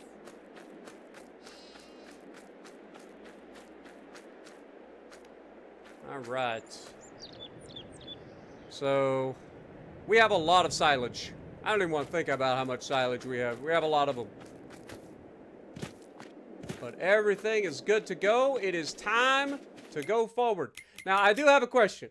We could get this 5M series small tractor, $32,000 as a second tractor, or as another tractor, but I don't think we're going to. It's already got freaking 28 hours on it, which just means it's going to wear down quickly. So I think we just hold off. And let's go forward to December, shall we?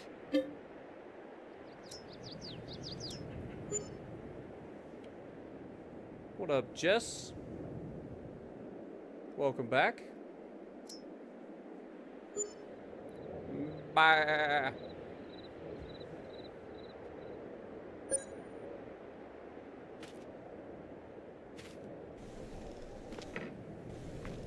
All right. Fun. Oh, let's save real quick. Are we operating in a profit last month? Yes, barely. Barely, we made 23,000.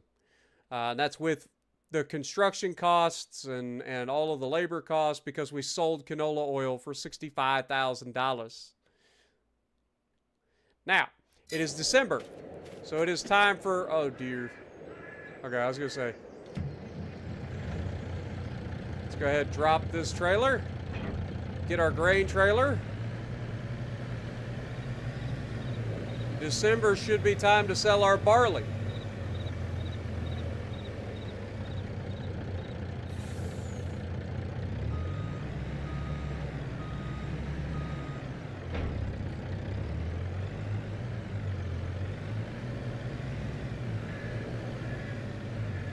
It's not going to be much, but it's better than nothing.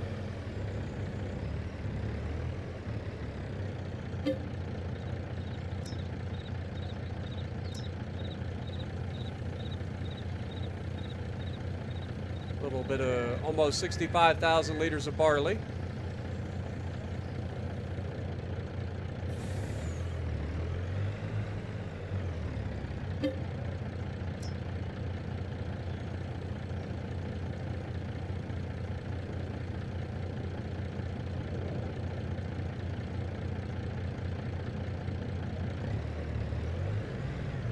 We will have to come back and get another load to finish it off, but still, we'll take that.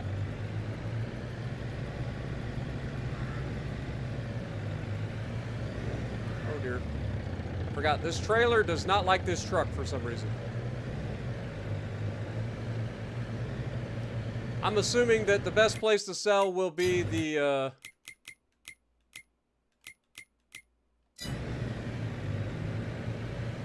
train.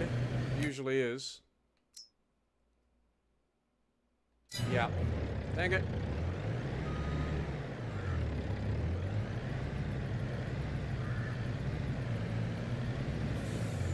Wonder how many times I've hit that pole. What up, Joshua? Welcome to the stream. Appreciate you dropping in.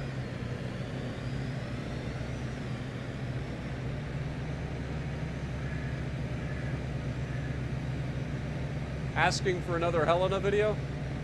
That's probably not going to happen, my dude. I'm sorry to say it, but I appreciate you. I don't think there's much out there trying to watch a Helena video.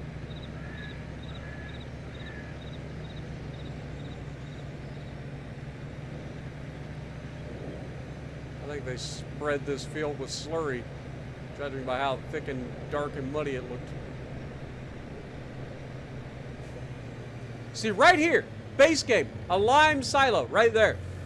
Why does that not exist as something I can purchase and put on my farm?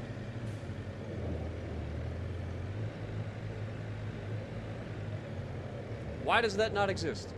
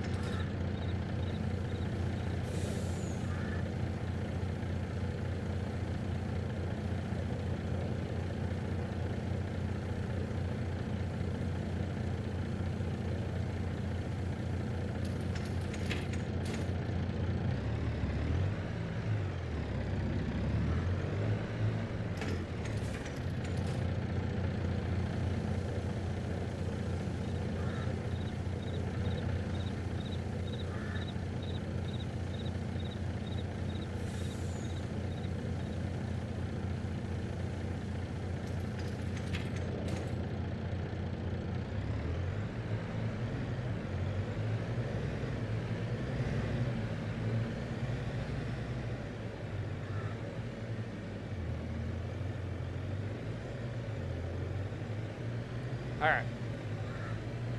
Let's go get the rest.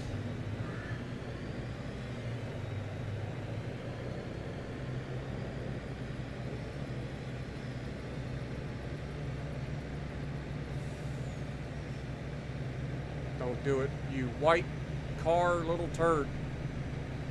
I got places to be.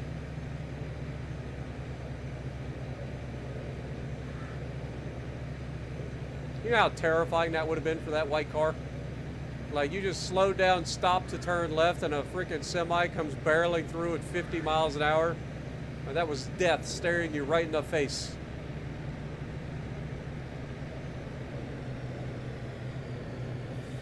You son of a... Oh my God. These people are going to be the death of me.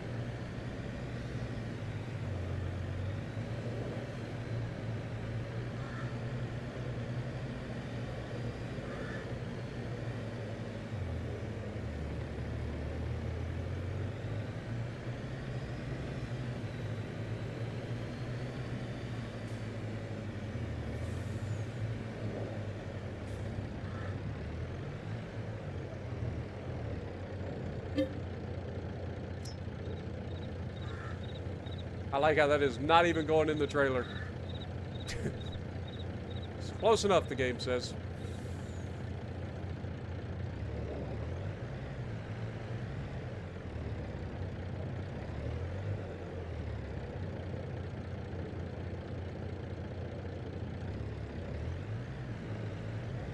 Now I gotta back this one in.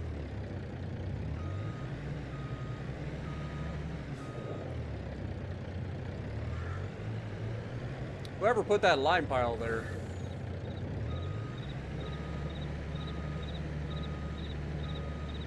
trailer does not want to turn to the left.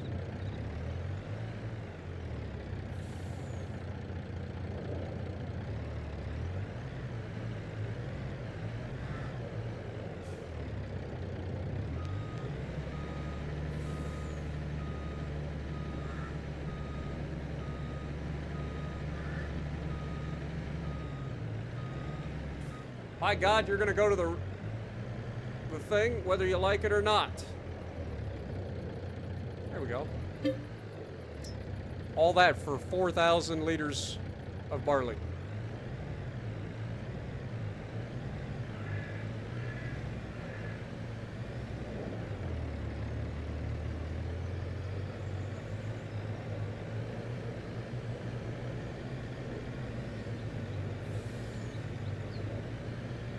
All right, let's take us back over there, and drop it off, get the train on its way.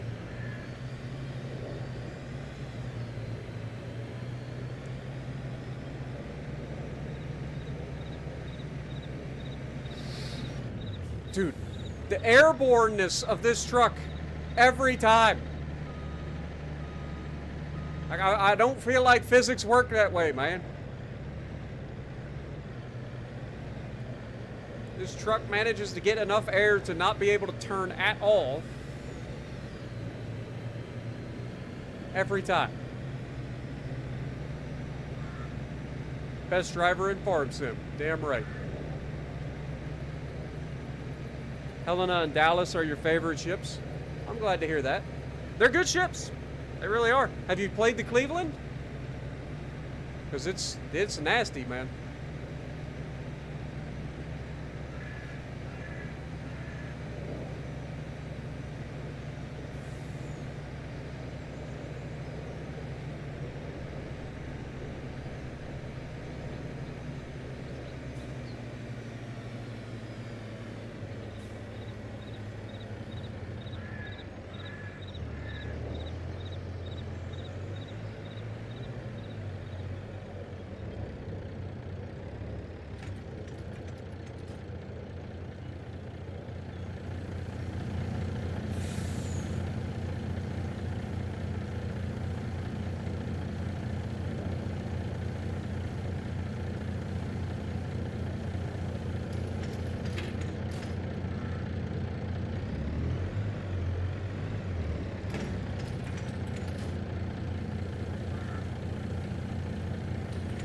All right, it's time.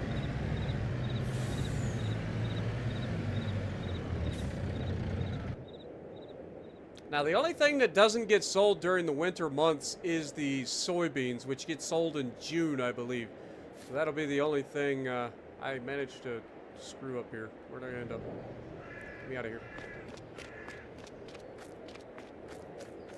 All right. Before I do this, let's just double check. So barley is best sold at $680. We're able to sell it to Goldcrest at $786. So that is perfect. Let's get that on its way. The next thing will be, we only have 55,000 liters of soybean, but they sell for a lot better price.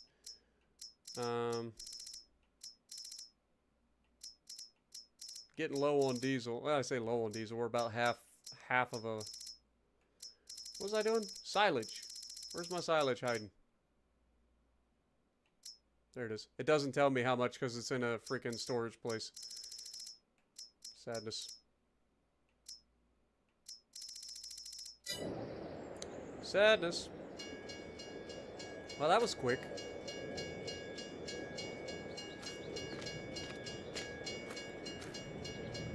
No Amazon blocked. Sadness.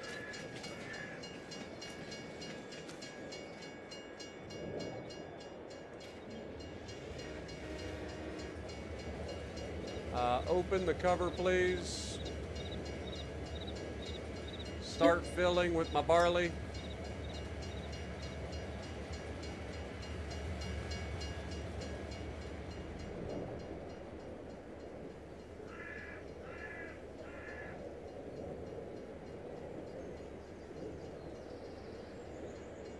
Hey, look. We ended up throwing them down anyway. Off we go. Another $55,000. We'll take it.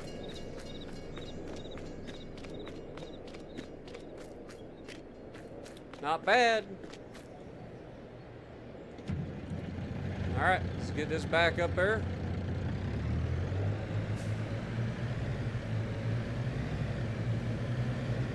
The next thing that would use this trailer would be selling the soybeans, so probably ought to get ready to do that.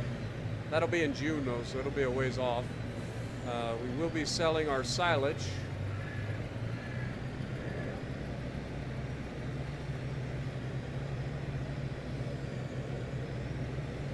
Guys, turn it right.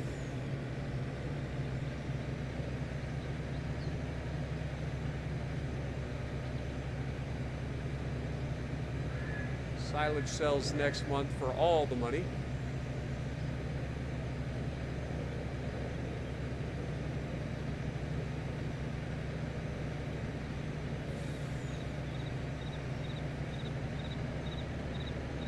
Okay, we'll go in the left lane because this guy's going to stop.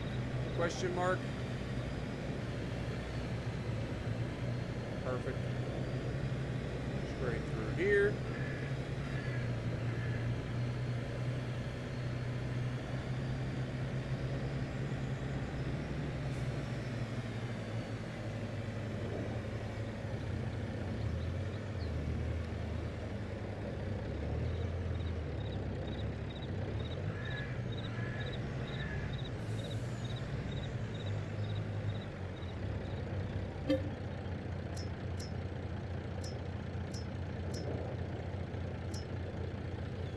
Some soybeans in there.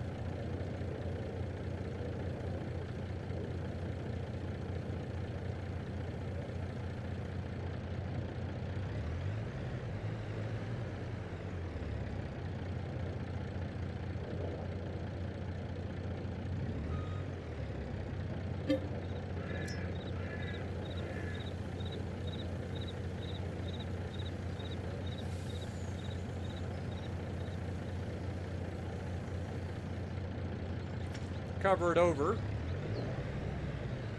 and then this will go our first truck in June.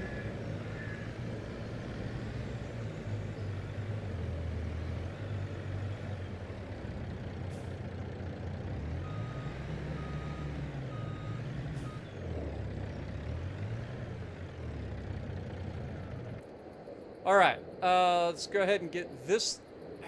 Let's get this thing ready by hooking up to the trailer.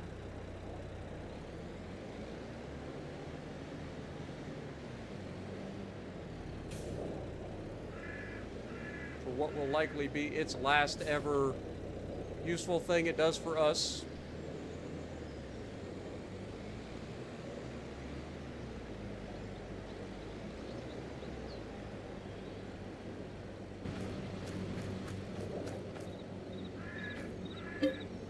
So round bale, silage.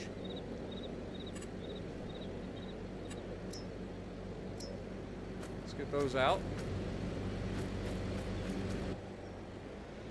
Start loading those up. Does not look like 24.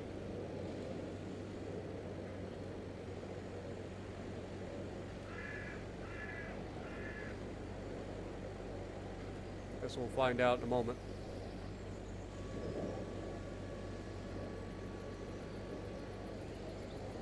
What up, Joseph? Appreciate you dropping in.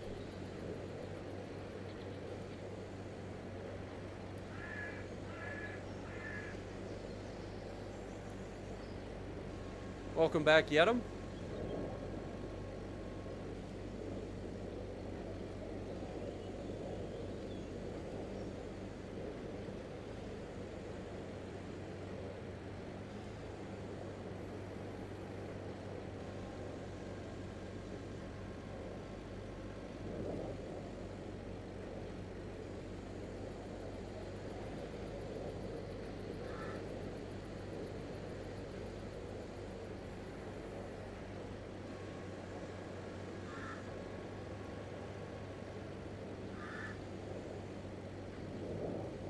guess this was 24. Just didn't look like it. Welcome back, Fenrir. We sold the barley. That's all you've missed, I think.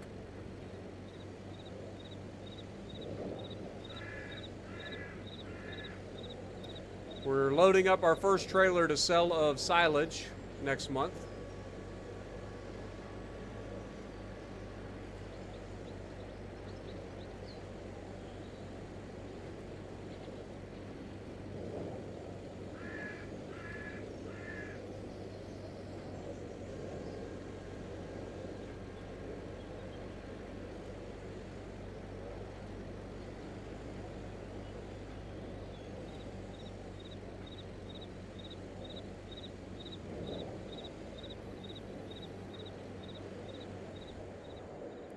All right.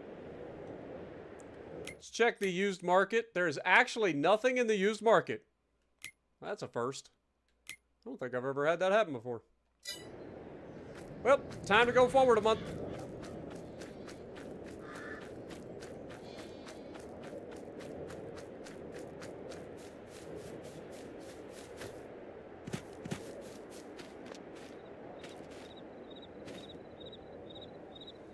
We sell it in January. I was just getting everything ready.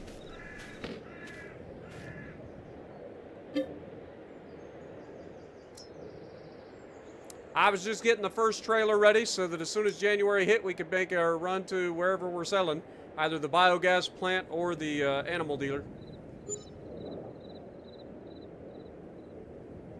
And we are already over 100 likes, so yes, thank you guys. Don't forget, though, if you guys do enjoy, make sure you guys slap that like button. It helps the channel out a ton. All right. Ooh-wee, the frame rate. Good lordy. Who's buying? Oh, hello, tractors. All right, so this is a big tractor. It is a Kloss. It's 51%. It's got 32 hours on it. This got 35 hours on it. This is a smaller tractor, so I don't want that. This thing, though, might not be that bad. It's $200,000. It starts at 490 horsepower. Is it an articulator? It is not. Does it have the ability to have the... It does not have the ability to have a loader on the front either. Okay. Interesting. We'll keep it in mind. Anyway. Back to the delivery. This is our money month, baby. We're going to have all the money after this.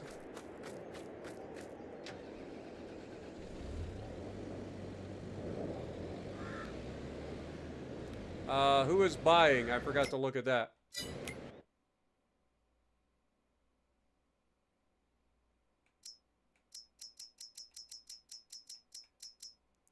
It is the biogas plant by $2. Fair enough.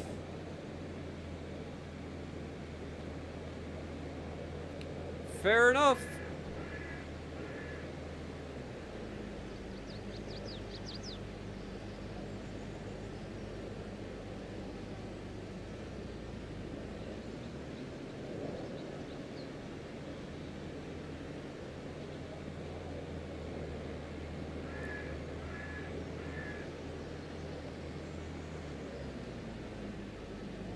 Honey gets delivered before the wool, so we'll collect the wool after we deliver our honey next month.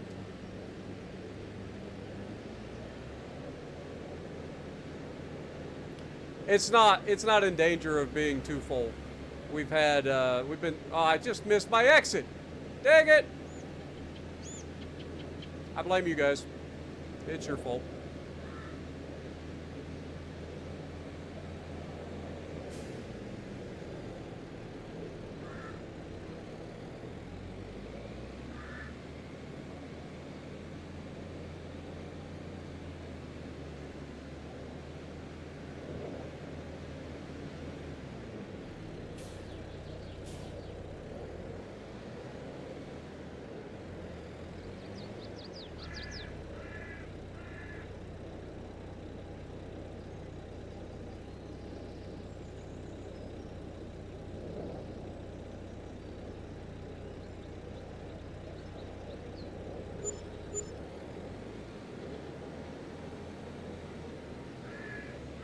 Oh, yes, because these are smaller bales. I was like, man, that seems a little low. I forgot these are smaller bales. These are only 125 centimeter bales instead of 150.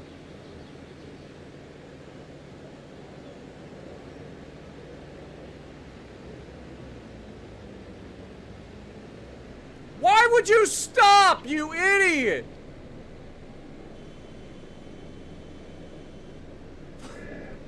Why would he stop? Fucking insurance fraud mother truckers.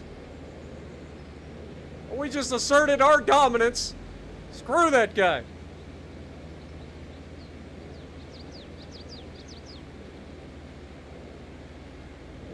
I missed the thing. I'm overloaded with wool. Am I? I'll check it, but I didn't think we were. I thought we still had plenty of room.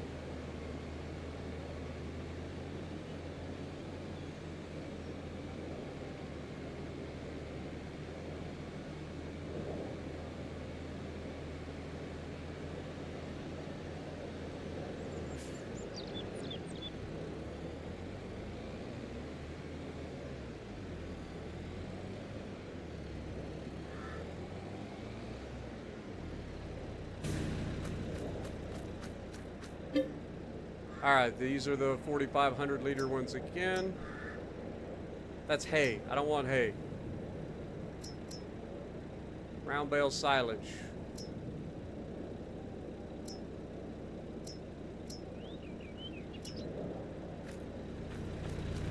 Pick that up.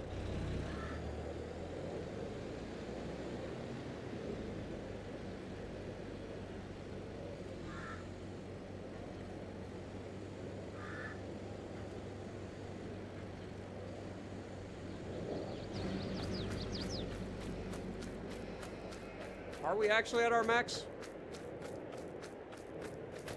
Well, son of a bitch, we are. They made a lot of wool real quick then, didn't they? Alright, well in that case, what do we got over here? Anybody for 800? Yep, we got a couple 800s here. Beautiful. Sell it. Let's keep that going. I will have to fix that shortly.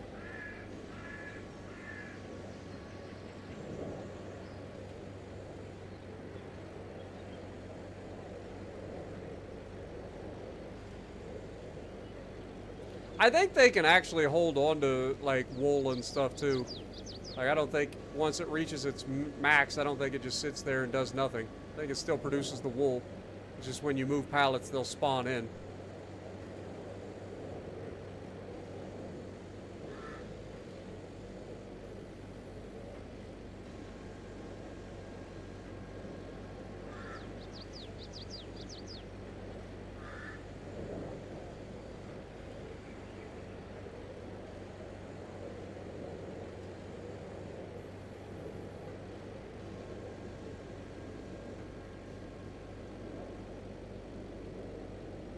They can cost up to 1K. That's what you do with yours. I know we've had one go above the 800.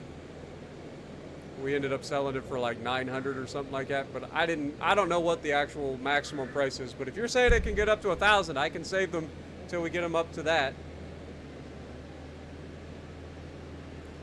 I just like keeping. I like to keep turning the sheep over so that we're constantly producing. Because if you're at capacity on the maximum total number of sheep that you have in your pen, then you're not breeding anymore. So that's why I tend to sell them off quickly, so that we're constantly getting new sheep. Know what I mean? But I can wait until they get to 1,000 if that's the case.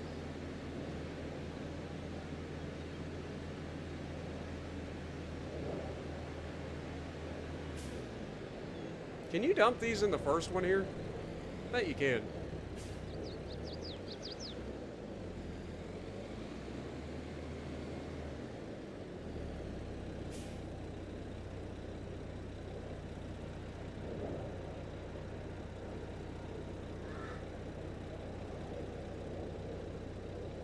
Sure can.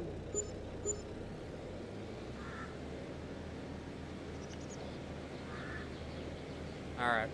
Now, the rest of these I think I'm going to sell over at the animal dealer because I'm pretty confident that if I try to sell it, well, maybe I'll bring the 250 centimeter bales over here and try to sell them, but pretty confident if I try to sell those big ones, then they're going to end up rejecting them because they don't have the capacity for it. Oh, almost hit the pole. I looked down at chat for a second.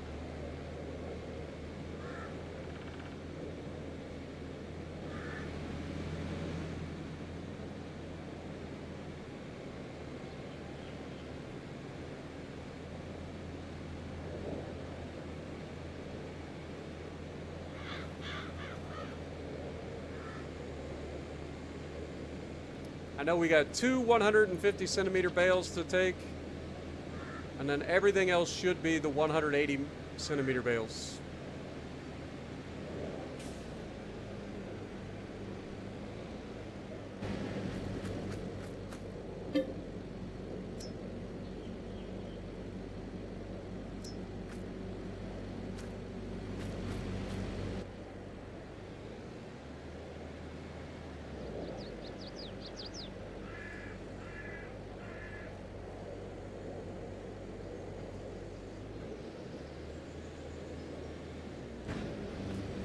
So, yeah.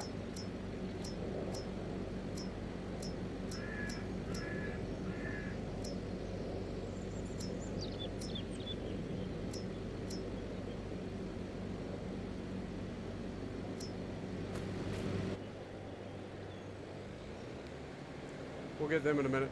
I know they won't actually go on the trailer.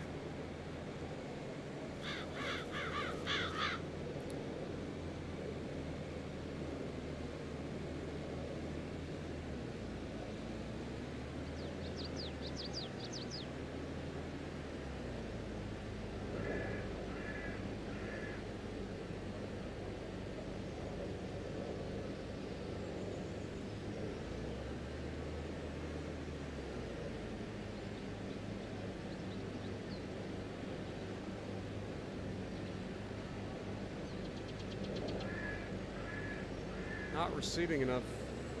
What? Everything good on your guys' end? I just got a notification from YouTube saying that it wasn't receiving enough. Just double checking with you guys. What up, Optimus? Welcome.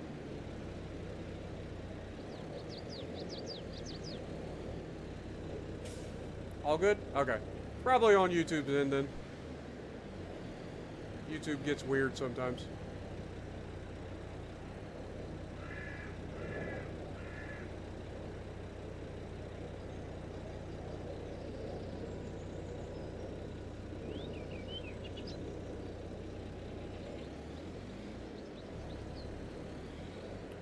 Fuck. Oh, I was gonna say. I was about to lose it. I was about to lose it. Alright, well that's the last ones I'm sending to this place. Everything else goes to the animal dealer.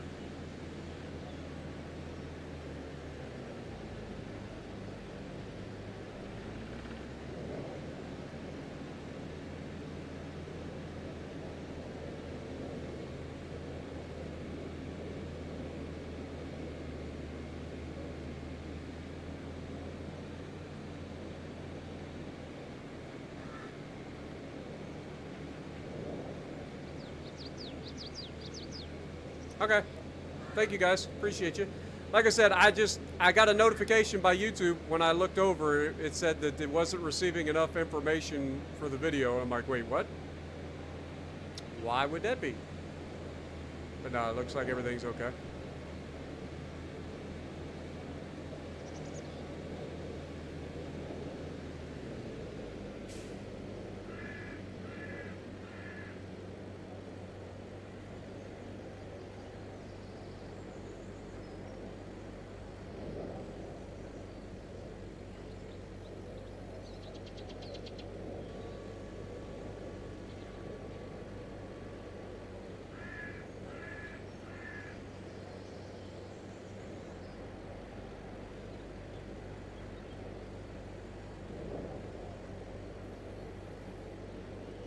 I think we've got 2 bales extra. I think we had 26 bales total. I think it was 10 and 16. So we are going to end up having to come back for one more trip. But this should be the single most expensive trailer of silage we've ever shipped.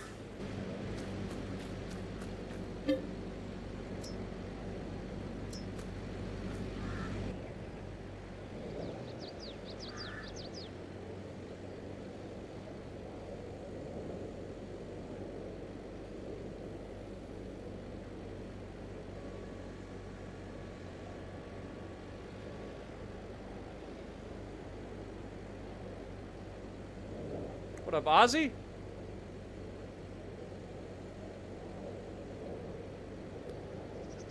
It's the reason I'm changing sellers is because they will run out of room. The biogas plant will literally run out of capacity. So rather than take the chance of unloading and then having to scoop everything back up, it's only a drop in $2 per 1,000 liters.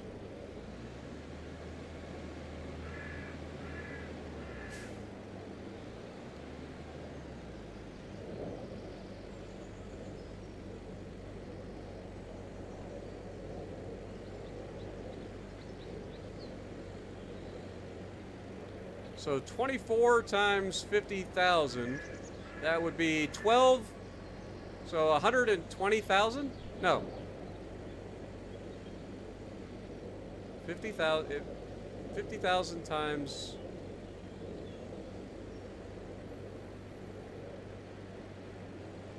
I just lost my train of thought. Oh, we're full. Yeah, those last 2 bales I'll have to come back for.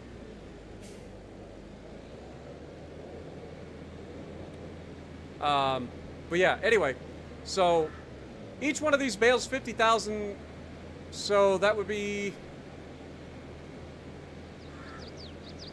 12 times 100,000. So that'd be 1.2 million, 1.2 million liters of silage right here.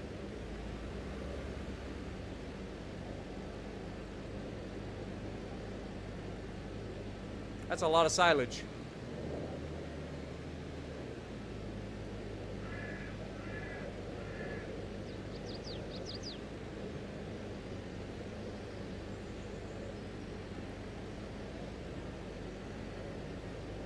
$1.2 million liters of silage.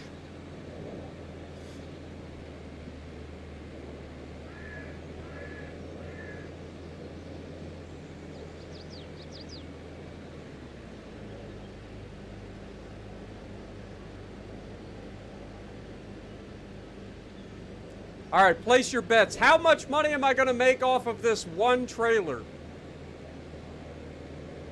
1.2 million liters of silage.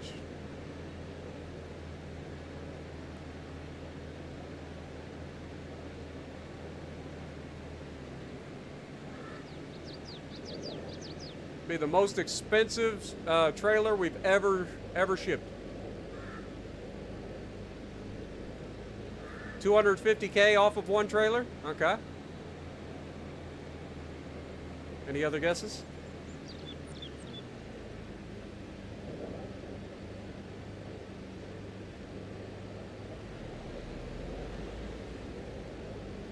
I'm not telling you what the selling price was. That's cheating. It's a guess. We're not after exacts. We're just trying to get guesses.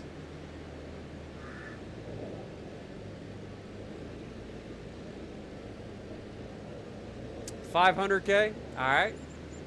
150,000. All right, T-Mar or Tin Man.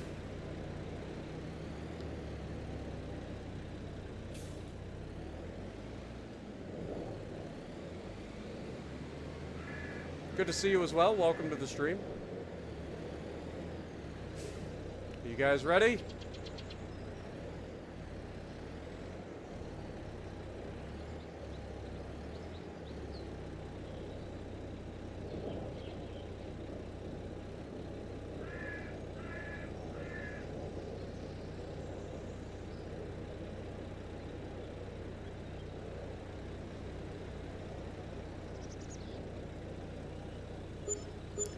$411,000 plus $34,000 in environmental rewards. So that is actually essentially what we'll just call it $35,000 in rewards if you add the 7 and the 3 up. So then that would put us right around $450,000, close to it.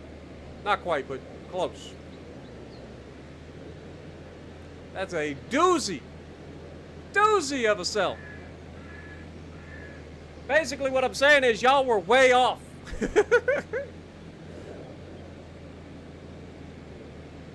But that right there, that singular trailer has officially given us more money than any harvest of any year that we have ever done combined. So that should tell you about how well we're doing right now. And we still got a lot of stuff to sell. We got 2 more bales to sell. We still got all our honey to sell, which usually isn't a great amount of money, but it's a decent little chunk. We've got, what else we got? We got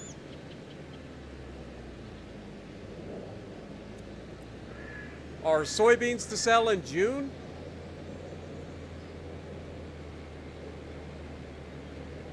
That'll be a decent chunk of money too. Thor was the closest.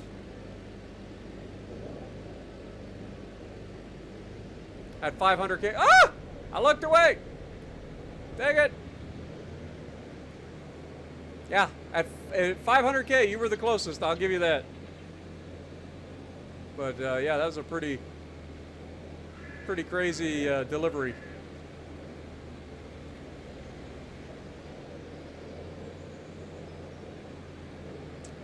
All right, we'll grab our last 2 bales of silage. We'll move a couple of pallets away from the area for the sheep so that they can produce their wool. And then we'll, next month, we'll sell our honey, which is almost always selling to the cereal factory.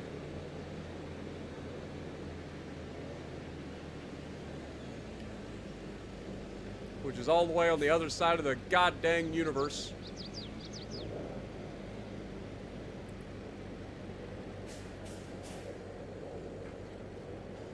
The last 2 pallets.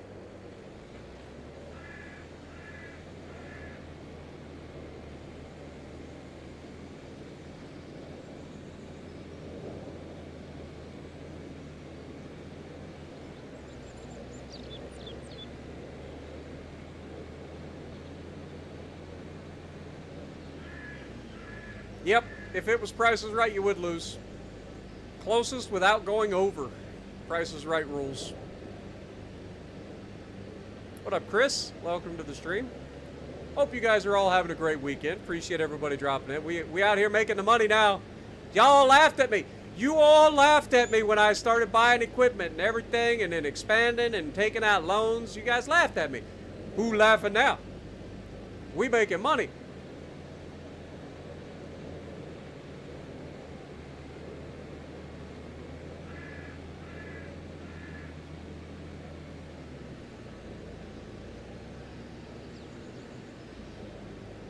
The next thing that I would actually like to buy is probably the spinnery.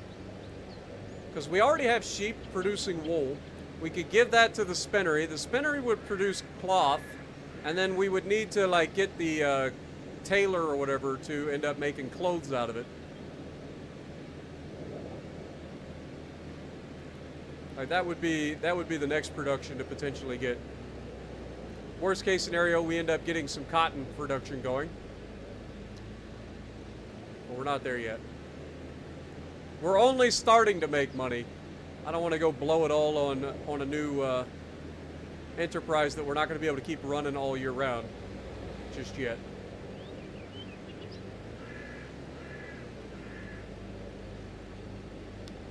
While productions are profitable, the problem with productions is they're so goddamn slow. They're so slow. Like, if they would actually do their jobs a little bit quicker, it wouldn't be so bad, but they take forever.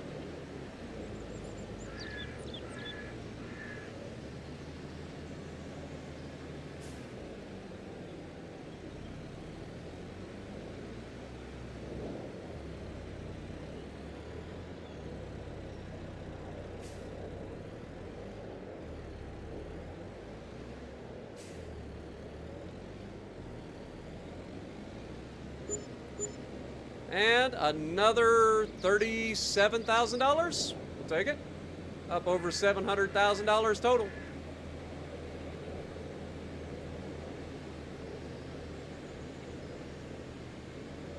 That is all of our bale deliveries we needed to do. What up, support? Good to see you as well.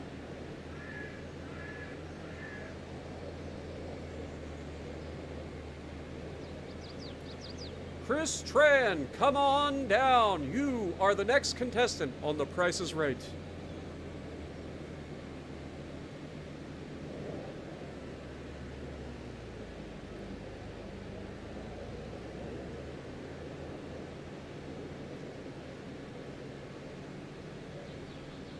Tell them what's behind door number 1.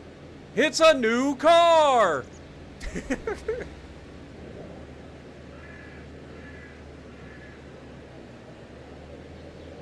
I could totally be an announcer for one of those game shows. 100%.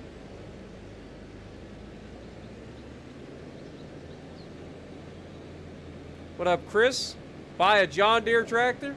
Also, hi. Welcome to the stream. Now we've got 2 Chris's in the chat. Earlier we had 2 Daniels. Now we've got 2 Chris's. Welcome, everybody. It's a brand new bikini.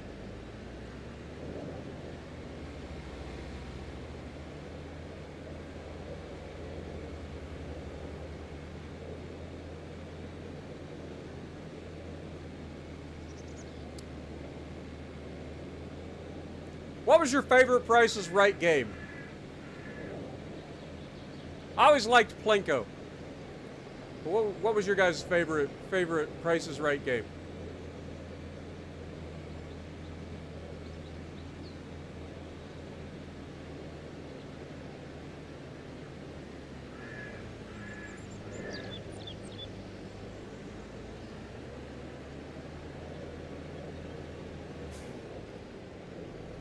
Dude, we are still dropping frames over here. This is ridiculous.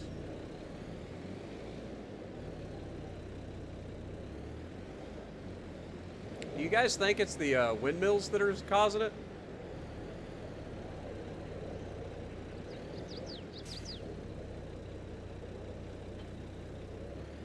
All right, that's that.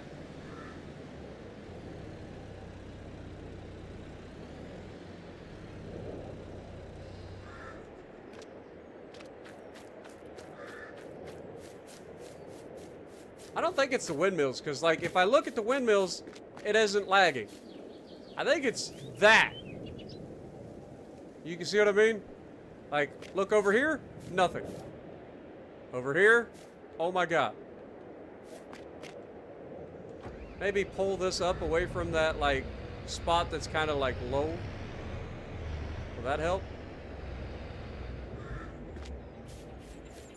Nope, still doesn't help. Alright, I don't know. On to the next month! Time to sell the honey.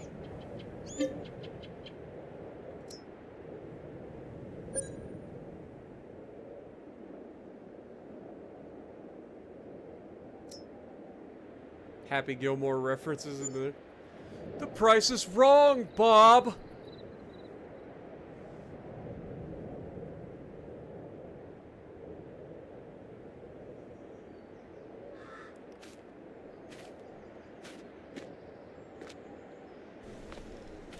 No more space! Oh no! What will we do? It's fine. But we do need the truck. The truck is a thing that we do need. Let's drop. Let's go over here, grab our trailer.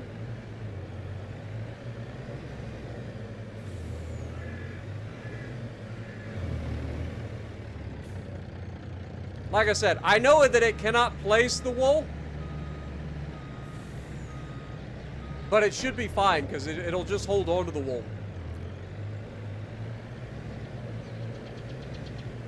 Alright, I'm assuming that this will be the cereal factory, because it always is. What was I doing? Oh, this one. Save.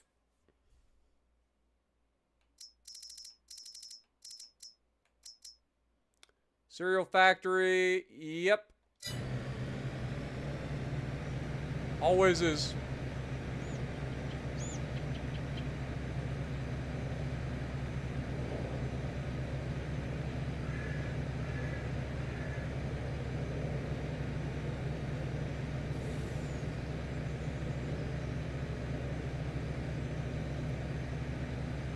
Might as well turn our headlights on. Driving the wrong way down the interstate in the snow. What could possibly go wrong? Oh look, there's a black dot approaching.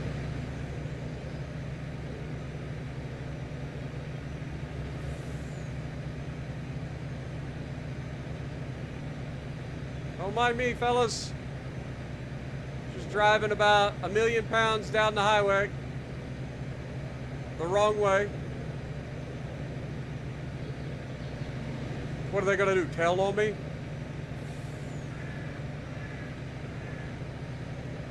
I get out of their way. Whee! See how much easier that is? Instead of having to like follow the roads.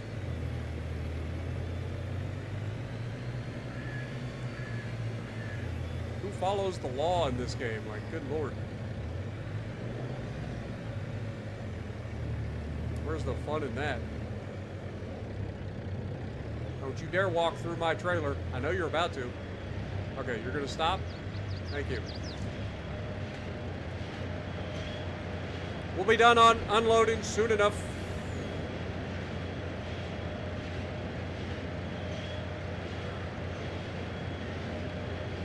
It's a lot of honey, man.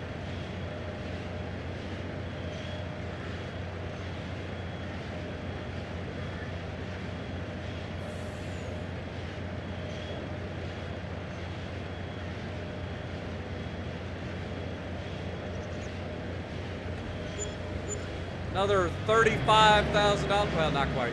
We'll call it $34,000.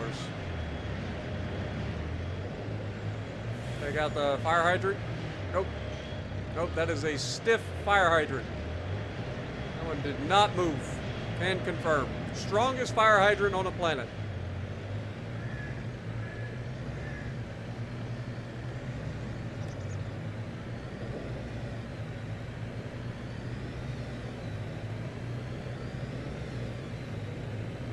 All right, let's head home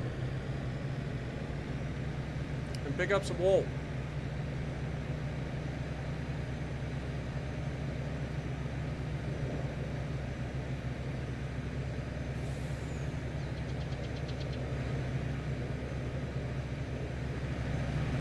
Well, that's a good undercarriage, isn't it? Look at inside the truck.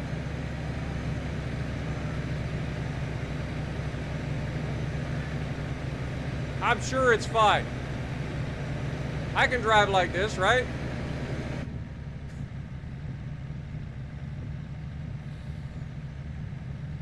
Have I thought about using a manure fertilizer? I don't have anything to produce manure. So no, I haven't.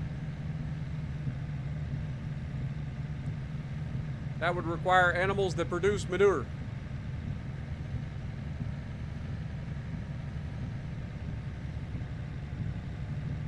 Like hogs.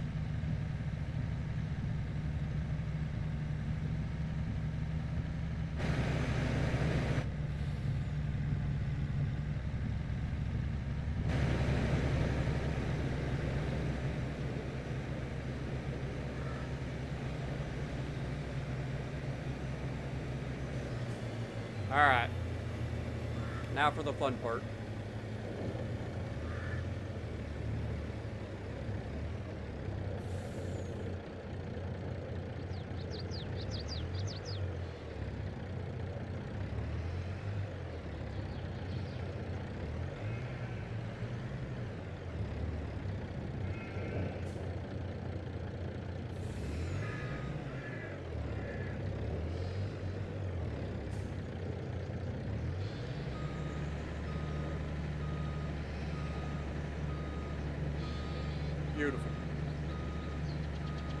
12,000 liters of wool.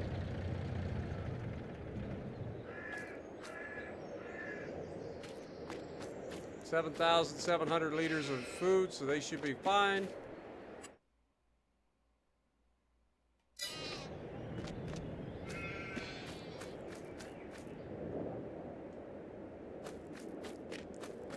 All right, let's go forward.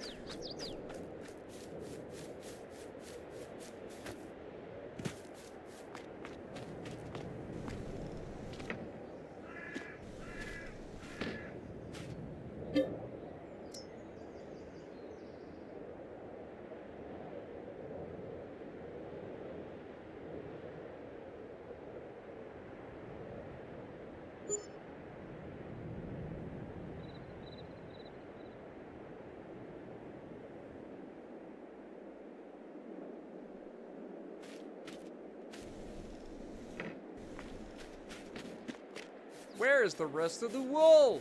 There was supposed to be a lot of extra wool.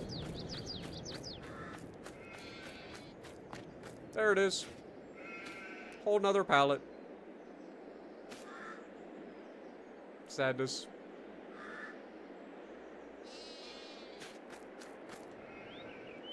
Alright, we'll pick that up. Also, look in the trailer.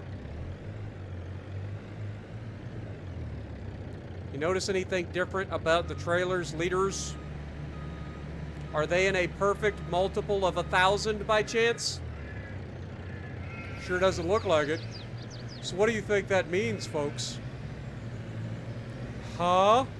You think maybe possibly just a little bit that the game held on to the wool and I had my auto load trailer there, so when they poofed in, they just kind of threw it themselves into the trailer? Maybe. Just a little bit. I mean, I could be wrong, of course, but I don't think I am. What do we got in here? We got a new combine. A nice combine. Holy mother of God. I mean, we don't need it, but it's a Fendt Ideal Paralevel. Look at that thing. It's got 451 horsepower, gigantic hopper. Capable of holding, I say gigantic hopper, it actually isn't a gigantic hopper at all. It's only 12,500 liters.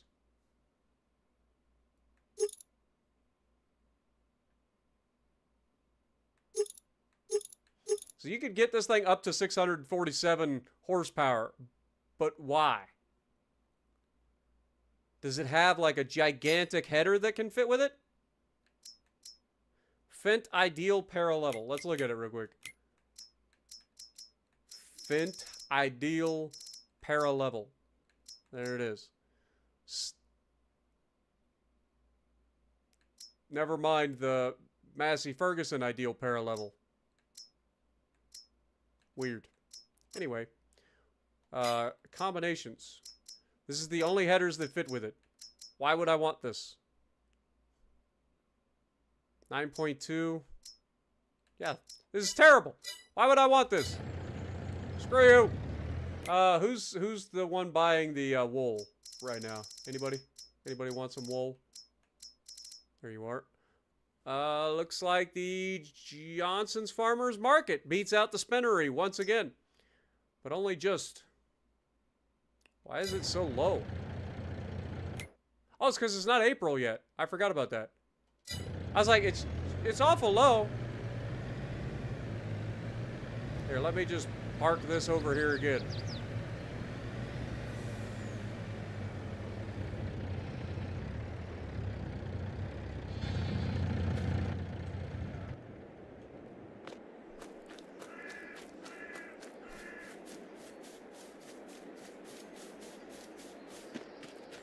I go with you spelled wrong, or you're wrong. Both of you. Also, hi, Anthony. Welcome to the stream. I'm going to need you guys to add an apostrophe R-E at the end of your. Okay?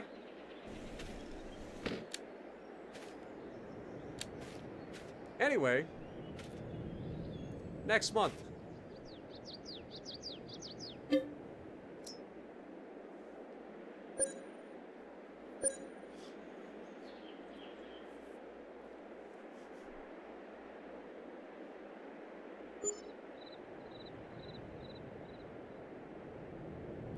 Yeah, like I said, I'm pretty confident that anytime a pallet space gets full or like full or whatever, that it just gets stored in a buffer until you move the pallets.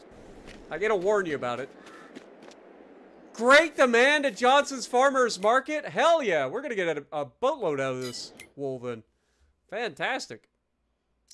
Assuming that they're the one. Ah, they're not the one offering the most right now. It's actually the spinnery. But given that we get great demand, I think we got to go for that. Because great demand gives you a bonus multiplier to the amount of product.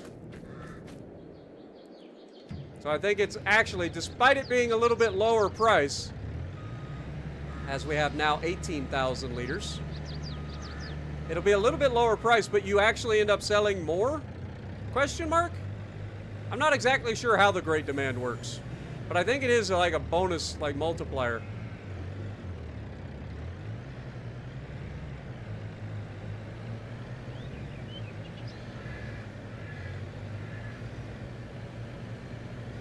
Are you not growing crops? Oh, we're growing crops. We've got 2 canola fields that are growing. We got our grass fields that are growing. We've got our soybean field that we're about to replant because it's now April.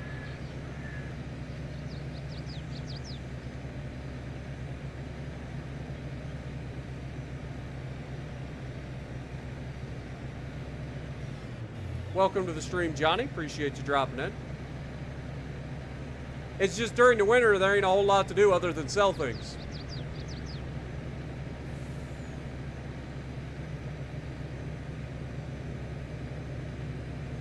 It's marked with a blue icon?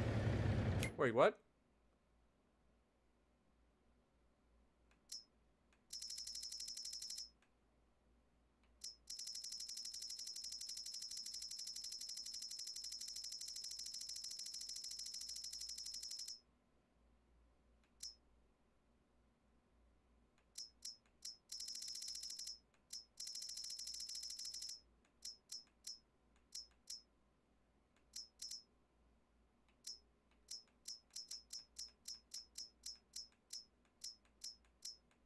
How do you know where's the blue icon?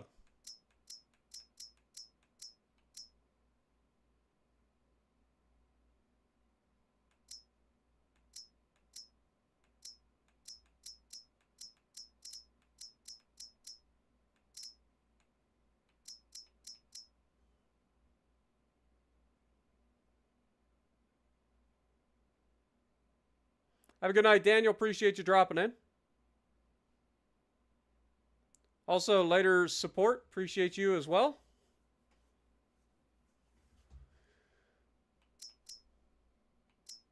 I don't know.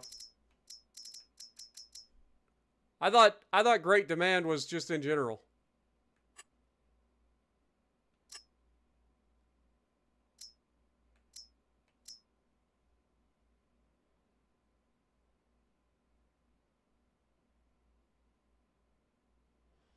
Either green or red increase, but the great demand is a blue.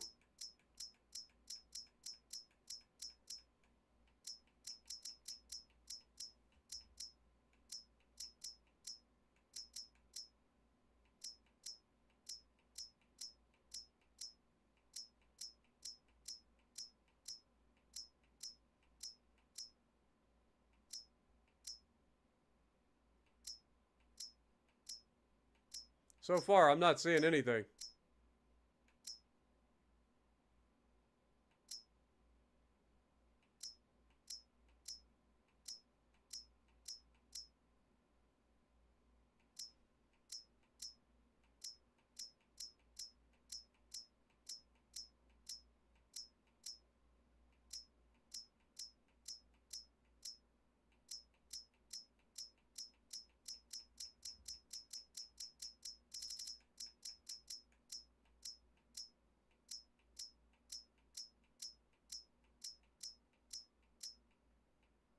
Yeah, there isn't a single thing marked in blue.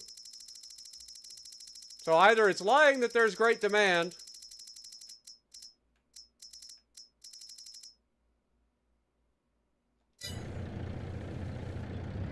hold on a a second.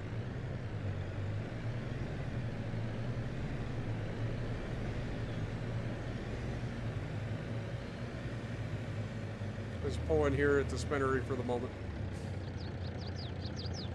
Let me do a little bit of research on my phone.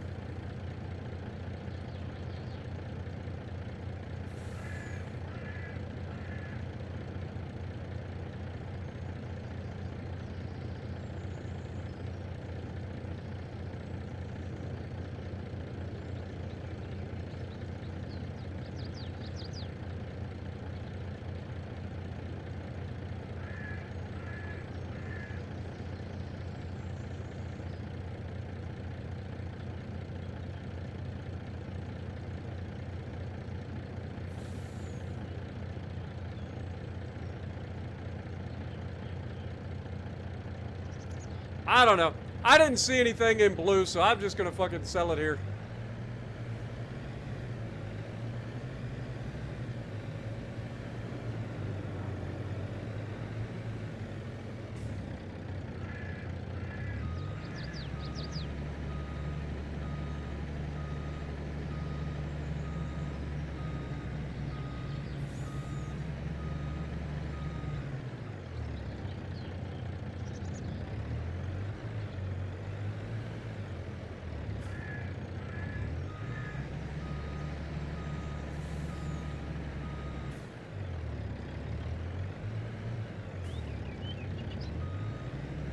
What am I doing?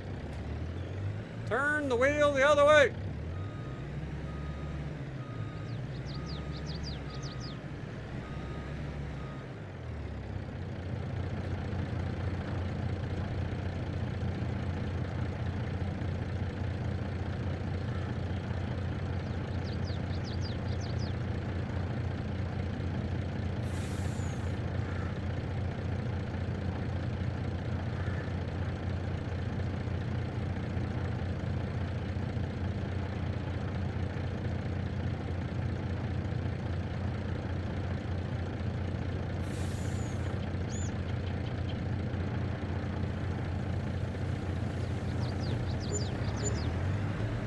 Go. Another $40,000 with the 3,200, so that'll put us around 40.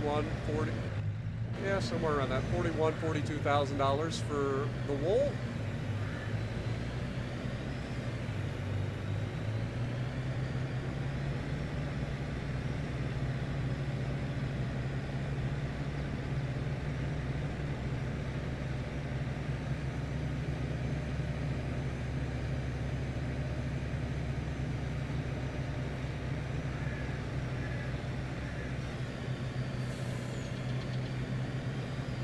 We are right about $800,000, not quite, but pretty close.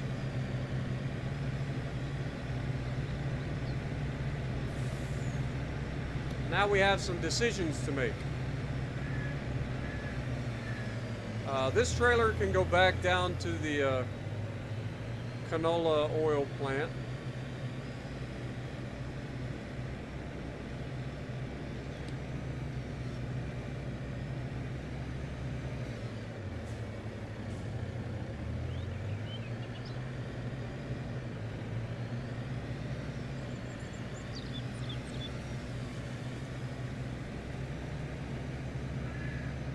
That'll be where this needs to pick up from first.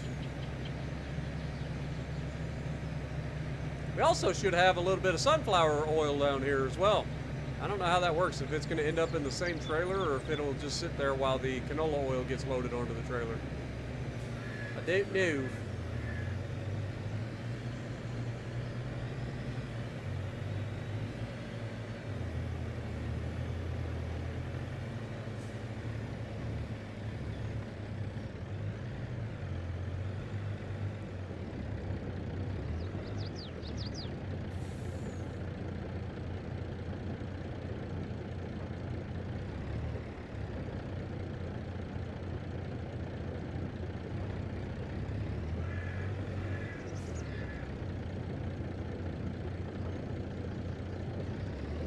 Did I ever re-engage the production? for the sunflower oil?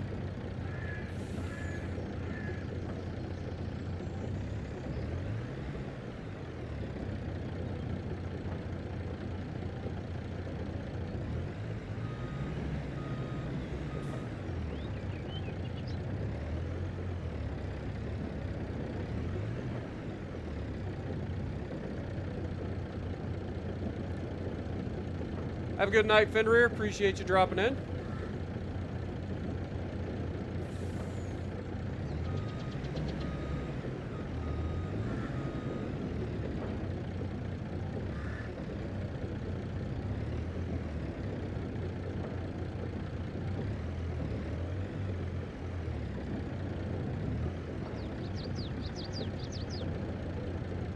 Are these sunflower?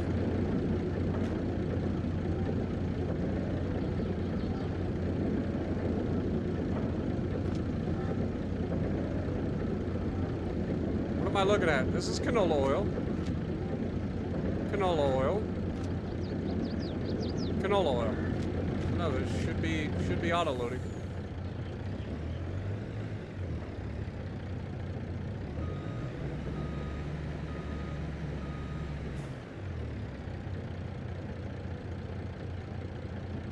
All right, that seems to be working, so we'll just drop that there.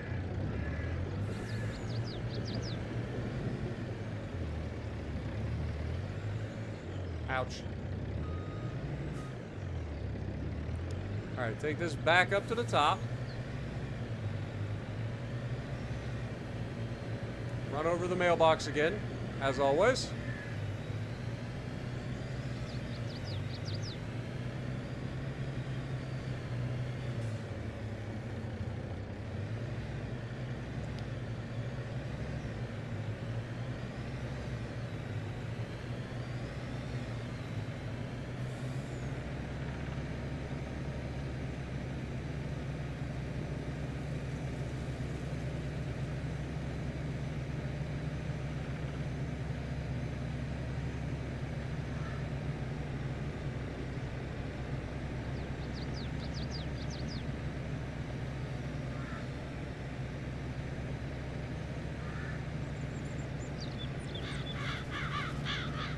All right, we have some decisions to make, guys. Some big decisions to make.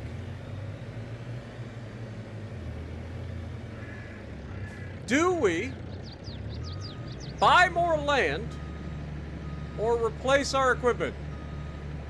Buying more land earns us money directly.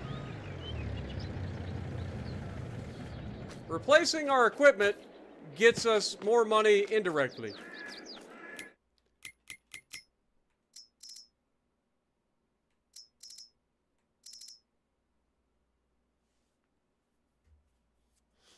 Loan payoff. I'm not worried about the loan payoff right now. New equipment, more land. I mean, you guys are all over the place. The land.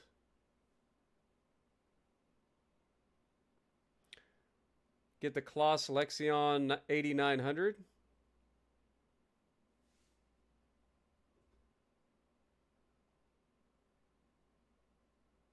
Edward. Can't beat land. That's what I'm saying. Like, it just makes sense to expand the land more than anything else. Like, let's just take a look at our expansion plans real quick. Let's see what we've got in terms of land. We might be able to compromise here. So we own all of this up here now, right? We own all of this. The next expansion was to come down here and grab these two fields. How much money is it going to cost us? So for field 18, we're looking at $266,000. So let's just do a little bit of math. 66088. And for the field 19, it is $372,432. That is a total value of $638,000 and $638,520 if we buy both of these plots of land. And to add that up, that gives us another seven and a partial hectares of land. Okay. Whoops. What is currently growing on these? Looks like sorghum, judging by the color.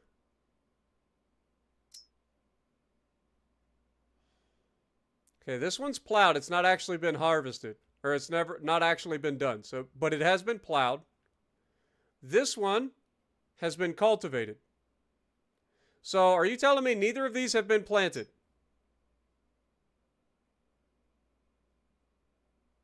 Can we I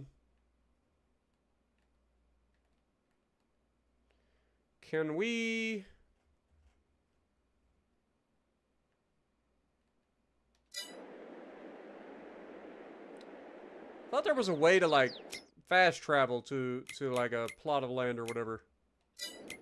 Other than using, can I if I grab this, can I fast travel there?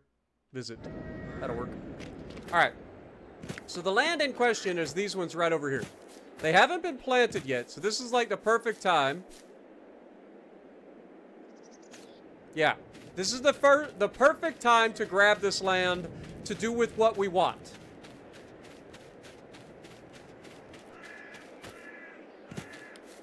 This over here has been limed and everything.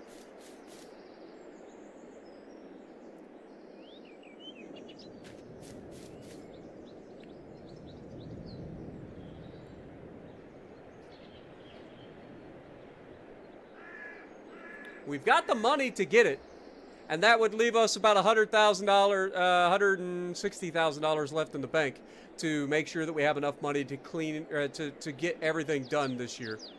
I think we buy the land. What up, Aurelian? How's it going? Appreciate you dropping in. Land first. Maintenance shed is a good idea. Yeah, I think we get the land, guys. I think expanding land is going to be our best bet. We always have time to get more equipment and stuff later on, but land equals direct profit.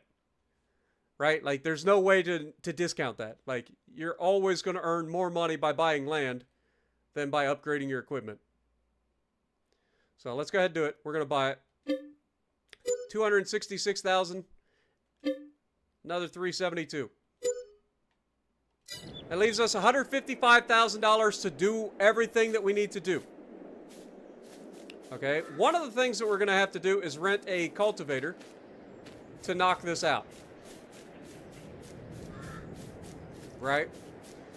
So that's one thing that we will be doing. So let's go ahead and get in here and rent a cultivator. And by rent a cultivator, I'm talking about specifically combining these fields into one field. So we're going to be renting a cultivator for field create.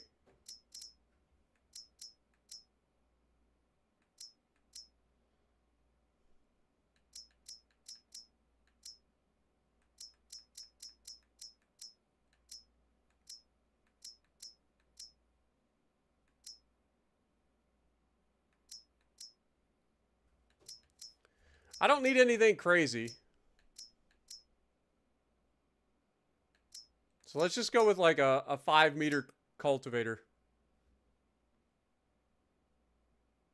Let's go with that. It's $1,200 to lease. We'll use our favorite tractor to abuse. Let's go ahead, drop the front thing. Actually, I lied. We're going to pull this out of the way so that we can get to that land sampler.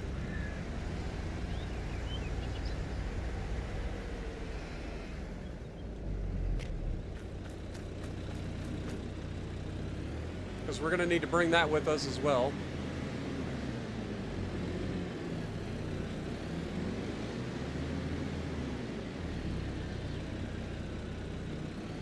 I don't think we need this on the front just yet.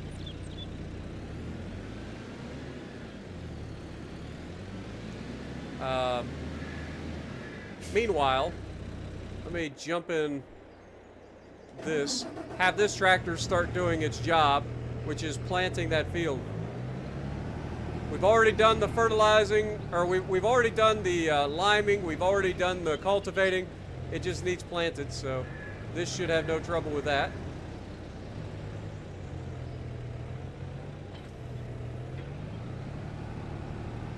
We have plenty of seeds to do it, so that shouldn't be a problem. We got plenty of fertilizer as well. So we'll get this down to our soybean field, have him working on that while we prepare the new land for what we're going to do. So what are we thinking that we'd put on it, guys? That's a big plot of land, and I'm thinking that we add to the soybean / corn rotation. What do you guys think? What should we do with the new land in terms of crop? Because right now we only have the one field for soybeans, and it's a decent sized field, but we could get a bigger one. And I've been talking about potentially adding corn into the rotation. We're not doing it just yet, obviously, because we don't have the planter and all that. We would need to wait. But it wouldn't necessarily be a bad idea to have another field that's dedicated to, you know, soybeans or corn eventually, but both of which should be solid. Conversely, hear me out on this. We could set that up as like a wheat or sorghum farm to allow us to have crops for chickens, so that we start producing some more other products like eggs. Now that's a huge field for, you know, some chickens, so we would end up with a bunch of chickens if that's the case.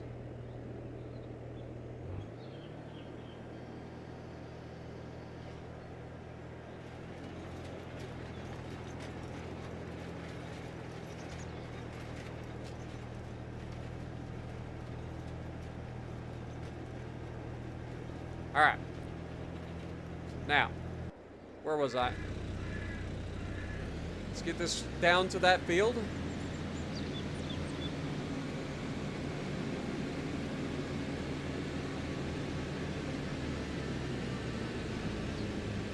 Mayonnaise is a great production. I mean, we've already got the canola. We've already got the canola oil. So getting some eggs would allow us to produce mayonnaise. Like, that is a thing that is a possibility. Because I think that's all you need, right? Is canola oil and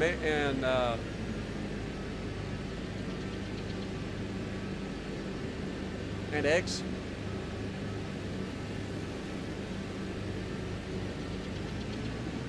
Can you do hops? I don't think you can. Corn. I mean, we don't have the equipment to do corn just yet, guys. So what I was meaning was we could make that field a second field of exactly what we're doing now. So it would be soy right now until we get to the point where we're ready to do corn, where we get a planter. Because I need a planter to do corn. We only have a seeder at the moment. All right, let's go ahead and drop this off the back. Grab it on the front.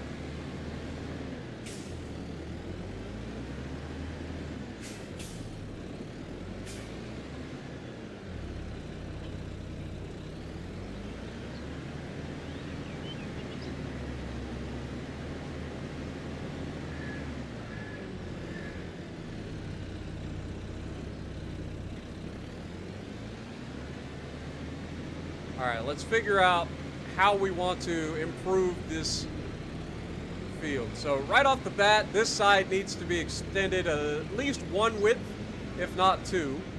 So we're going to do that. I'm not gonna add to the end of this field, but definitely on this side of the field.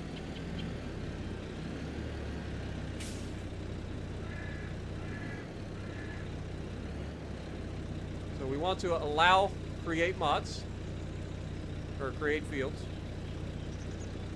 And we just back up a little bit.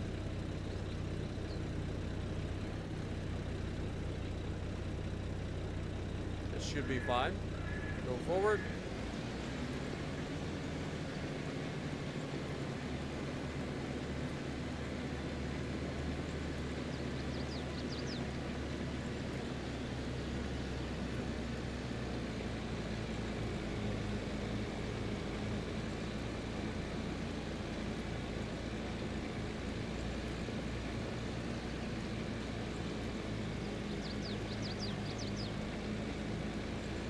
I see a couple of trees that are begging for a tree be gone.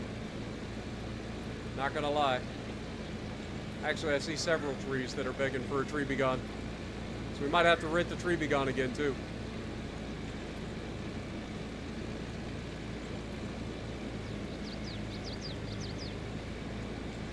What up, Nuts? How's it going? Somebody was just asking about you a minute ago.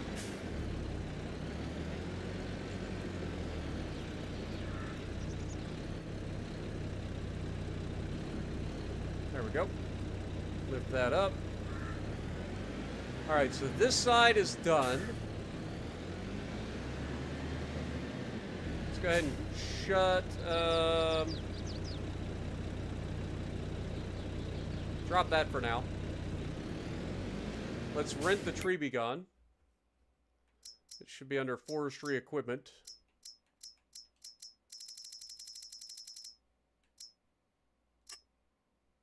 It's only $2,000 to rent.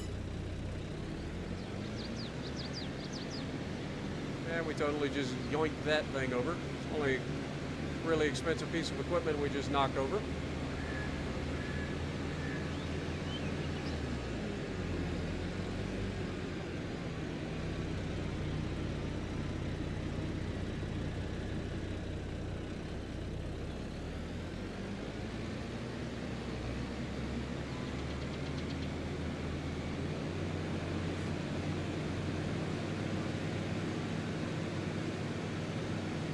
Over here, get rid of this tree.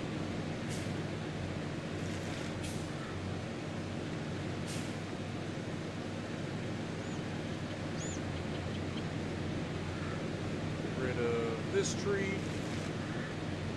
Now, I don't remember how much of this land is ours. It's actually all ours. The only thing that we don't have is this land that goes down through here for the pond. But I'm wondering if it would allow me to get rid of these trees, or if it'll say it's not on my land. Oh, it's fantastic. Love it.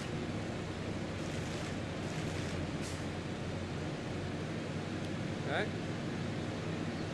Just on this side. I don't need to go all of them.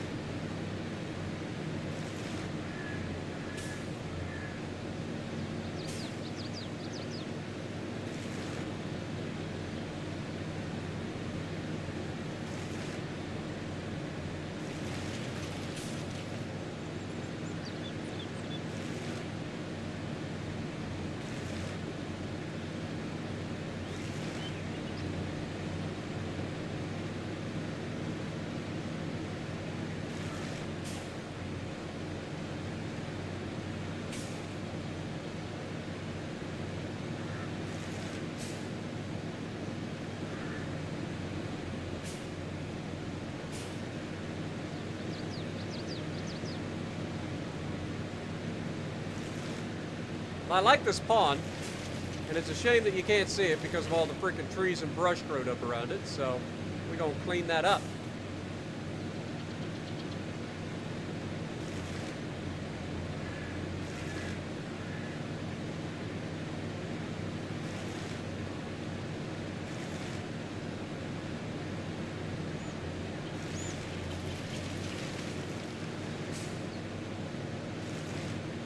Yo, Anthony Franklin coming in, dropping a $5 bomb on the chat with 5 gifted memberships. Thank you so much, my dude. Get a goat in the chat for Anthony.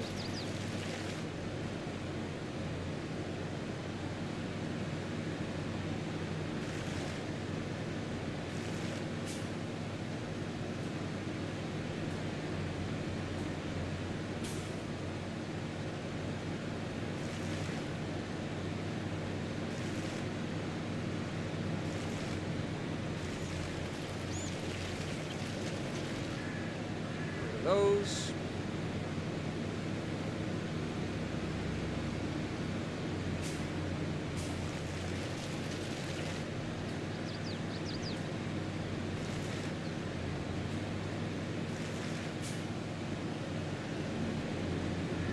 Beautiful.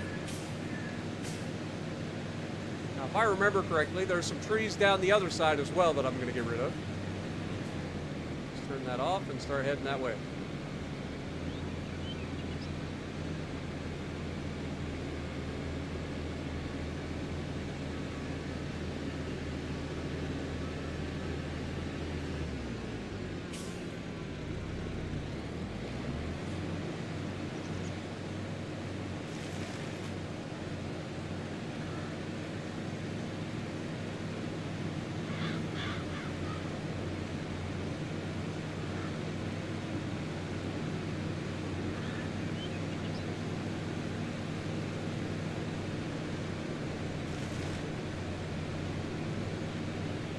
I love this thing, man. This freaking machine is so nice. Especially for helping get rid of all the bull crap.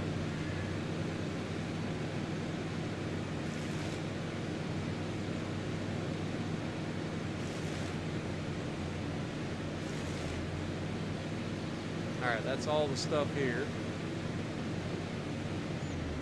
Alright. That should give us plenty of room to expand these fields.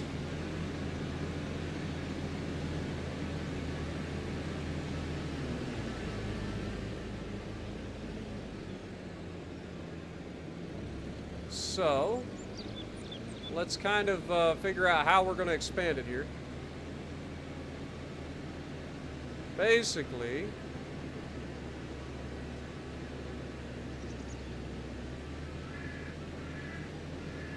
okay, maybe I should have got a bigger cultivator for this. Basically, we want to go from here.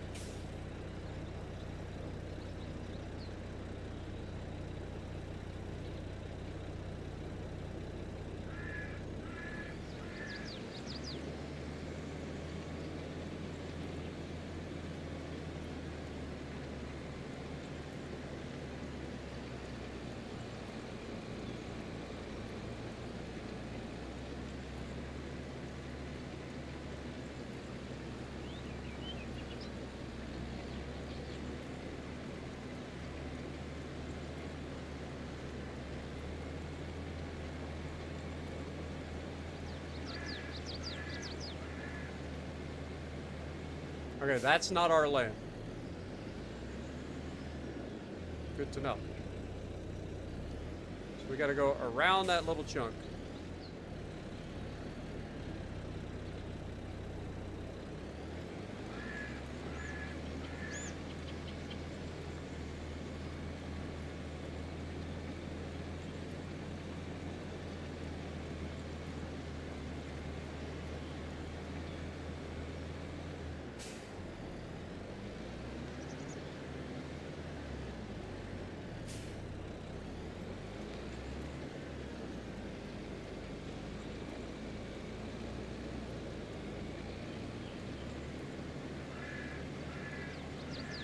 Through here.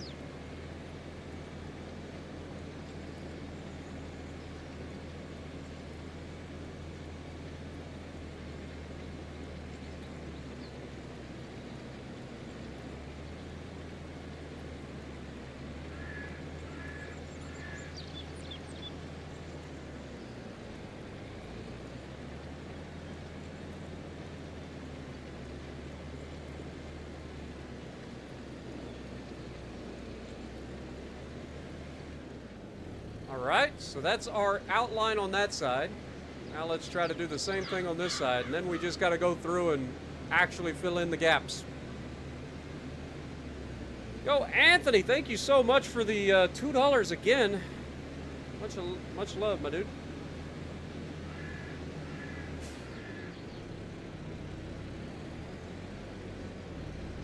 Okay, how far does this land go in terms of this way?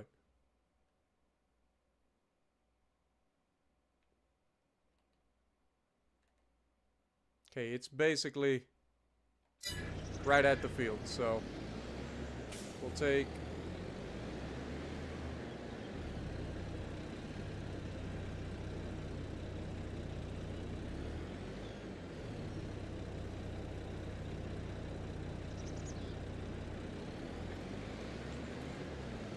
this up this way.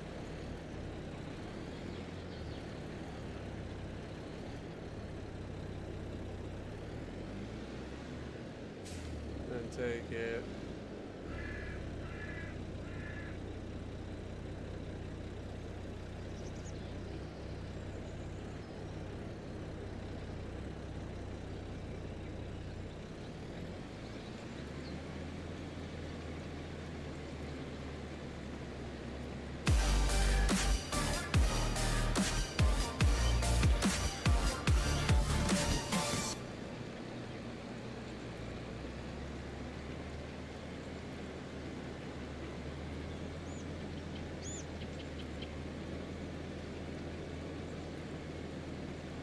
up through here. Just one extra row along this side.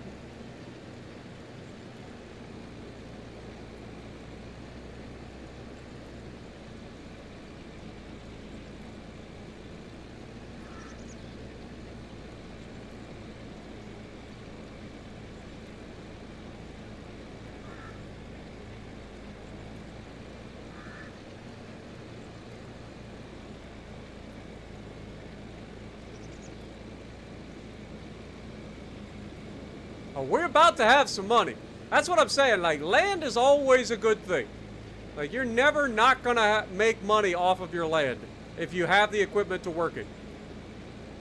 And we have the equipment to work it, so we are going to make money.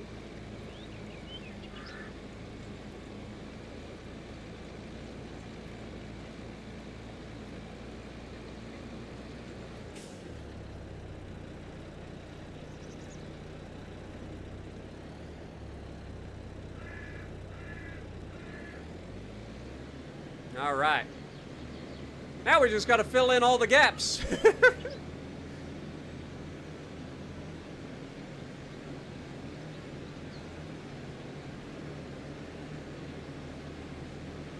I know we need to kill the loans, but we actually have windmills that are helping us pay off the interest every month. So we're not losing money on the loans. I know it sounds crazy, but that is the truth of it. Like, we legitimately have windmills that are paying more to us than the loan cost. All right, we should be able to turn the thing off now and just do this. Oh, no, I need to actually create fields. I forgot, this is still technically the grass, despite being inside the bounds of our field border.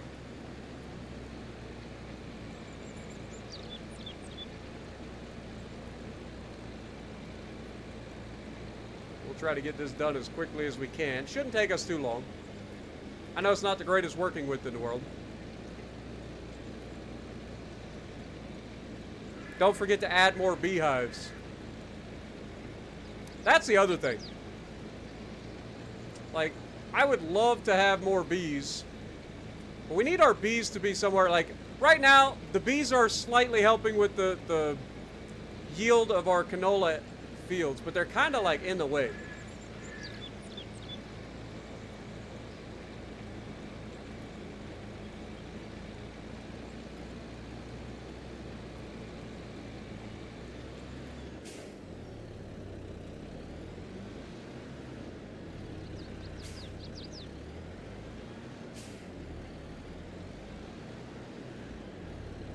Now, this is going to be an awkward field for AI, for sure.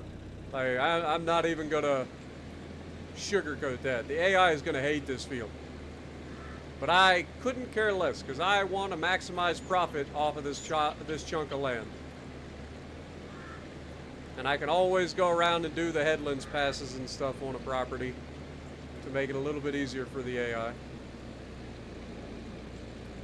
Oh, that's pretty satisfying, I ain't gonna lie.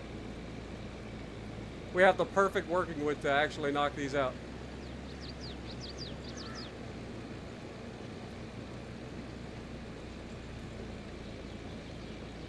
OCD approved, guys?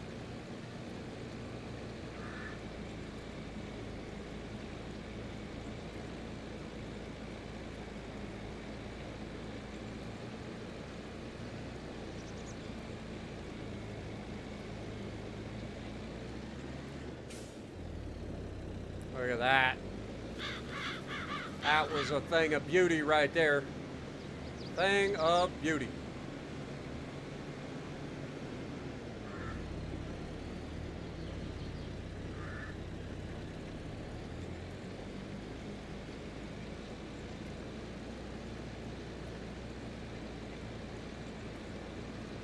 Yeah, vehicle needs repairing, but I'm not worried about it. I'm going to wait till after I get all this done first.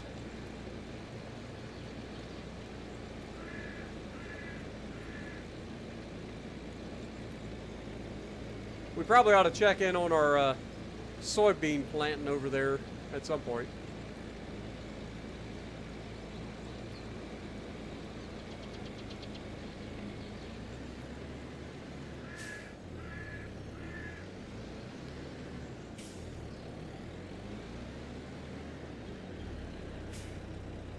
check in on him. How's he doing?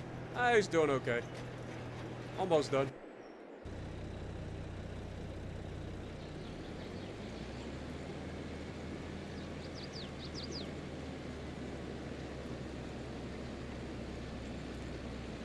You're talking about course play.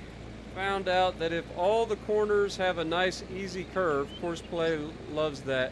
Yeah, unfortunately we don't have course play on console. But I just mean AI in general doesn't like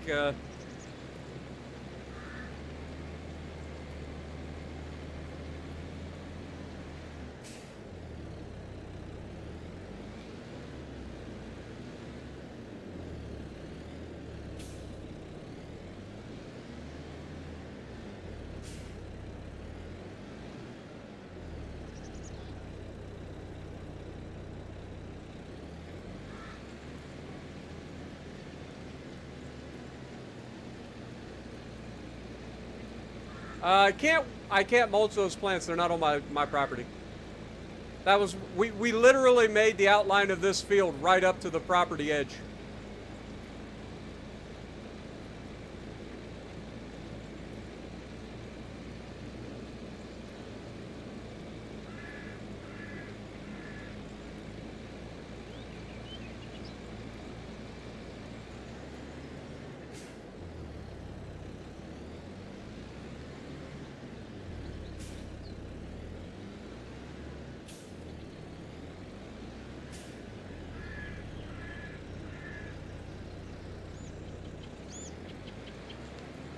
You think all the farmers, when I moved into the area, in this area, were laughing at me and probably going, oh, that guy will never work out. And now look at him. Look at him. I'm buying all their land. I'm the biggest farmer on the entire planet.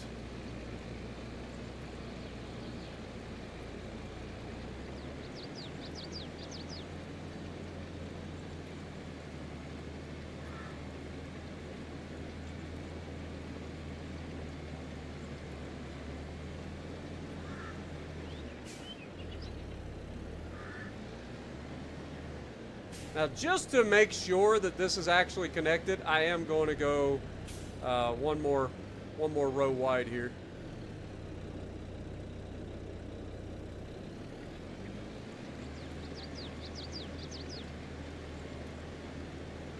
They laughed at me when I said I was going to take over the area, and now I'm making them realize that I was not joking.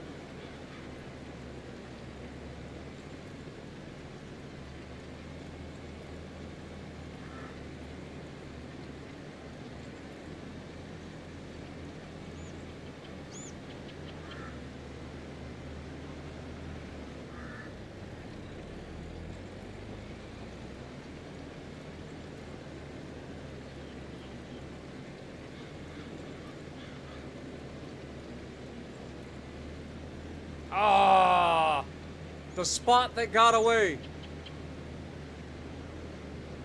Almost got it.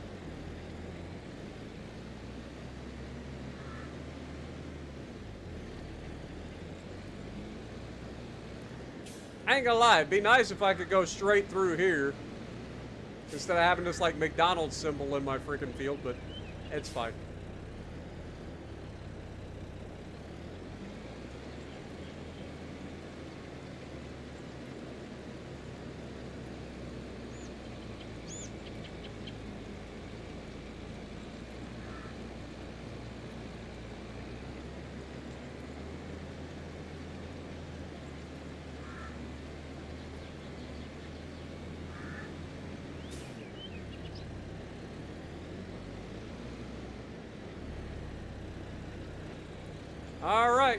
Now for the last little bit of the field. Yeah, this is going to be a good sized field now.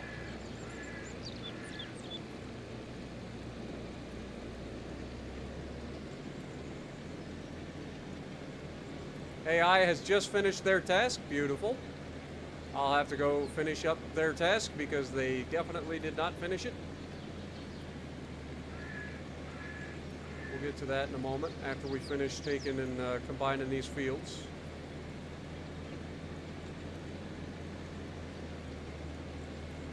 Then we got to take all of our land samples.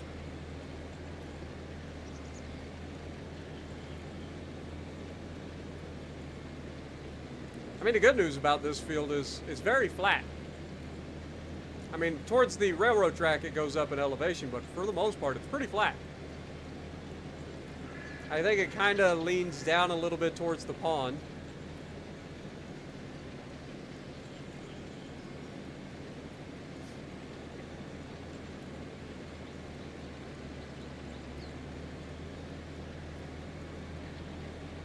Oh no, I ruined it.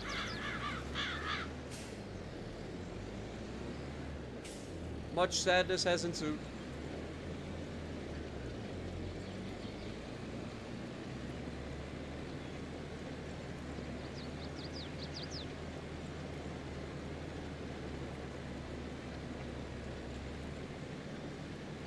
Right now, I feel like Mufasa telling Simba, everything that the light touches belongs to you now.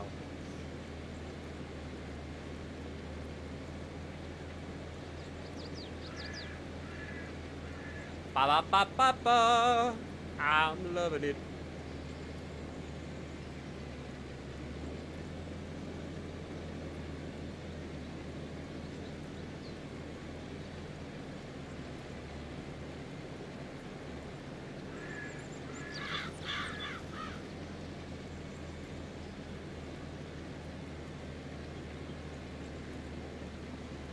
This is a lot of land. This is a big chunk of land, man. This is definitely our biggest field so far.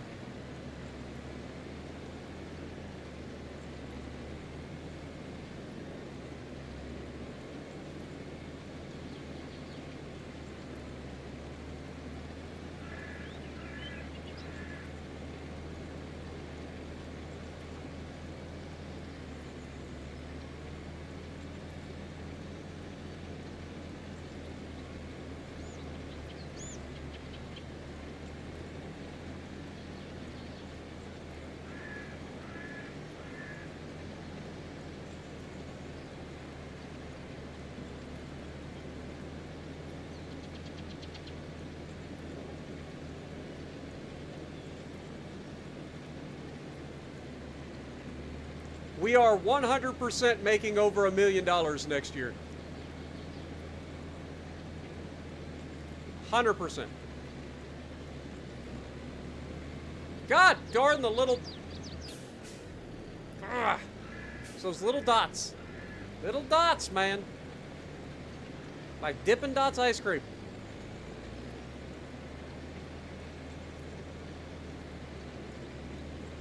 She's got to be different.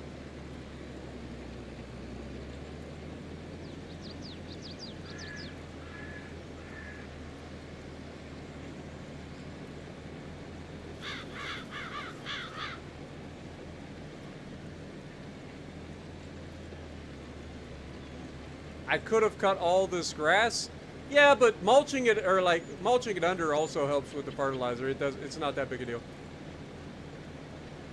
So even though I could have gotten grass out of this or silage out of this, it's not the end of the world because it's just going to get turned into a coating of fertilizer when you till it under. So you still save money that way. It's not like it's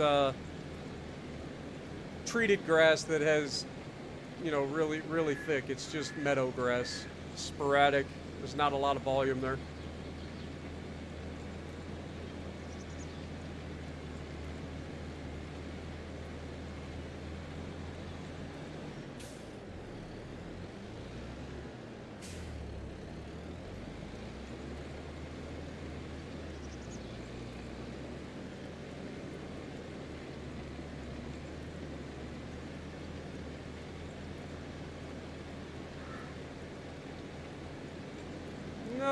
screwed it up again and left 2 dots.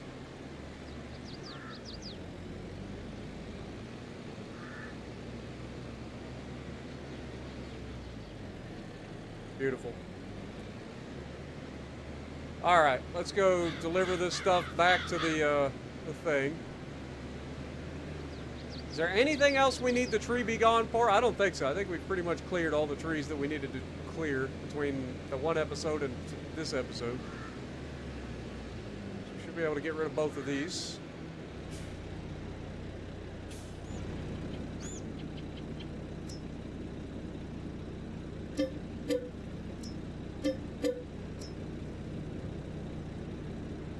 Might as well go ahead and repair the tractor.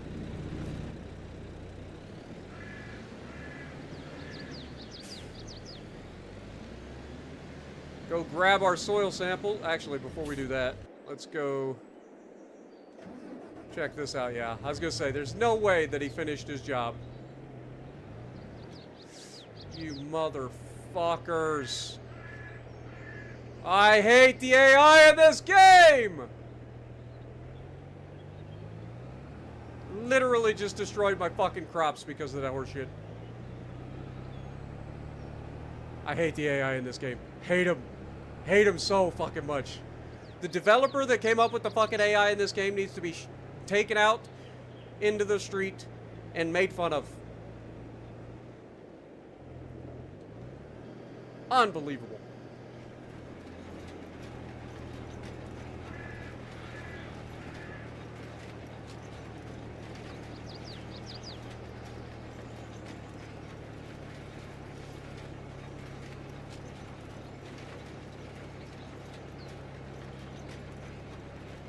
There's a chunk of my canola, man.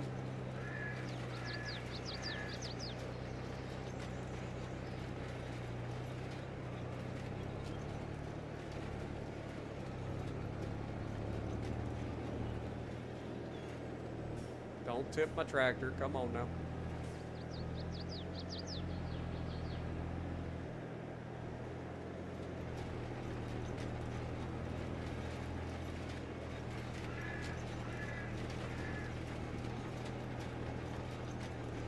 I love how the wheel on the left side is rolling, but the wheel on the right side is not.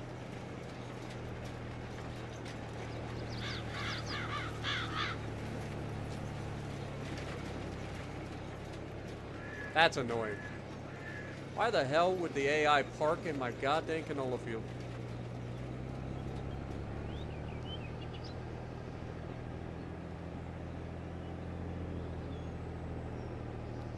Did you seriously miss a whole other freaking... Oh my god. AI, you suck! You suck at everything, man. It's not even like a little bit. You just suck at everything. Look at this little spot here, little spot there.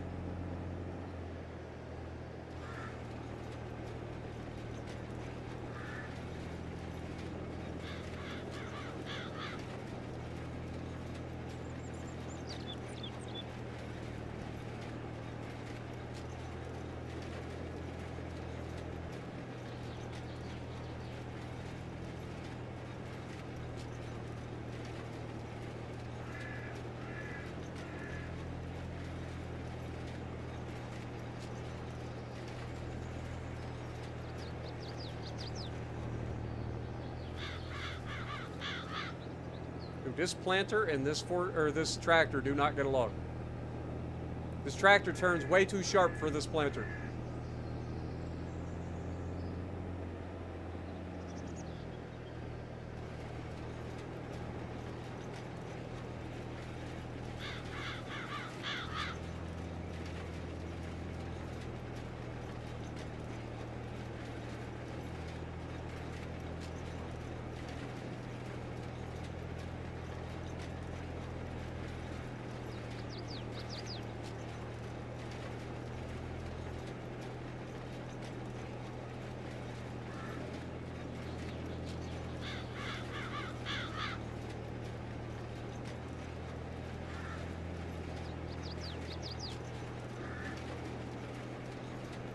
We're gonna have to refill on seeds for sure.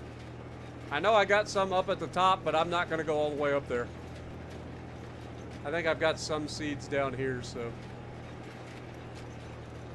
I don't feel like going all the way back to the farm with this thing just to get seeds.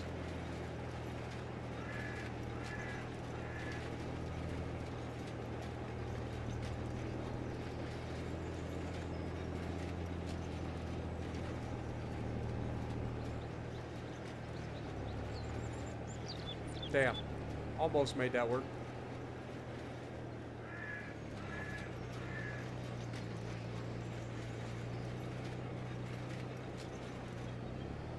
All right, let's double check. I don't think there's anything. I think that's grass showing up in the field, so that's fine. There's a little spot here at the end.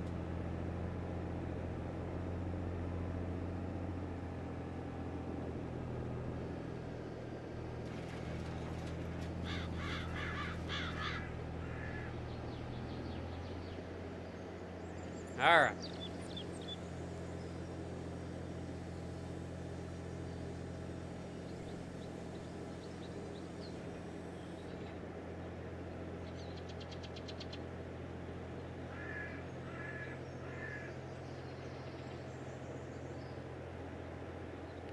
Head back over here.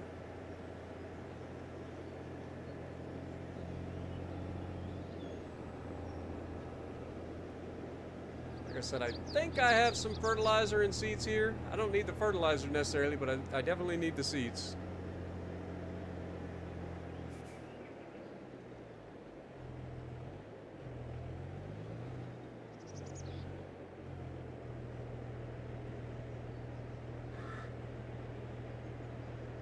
Never mind. All right, well, let's just grab a bag of seed then.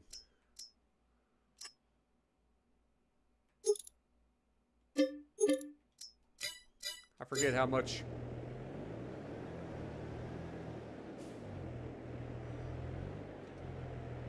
we can hold.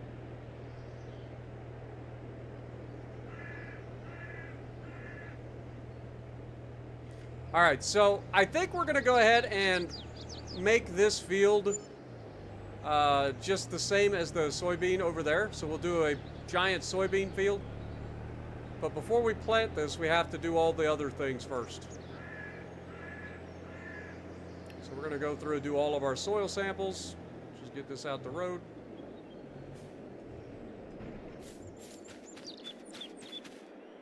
What am I doing?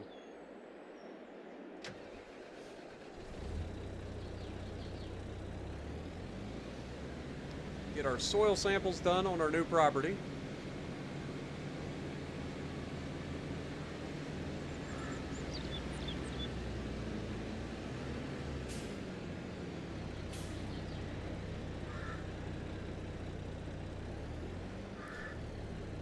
Now it's just trolling me.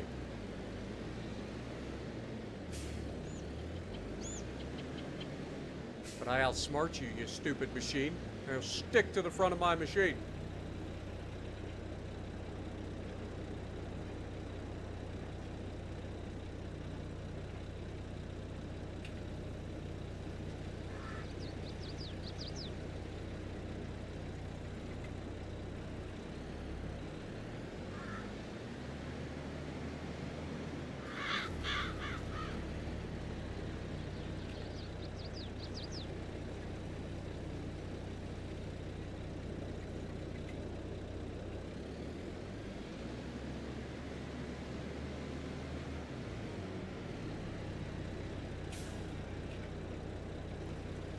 The fun part of the Precision DLC.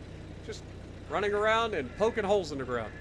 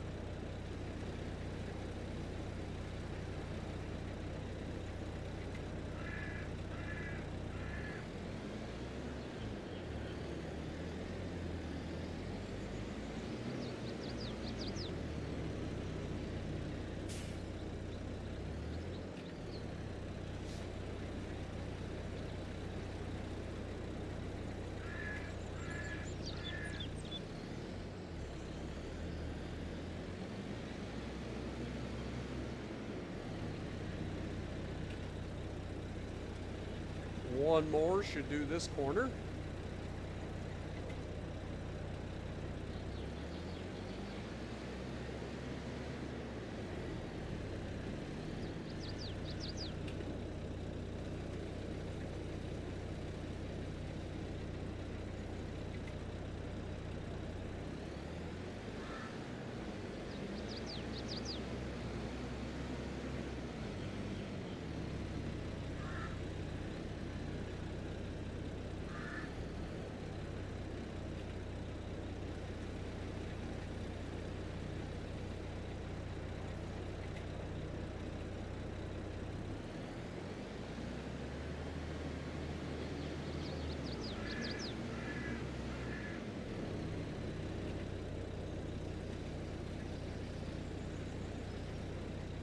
Trying to get as much as I can with each sample. Little mini game.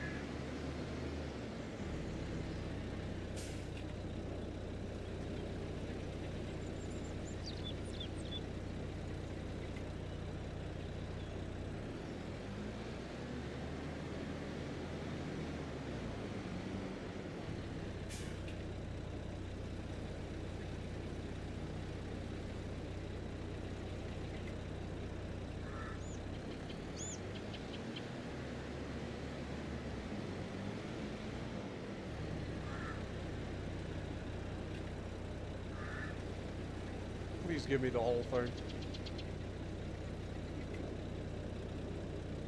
It didn't. It didn't at all. Dadgummit. And it left a little dot back there.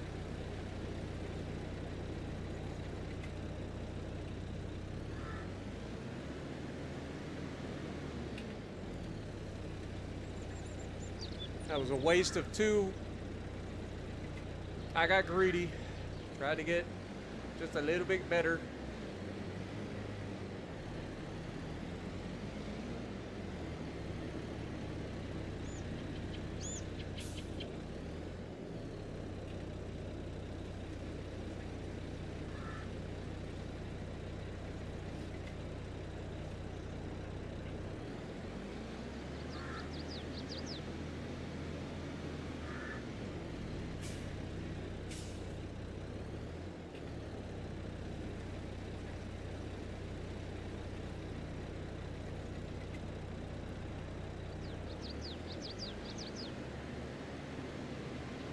As if we didn't already know this was a big field. Look at the amount of soil samples it's taken to cover this field. And this is just the outer perimeter.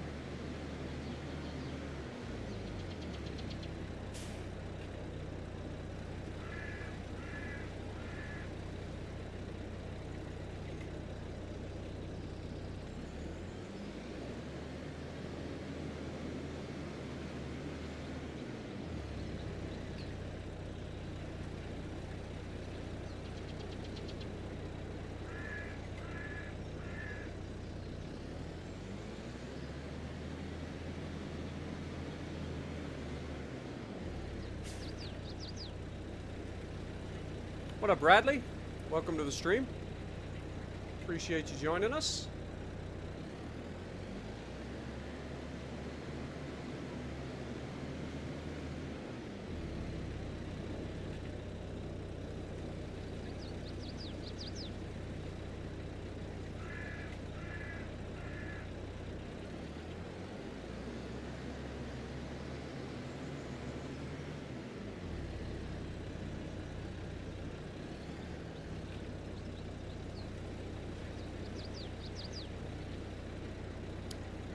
Yeah, I'm starting to get pretty tired, but I'm used to it at this point.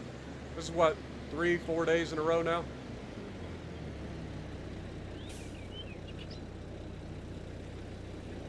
I have one more on that corner. Then I gotta fill in all the gaps.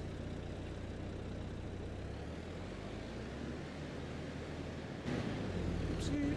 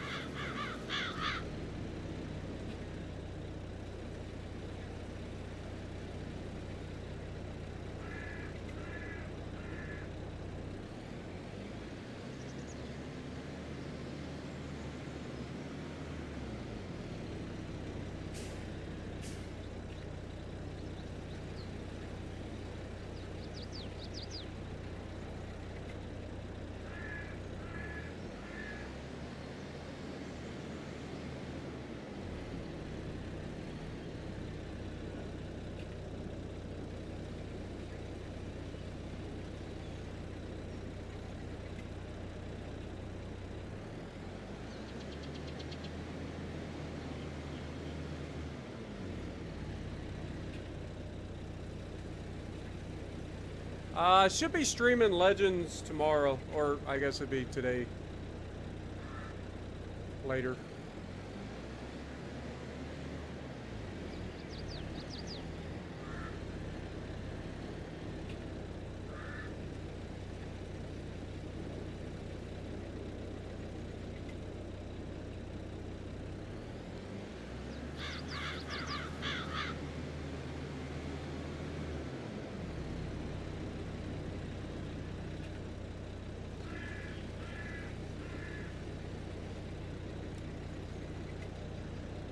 Gonna try to do two World of Warships Legends live streams to wrap up the month.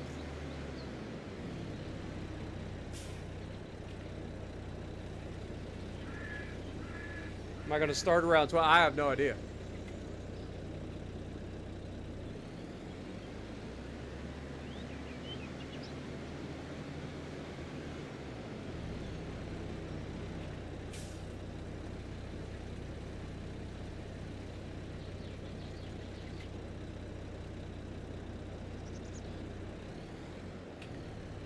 That little spot because I'm getting greedy again.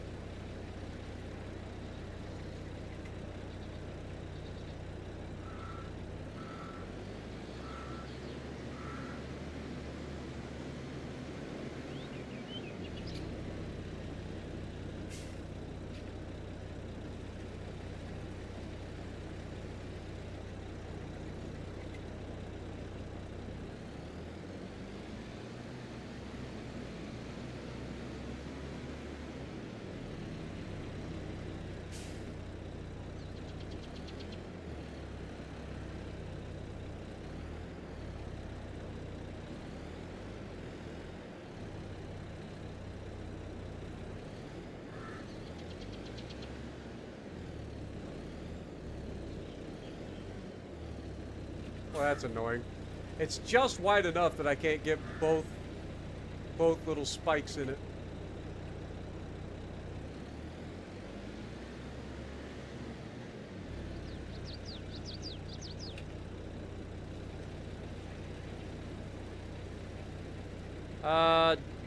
Doubtful, Bradley, but I appreciate you, my dude.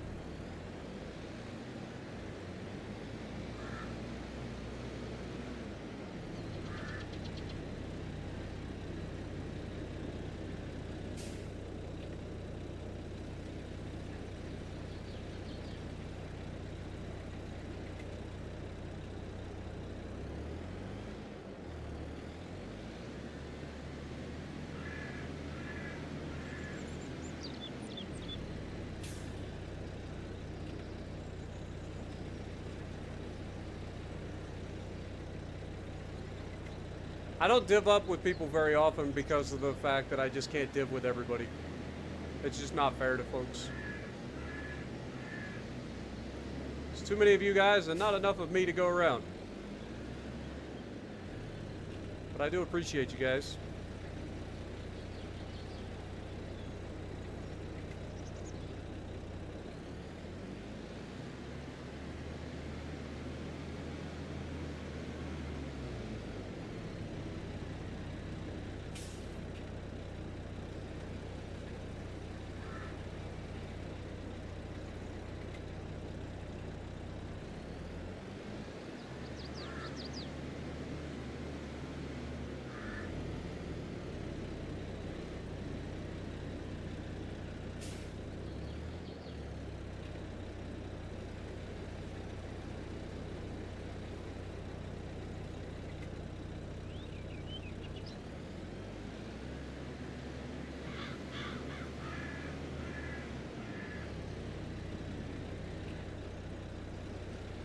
One more, and we should be done with our soil samples finally.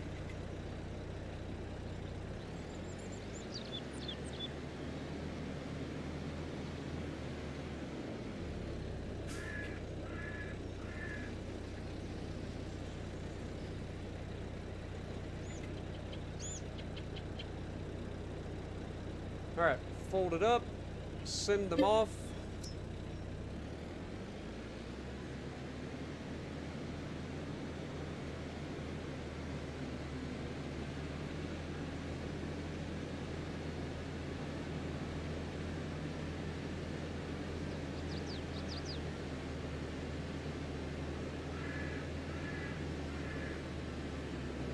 Take this back up to our farm.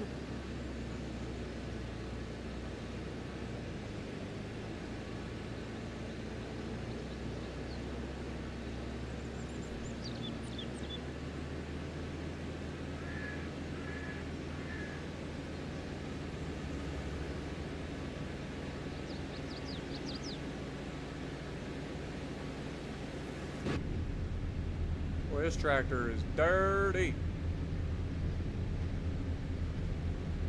We'll grab our lime spreader while we're up here because we're probably going to need it.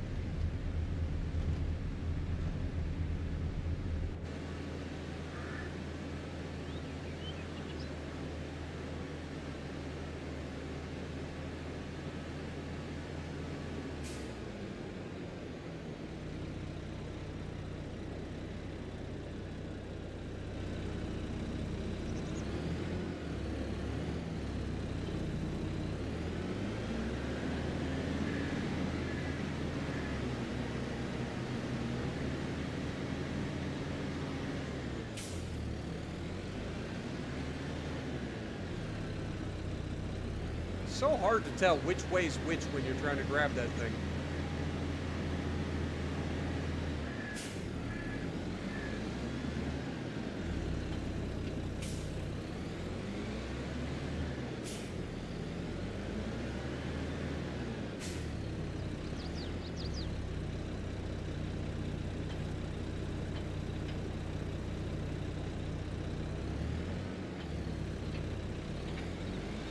All right. Stick the lime spreader down there.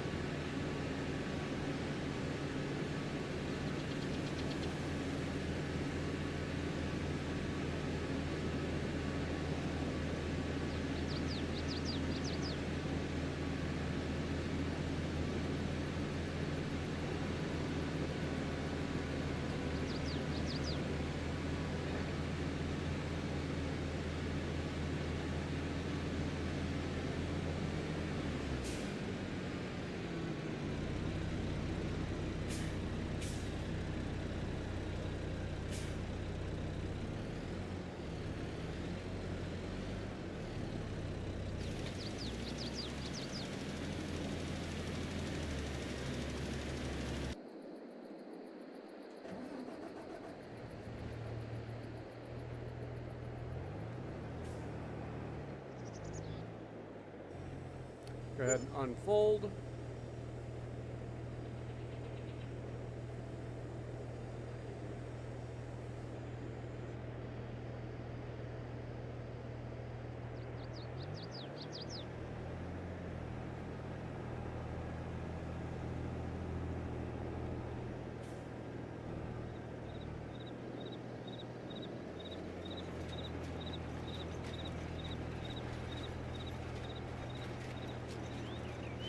Go out and do the outside edges.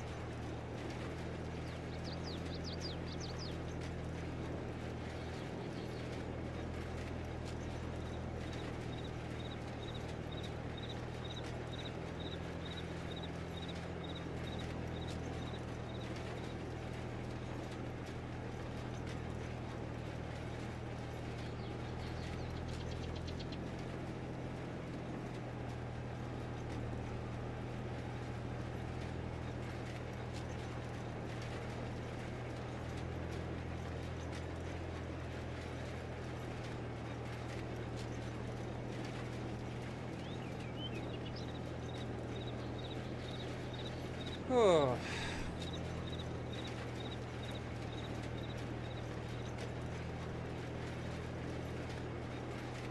What tractor's already half dead?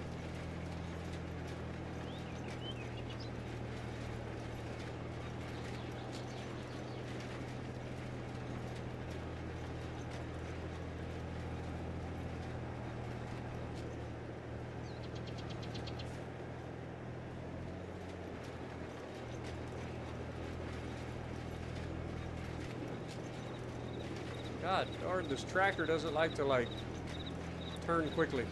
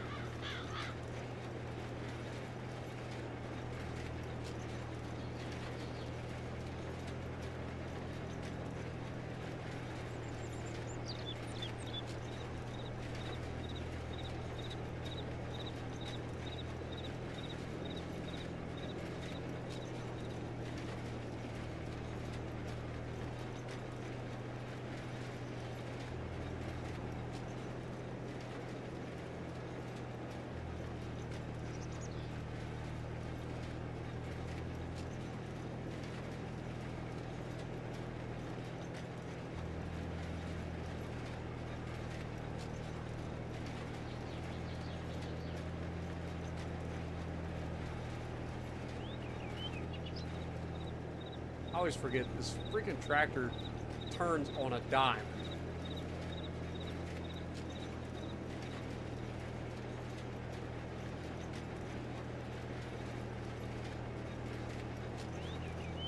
I'm not worried about the areas that didn't get limed perfectly, because we'll just get them in different year or whatever after the next harvest. I'm just trying to get this done at this point.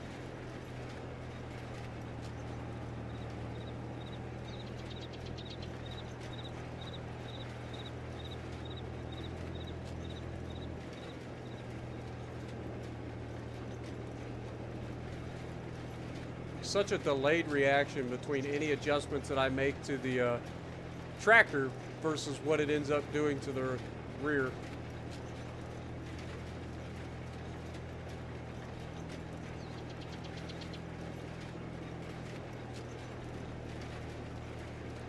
We are planting soybeans. Big old soybean field.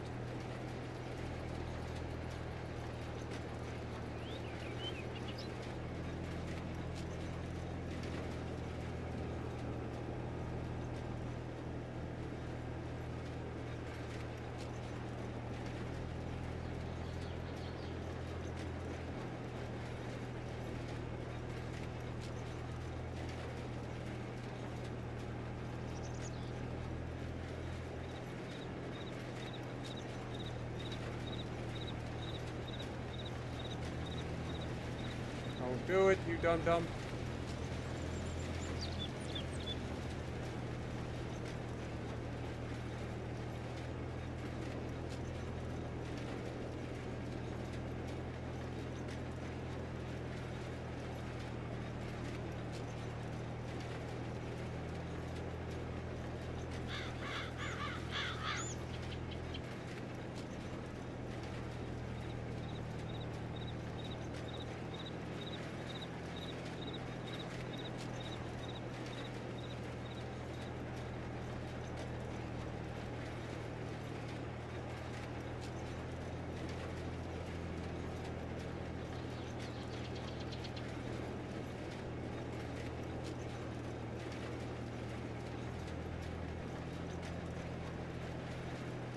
One of the things you got to consider also is that your implement adds to the quote-unquote wear of your vehicle. So like if your implement that you pick up has really poor durability, then it'll make your tractor look like it's lower durability than it actually is too. I don't know why they do that, but it is what it is.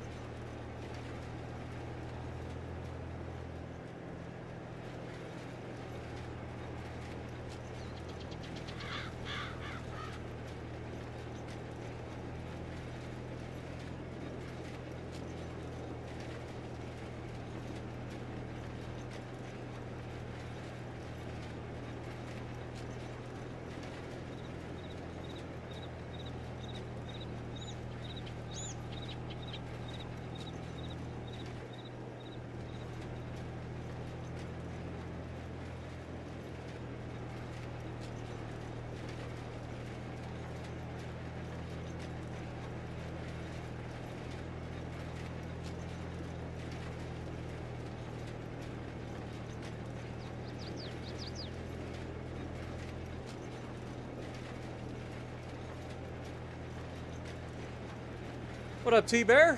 Welcome to the stream. Appreciate you dropping in. I'm doing okay, man. Trying to hang in there, trying to do some farming. Just bought some new fields, trying to get everything planted and ready to go for the new year.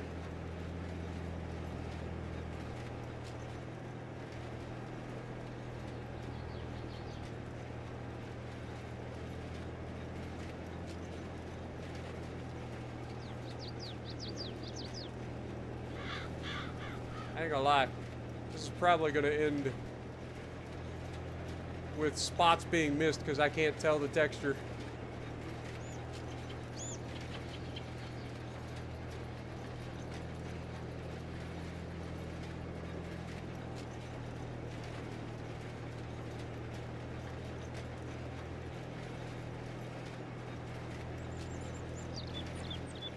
And I look away and then I end up missing even more.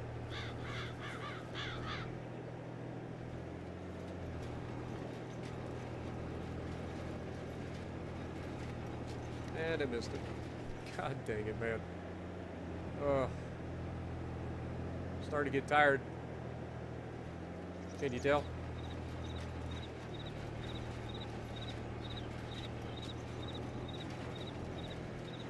In hindsight, I probably should have waited for the AI to finish liming the field before I started.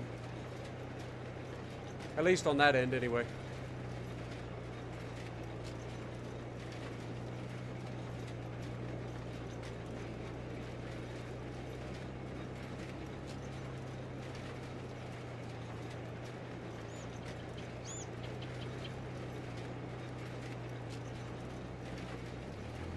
So I think I'll let AI take over from here.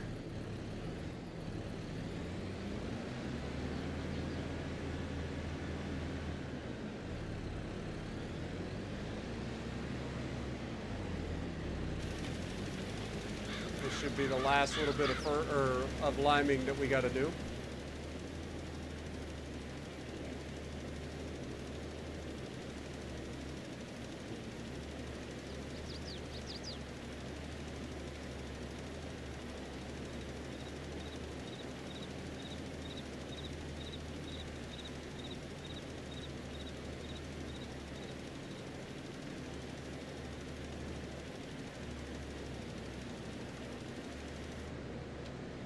Everything else from that point on has been limed.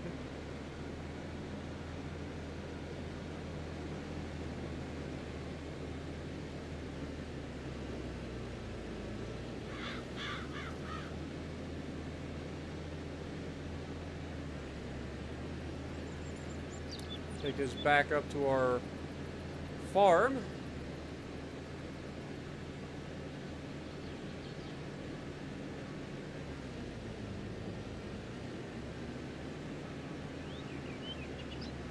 What up, Commander Tragic? Appreciate you dropping in.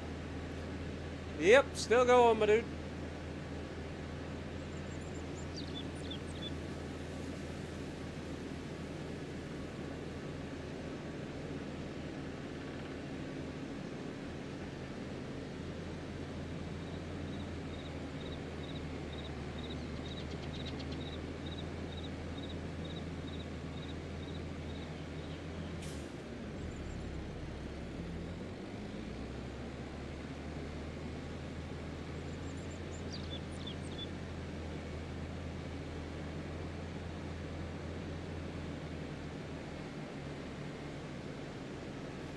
Go ahead and open the cover.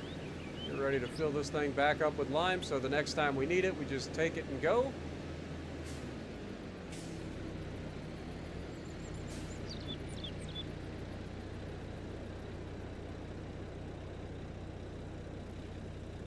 Oh, man.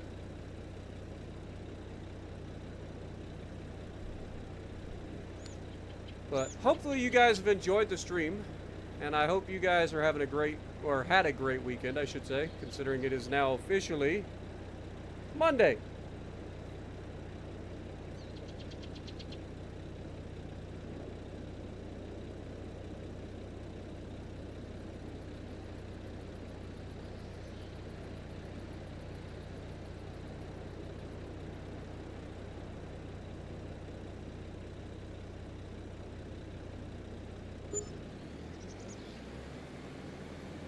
All right.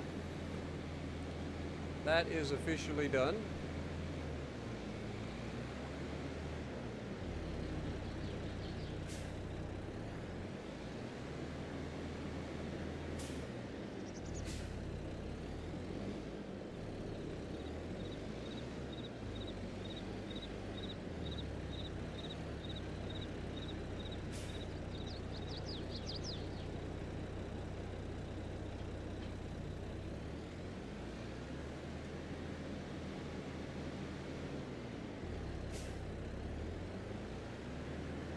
Be able to park this now.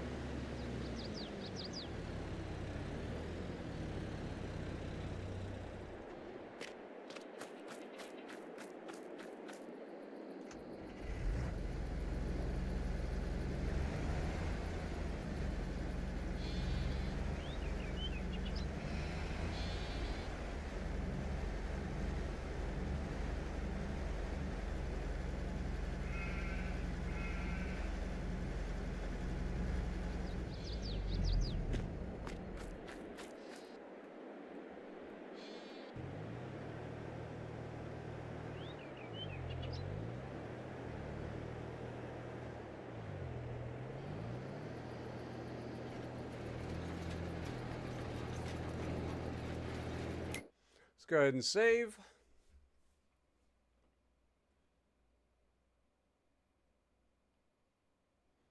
You can see where the soy is being planted.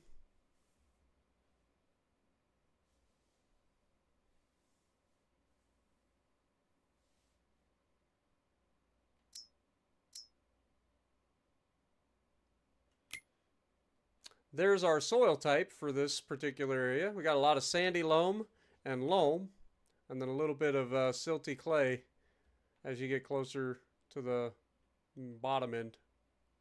But this top end of the field's pretty good.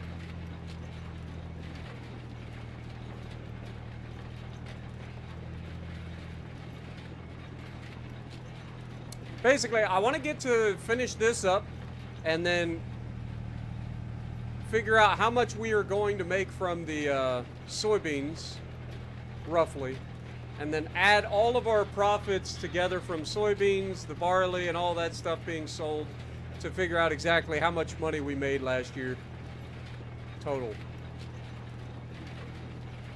Pretty sure it's going to be a pretty solid number.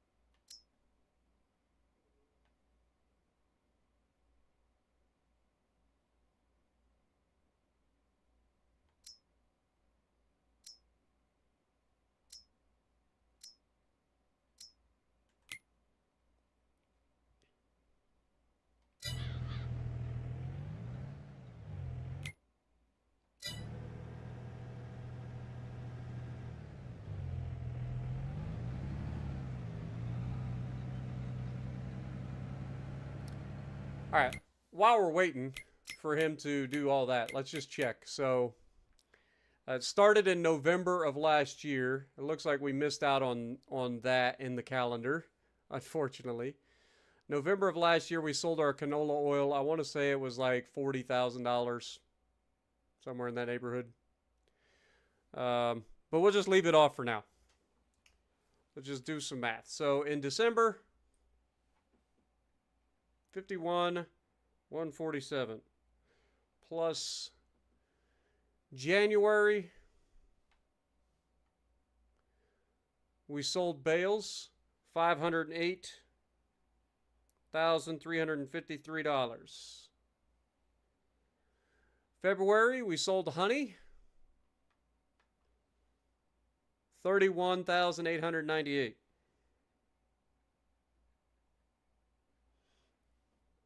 March, we didn't sell anything. And then April, we sold wool. So that's $39,551.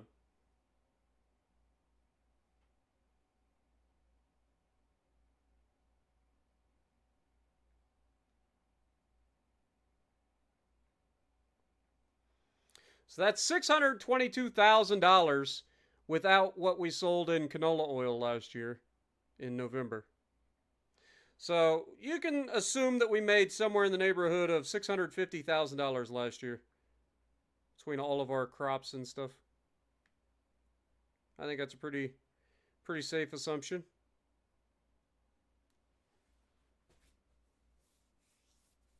So not too shabby. We're getting closer and closer to that $1 million harvest. And I think this field is going to go a big way towards making that happen.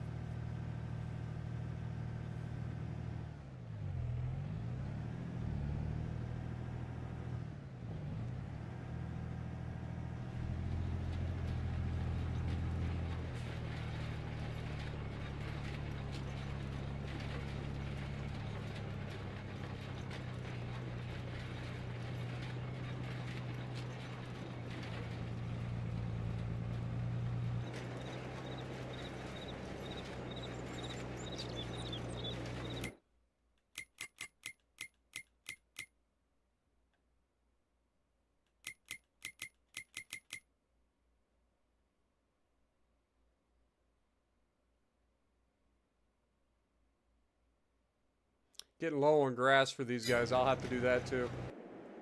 Might as well do that while I'm thinking about it.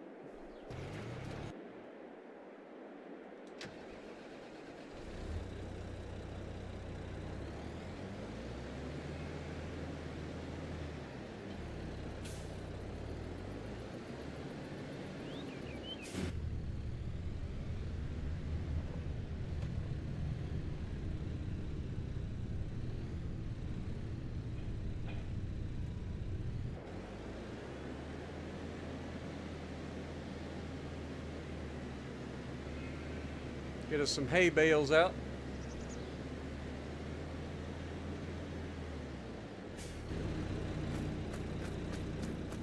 We'll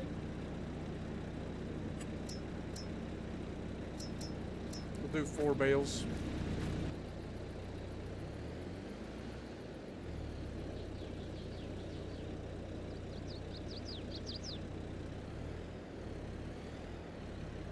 Real question is, can I get all 4 bales without dropping any of them?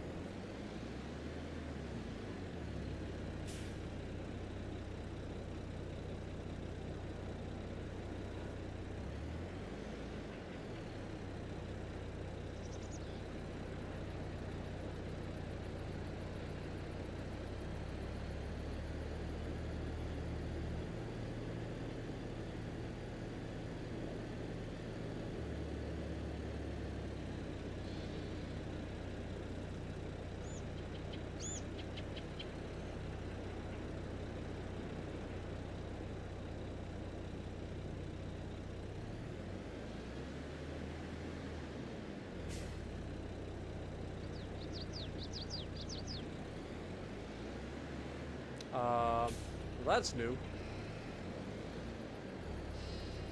And I caught him. That's hilarious. Alright. Sheep are fed. We don't have to worry about that.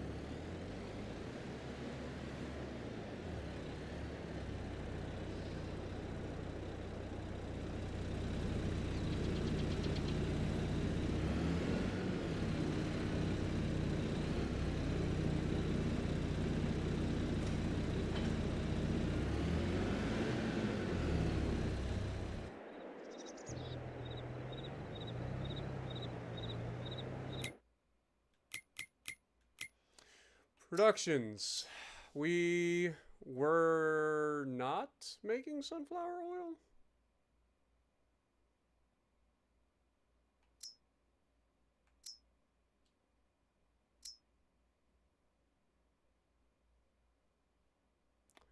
Okay, well, let's get that made then.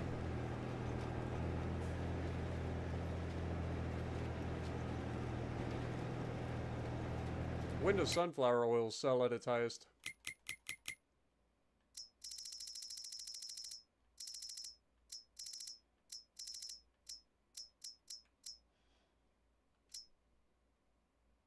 Sells in March.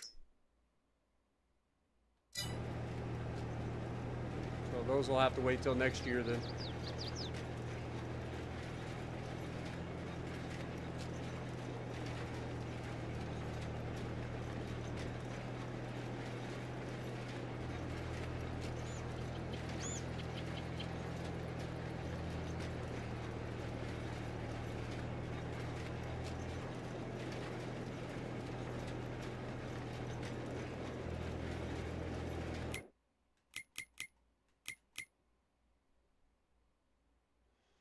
Almost done planting.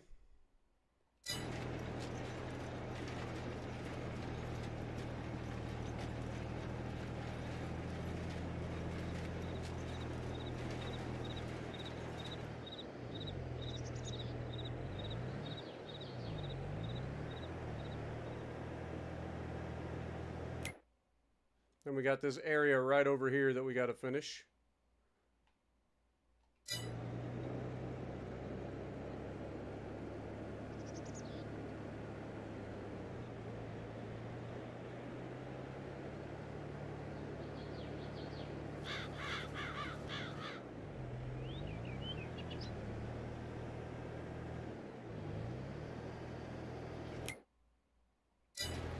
Yo, Country Pumpkin coming in re-upping for 3 months. Thank you so much, my dude.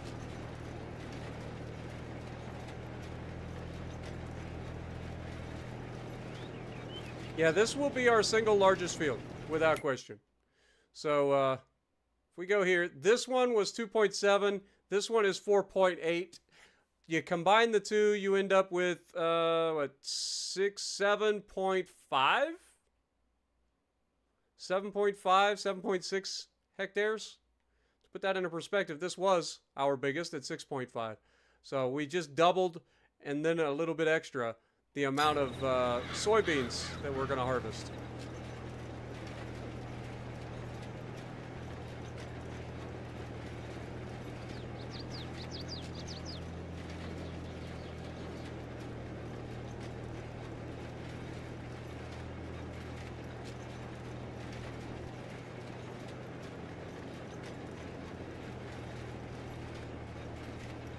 I think once AI finishes this pass here, we'll go ahead and take over.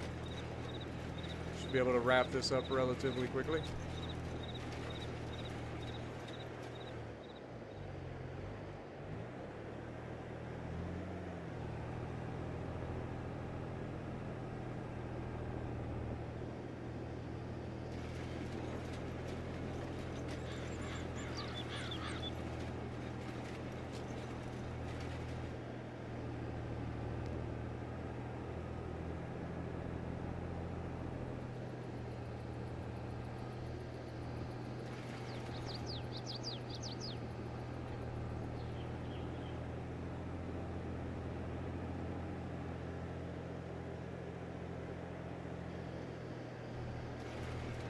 Dude, that took just long enough to come down to miss.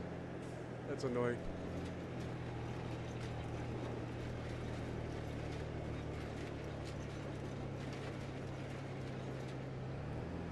Alright, a little bit right here as well.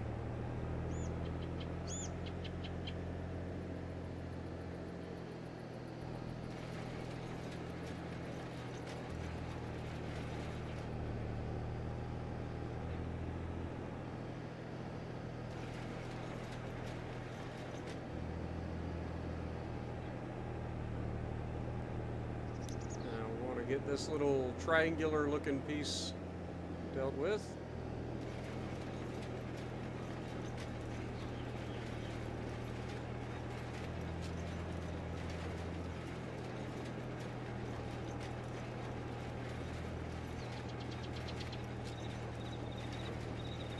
Yeah, we almost got 120 likes. This has definitely been the most liked version or most liked episode of our series so far. So thank you guys so much for all your support.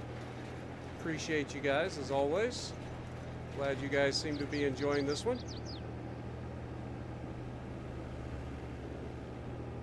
And knock this little section here out as well.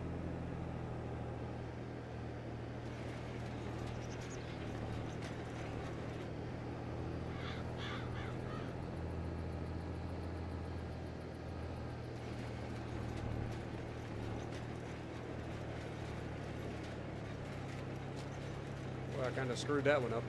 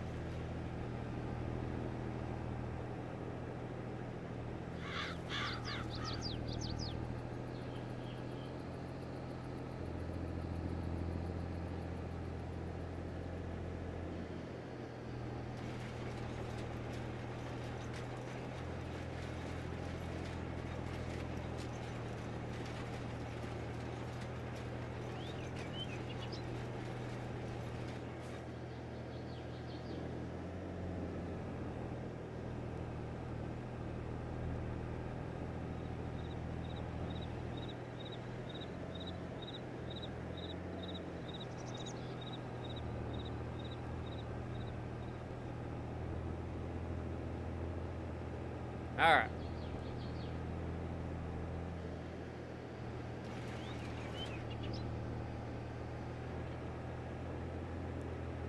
Let's go grab this little thing of seed real quick. That way we know we have enough to finish, and we'll knock out this corner.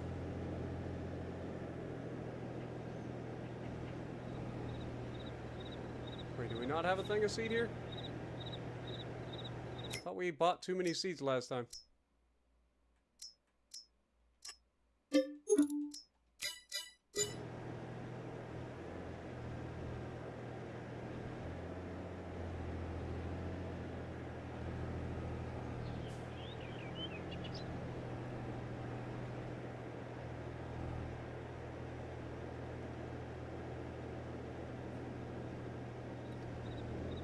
Alright, let's go over there and finish this field up.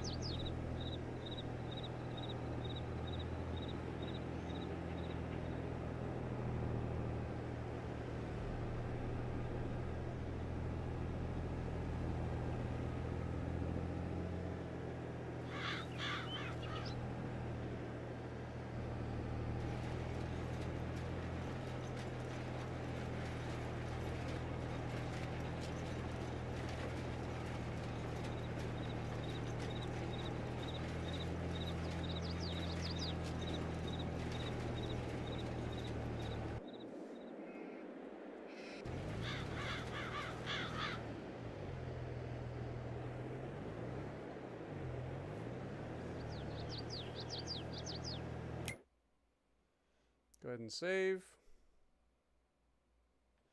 Now all that's left is this little square right here.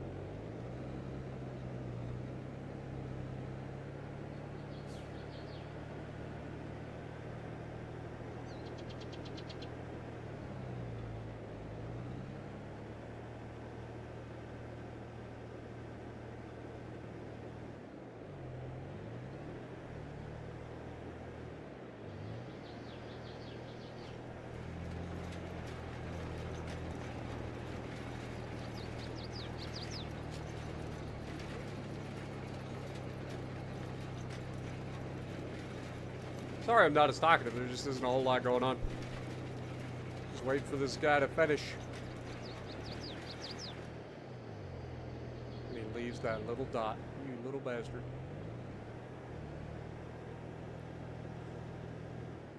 Leaves it behind.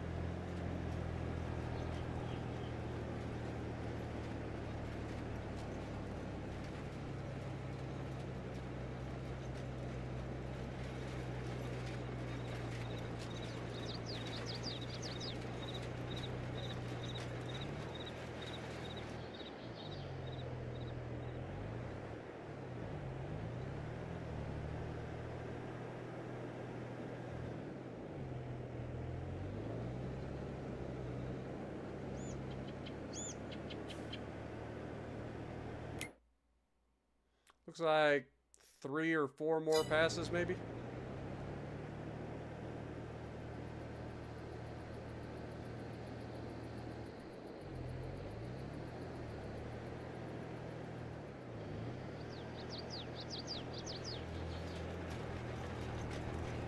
So what was everybody's favorite part of today's episode?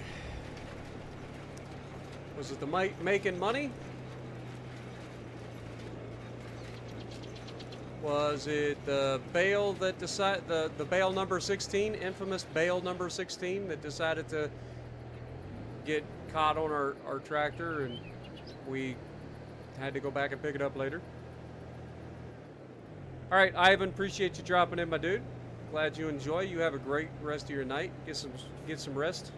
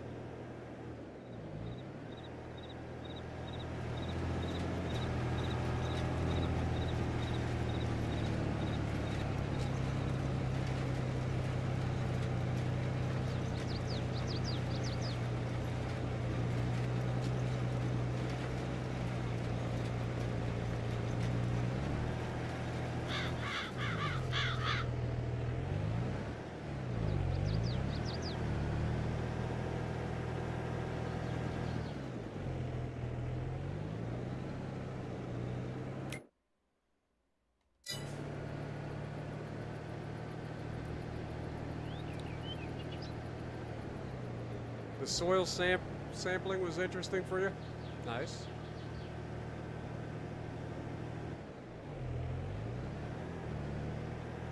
Yeah, that's part of the Precision DLC. It's what we just installed in the last stream. So we had to do that last stream as well, where we spent way too long trying to get soil samples for all of our property. But it's crazy, man. We've got all of this now. This all belongs to us. Kind of crazy.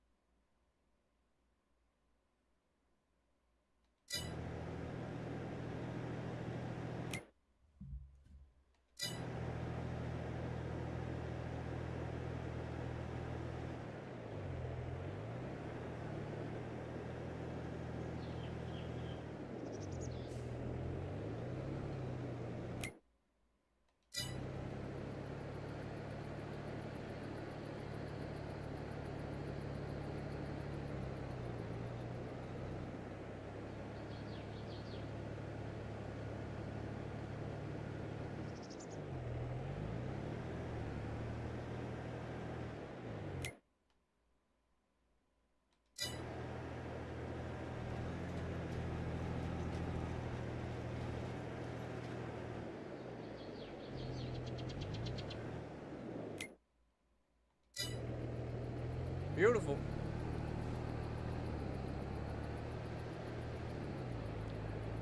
All right. I think we'll hit these little spots that we know are potentially...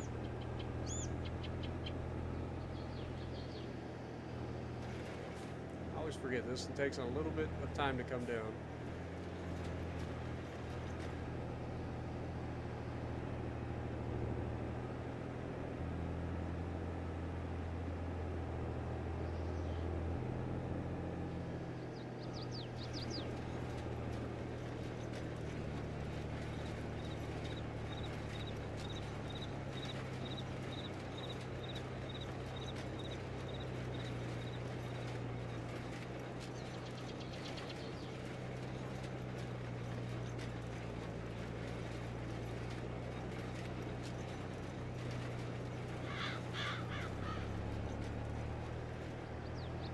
All right. Field is officially planted. That is a big field, man. That is going to be some money for us.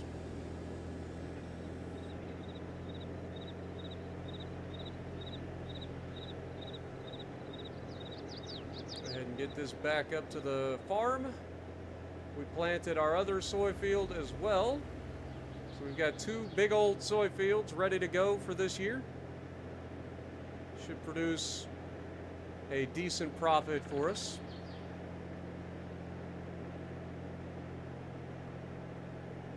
Plus we've got all of our grass that'll be getting harvested next month for the first time this year.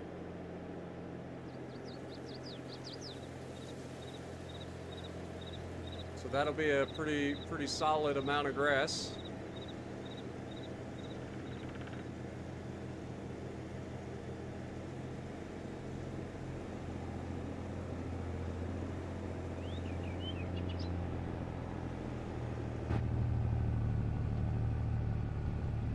Definitely gotta hose this stuff off. That ain't.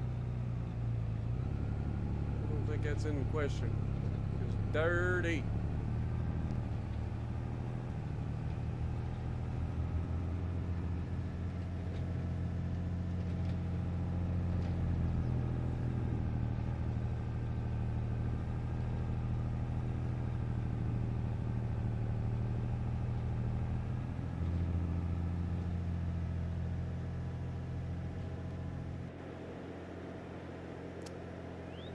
Not so worried about hosing off the planter, because let's be honest, it's just going to get dirty immediately again.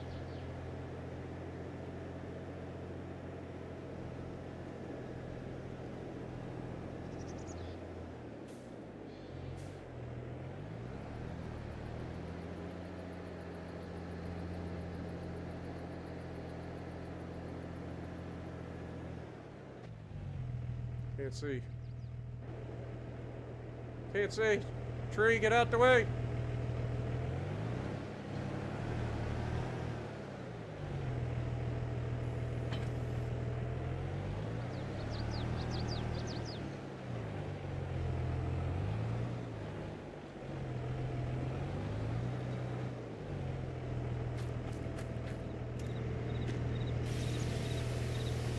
And hose this off.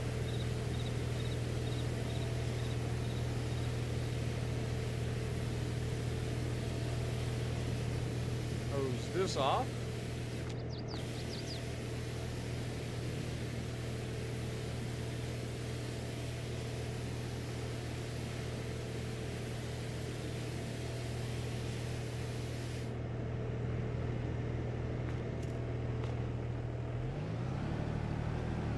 Park this thing up.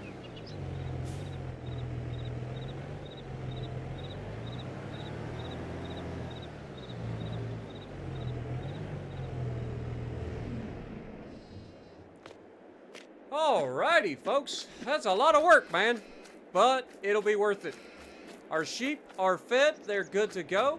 In the next episode, we will be doing our first harvest of this year, which will be our grass. And we just start all over again. Only this time with more stuff.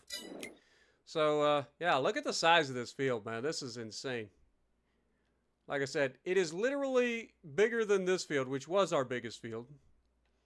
So we've got all of this as grass. We've got all of this as soybeans. And then we've got all of this as canola. So that is a lot of stuff, man. That is a lot of stuff.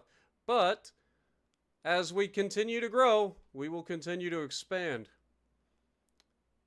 And that will be something that we have to look forward to in the near future as we end up going from here down into this section. Maybe, I don't know. How big of a property is this? It looks big, but it's 2 hectares, which is about 4 acres, 4.5 acres. Or maybe it's 5 acres, somewhere in that neighborhood. But the field, the workable area, I mean, you could potentially expand this, but this is really limited in its scope, its scale. Whereas these fields down here are much larger. So I'm looking at these as our potential next expansion points. But that'll be way down the road as we finish up this year's harvests and sell everything per usual. But one of the things that we do need to look at is that this could be potentially a good field for like wheat, or we grow some wheat in here for some chickens or something. So that could be a potential thing for us. Small field, doesn't need to be huge, but get decent yield of wheat off of it, and you should be able to feed your chickens all year round on it. So potentially looking forward to that.